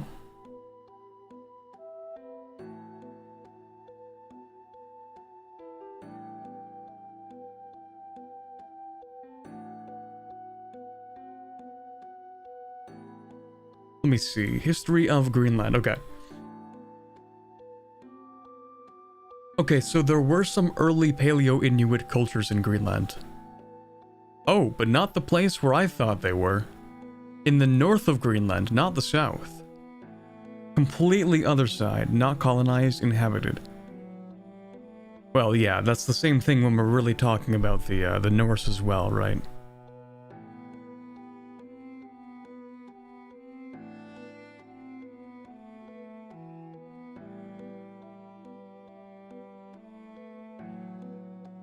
Like, they kind of lived there, but didn't, like, stay there forever. What I was saying earlier? Oh, sorry. Madagascar was inhabited during the CE, despite the Swahili coast being colonized in BC. Oh, I see what you mean. Madeira was completely unpopulated when the Portuguese arrived mid-1300s. Yeah, some islands just didn't have anybody on them. New Zealand didn't get any people until around the 1300s. I believe it. Yeah.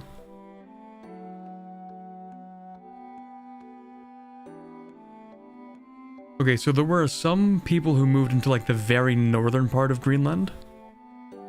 But when the Norse arrived, like, the area that the Norse set up in, there was, like, nobody there.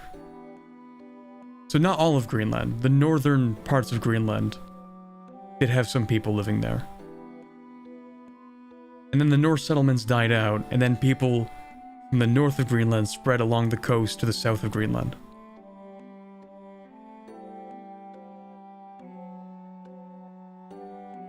Anyway.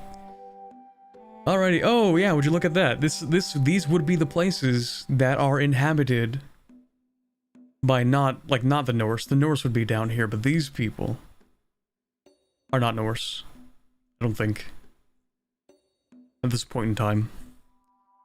Greenland is divided in 3 parts, the eastern, middle, and western settlements. Okay, we got a couple islands. The Azores have 4 locations. That's crazy. Madeira is 1. Wait, 1 location. Yeah, I was about to say 1 location with 2 sea zones. That's a little bit weird, you know? I don't think that should be a thing. Like, when it's split across like this, that's kind of odd. Anyway, cool, these are the Canaries.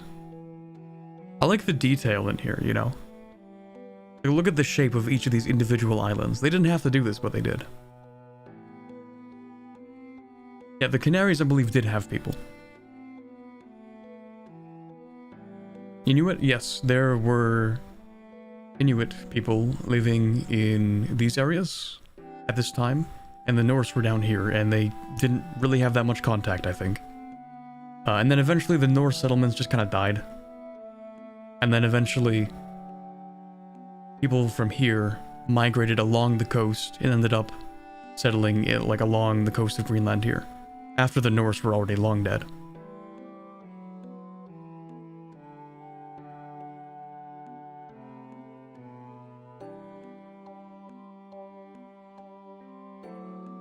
Provinces. Cool. This is literally just a wasteland province, I think. Iceland divided into 4 provinces. Farthings. Okay, nice. West Farthing, North Farthing, East Farthing, South Farthing. It's funny to me that this just sounds like someone named it like, ah, this is a location that's far away from Norway, so we're calling it a Farthing.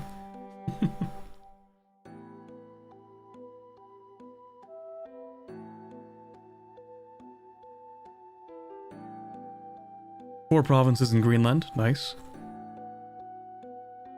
Little map here. They each have 1 province, that makes sense, that's fair. Terrain, Arctic, a little bit of continental, let's go. Let's go Iceland, bros, we're so back. 1 location you can survive in Iceland.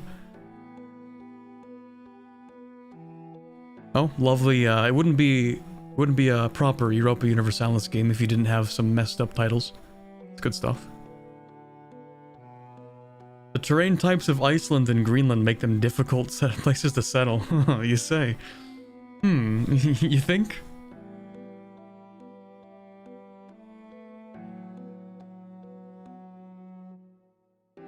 All these places are only where the North settled? Wait, am I getting my geographic lens wrong here?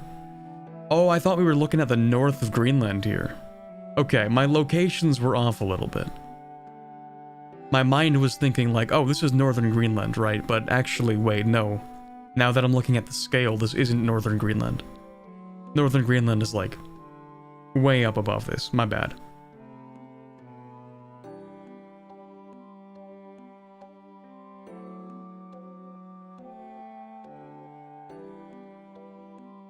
The Kalalit live north off the map? Yes. Yeah, my apologies about this part here. I thought I was looking at the north, so I just got my my provinces mixed up, my directions mixed up, okay? I'm good at, you give me a map of something that's far away, I'm like, perfect. You give me a zoomed in map, I have no idea where I am, okay?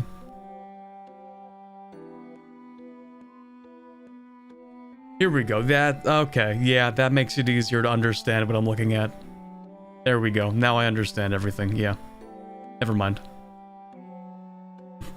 Never mind, yeah.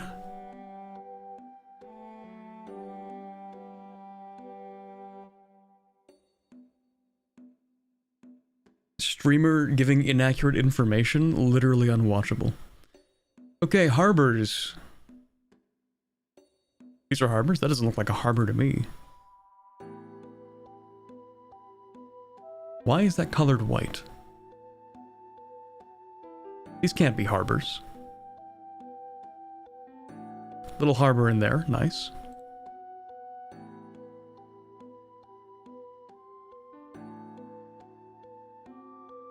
Did you know there's a widespread independence movement in Greenland nowadays? Is white inland? It looks like it, yeah. I didn't know that. I mean, it wouldn't surprise me, but how many people live in Greenland? Like 50,000? I don't think it's a very significant number, is it?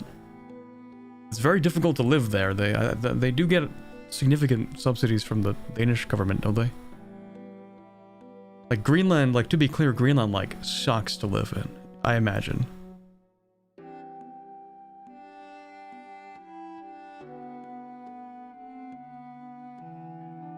Yeah, it's like 56,000 people.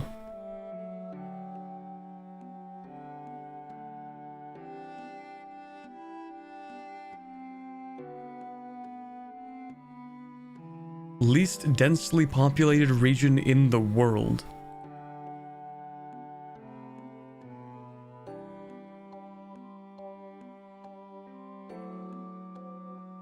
World's largest island.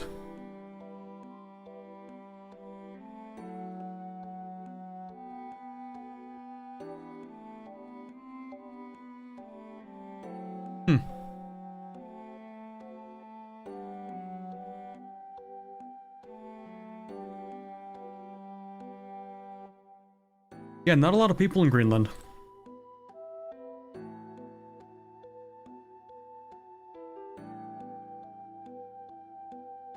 The thing is, there are vast natural resources in Greenland, so the independence politicians are convinced they could survive off mining rights. Maybe in like 50 years, I mean, it kind of depends on how much gets thawed, right? I imagine it's probably expensive and not easy to mine in Greenland, because like there's so much ice and rock. Anyway, I'm not getting into Greenland politics right now.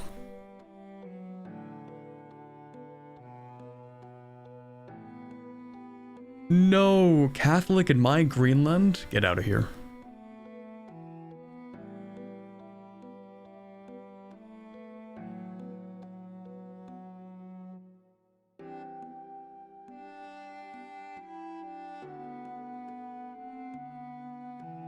I didn't actually look at these, so like, give me 1 second. Okay. That's cool. Ports. We like ports.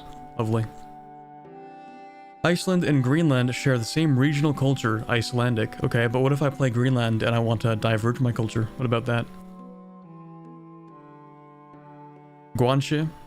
Oh, this must have been before the, yeah, this is before the Spanish actually took over the Canary Islands. There's a lot of interesting history behind the Spanish and their interactions with the Canary Islands and how they sort of like set up an early version, like a pseudo plantation system economy on the Canaries. There's like a bit of history in that.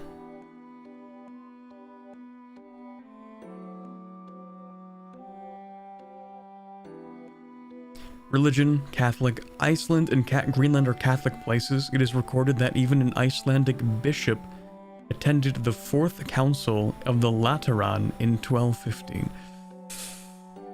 How much do I like this? Do I like this? I kind of don't like this.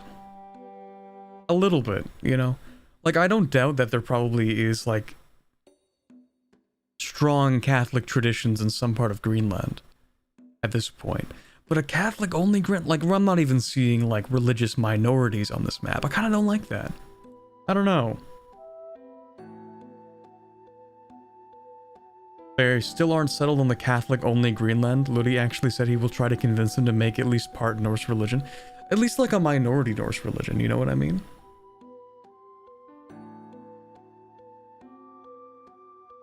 Because I'm pretty sure they have overlaps for when you have like minorities of a different religion, but I'm not seeing any of those. Maybe they're not large enough to be considered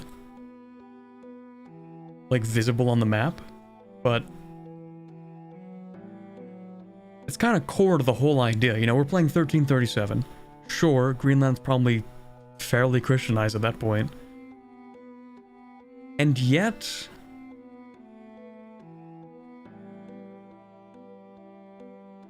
Norse Greenland was never a thing.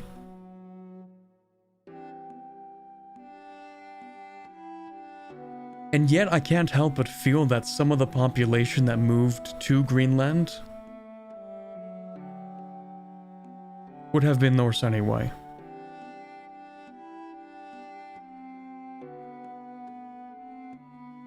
Sure, we can say as an aggregate, on average, the Norse cultural Norse, I guess, or Icelanders, yeah. I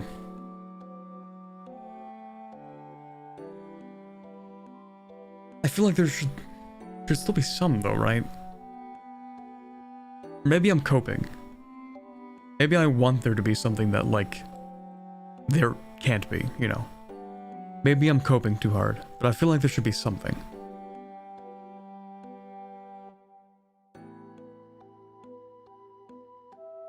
Sugar location Madeira, yeah, placeholder, we've yet to make an event about that, right? Salt in one of the islands of Cabo Verde, okay.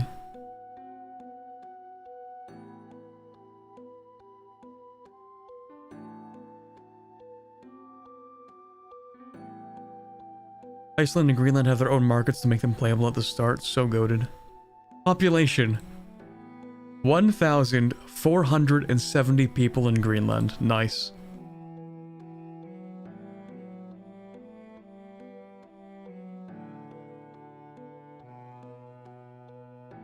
Norse are more likely to be in their ancestral lands in Scandinavia than in very inhospitable colonies.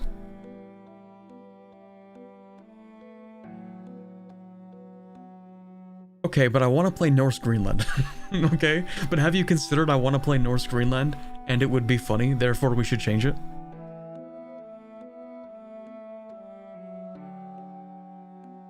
Surprising population in Iceland though, 46,806 is larger than I expected. There's just nobody living up here, nice. 0 people. Beautiful. No Jan Mayen? Yeah, tragic.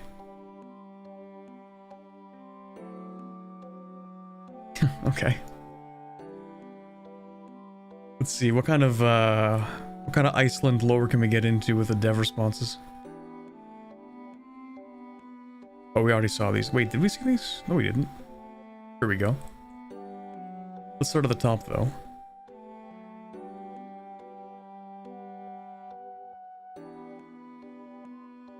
Why are there no natives in Greenland? Because she kind of didn't exist there. I don't know. What's wrong with the harbor map in Iceland? Oh, the thing. Oh, okay, nice. Area map, please.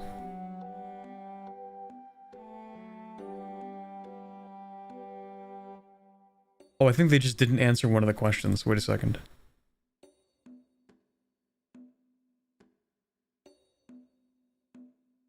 So they just didn't answer this question. Okay. Are there no natives? No evidence of the Thule culture inhabiting the same area as the Norse? Contacts are reported. Apparently they were present more to the north of Greenland. Yeah. They didn't mention this. Area map, they said no for that. Is Madeira really only one location? That would make sense, yes. Why are there dyes in the Canaries? Orkill or Orkane was a type of dye exploited by the Guanches. Okay. Really no Norse in Iceland or Greenland? If sources of Norse presence in the 14th century are found, then maybe. Okay, fine.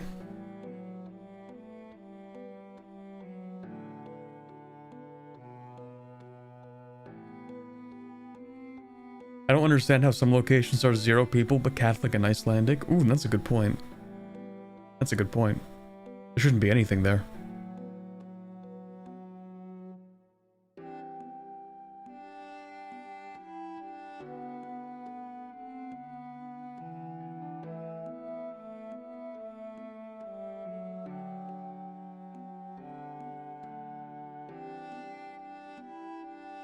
I get Greenland since there aren't many people, but Iceland should have a few hundred still around. Oh, for Norse people. Yeah, I think maybe.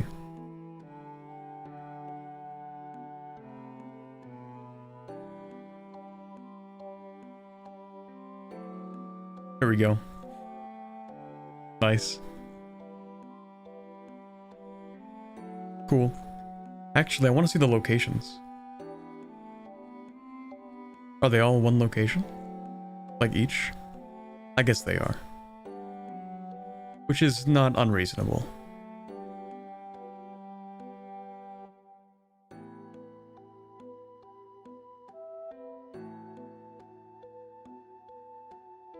How many levies can Greenland raise at the moment? 28 guys. Let's go. Me and the boys.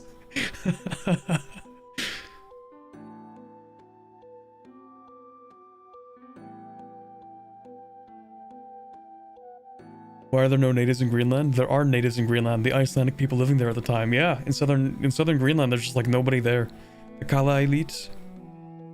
Let me try that again. The Kala elite is thought to have migrated into Greenland shortly after the start of the game. There you go.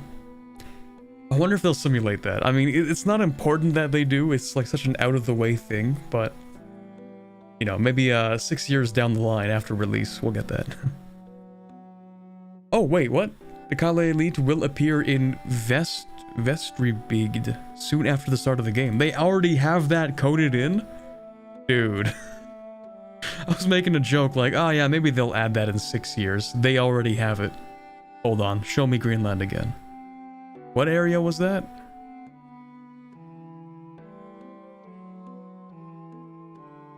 Here. They said that the Kala Elite will pop up in here shortly after the game. That's cool.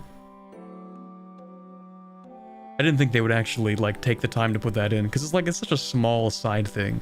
Most people aren't even going to notice it. But that's nice.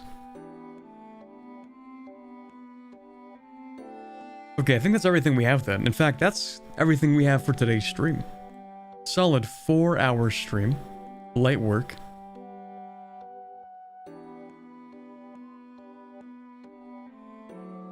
Me and the boys world conquest. Me and the 28 guys I'm bringing with me. On our quest to conquer the world. Alright, I think that's everything we have. Is there anything that I might have missed, chat?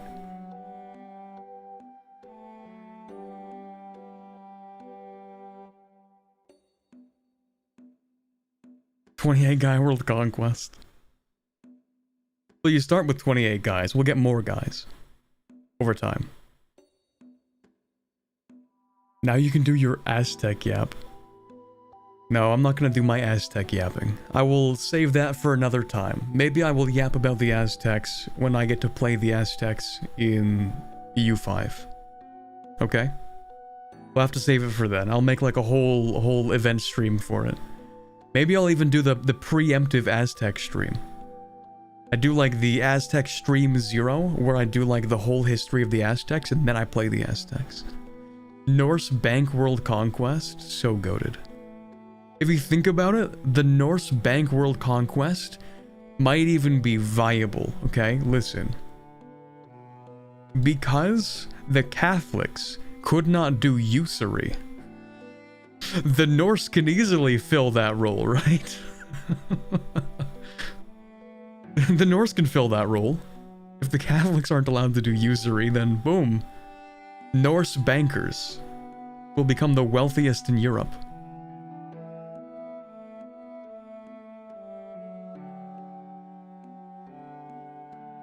I wonder who's going to be the new Haida of this game, also known as the hardest tag in the whole game. Probably Owo. Just because it's funny to say. How about Swomenusko World Conquest? I don't think that would necessarily be as possible. It depends on if we can actually play as, like, any of the groups of people. Or what do you call them? Like the... You know what I mean.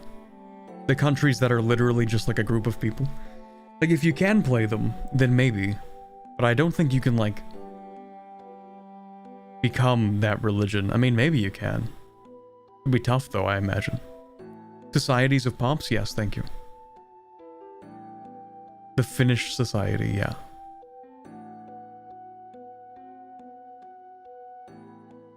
I think there will be events to turn into them when they centralize. Like the Finnish tribes? Maybe? I don't know. Here we go again, yapping and more yapping. Okay, fine. Okay, fine. Alright, you want the stream to end? Okay, I see how it is. I see. Alright, I understand. I get you. Busy or something? Things to do? Okay. Anyway, chat. I love yapping, though.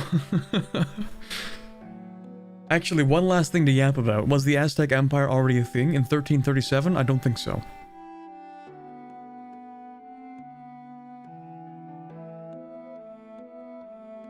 I don't believe they were quite an empire at this point. The Aztecs flourished in Central America from 1300 to 1521. I think the empire, as we would call it, yeah, originated in 1427 as an alliance between the states, or the city-states of Tenochtitlan, Texcoco, and Tlacopan. So the Aztec Empire as a polity didn't exist. Anyway, that's it. That's the last yap for the stream, okay? That's it. Yeah, the empire was not a thing yet, but the people there they existed. Was Nahuatl not a thing at this time either? Nahuatl is a language, so the language of the Mexica people, that we refer to as the Aztecs, did exist.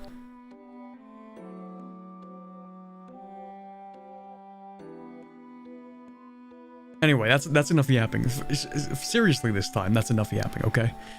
I hope you guys enjoyed today's stream, and I hope you also watched yesterday's video. If you haven't already, go give it a watch. It's like 53 minutes long, though.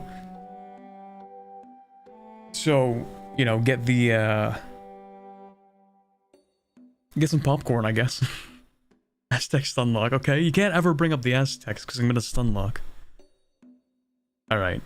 Thank you very much for stopping by. I don't think there's gonna be a stream tomorrow.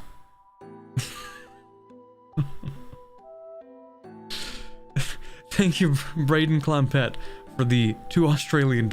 Only just got here, but more yapping. I'm sorry. I have to put a hard cap on the yapping for today. That's gonna have to be... We're gonna have another yap session in about a month when I come back and look at more of the dev diaries. Actually, okay, I know I said I'm gonna stop yapping. One last thing, okay? One last thing in exchange for that, that super chat. I'm looking for, how many dev diaries were there for Vic 3?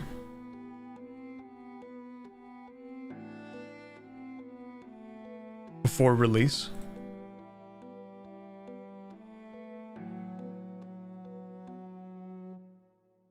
$64, you say?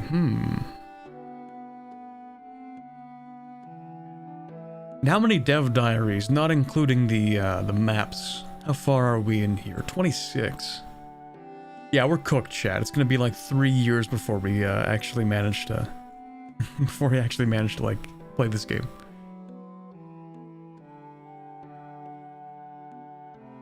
Wait, hold on. Okay, we're gonna do a little bit of math analysis. So, from May of 2021 all the way to November of 2022 were the dev diaries for Vic 3, which is about a year and a half. And when did we start getting Project Caesar dev diaries? Real, actually. Oh yeah, that's my my pop-up. Yeah, one more, yeah, just one more chat. 20-hour stream. Braden, please. Thank you for the $2 US, but I'm not gonna keep going just for the super chats. I just want to finish the one yap, okay? One yap. Just one more chat. One more, bro. I promise. Just one more. So when did we start getting these dev diaries? Like a few months ago? Like February, maybe? Let me check, actually. It's really easy to check. I don't know why I'm asking chat. I could just do this myself. Money's not even real, actually. Is that another... Oh, it's both of them. It's both of them, right? So the first one was released February 28th, which means, chat, in theory, based on a sample size of 1, you know, data scientists everywhere crying. But based on my well-sampled data, it looks like we're gonna get this game in, let's say, July of next year. So we have about another year to wait before this game is released. Let's go. Alright, that being said, now we're done. Now we're actually done. I will not yap anymore. End of the stream, okay? Thanks for stopping by. Watch the video if you haven't. Please. And have a wonderful rest of your weekend. I'll see you sometime next week. I will actually post a stream schedule this week, okay? I know I didn't last week, but I will this week. Okay, and that's a promise. Based on, trust me, bro, okay? See ya.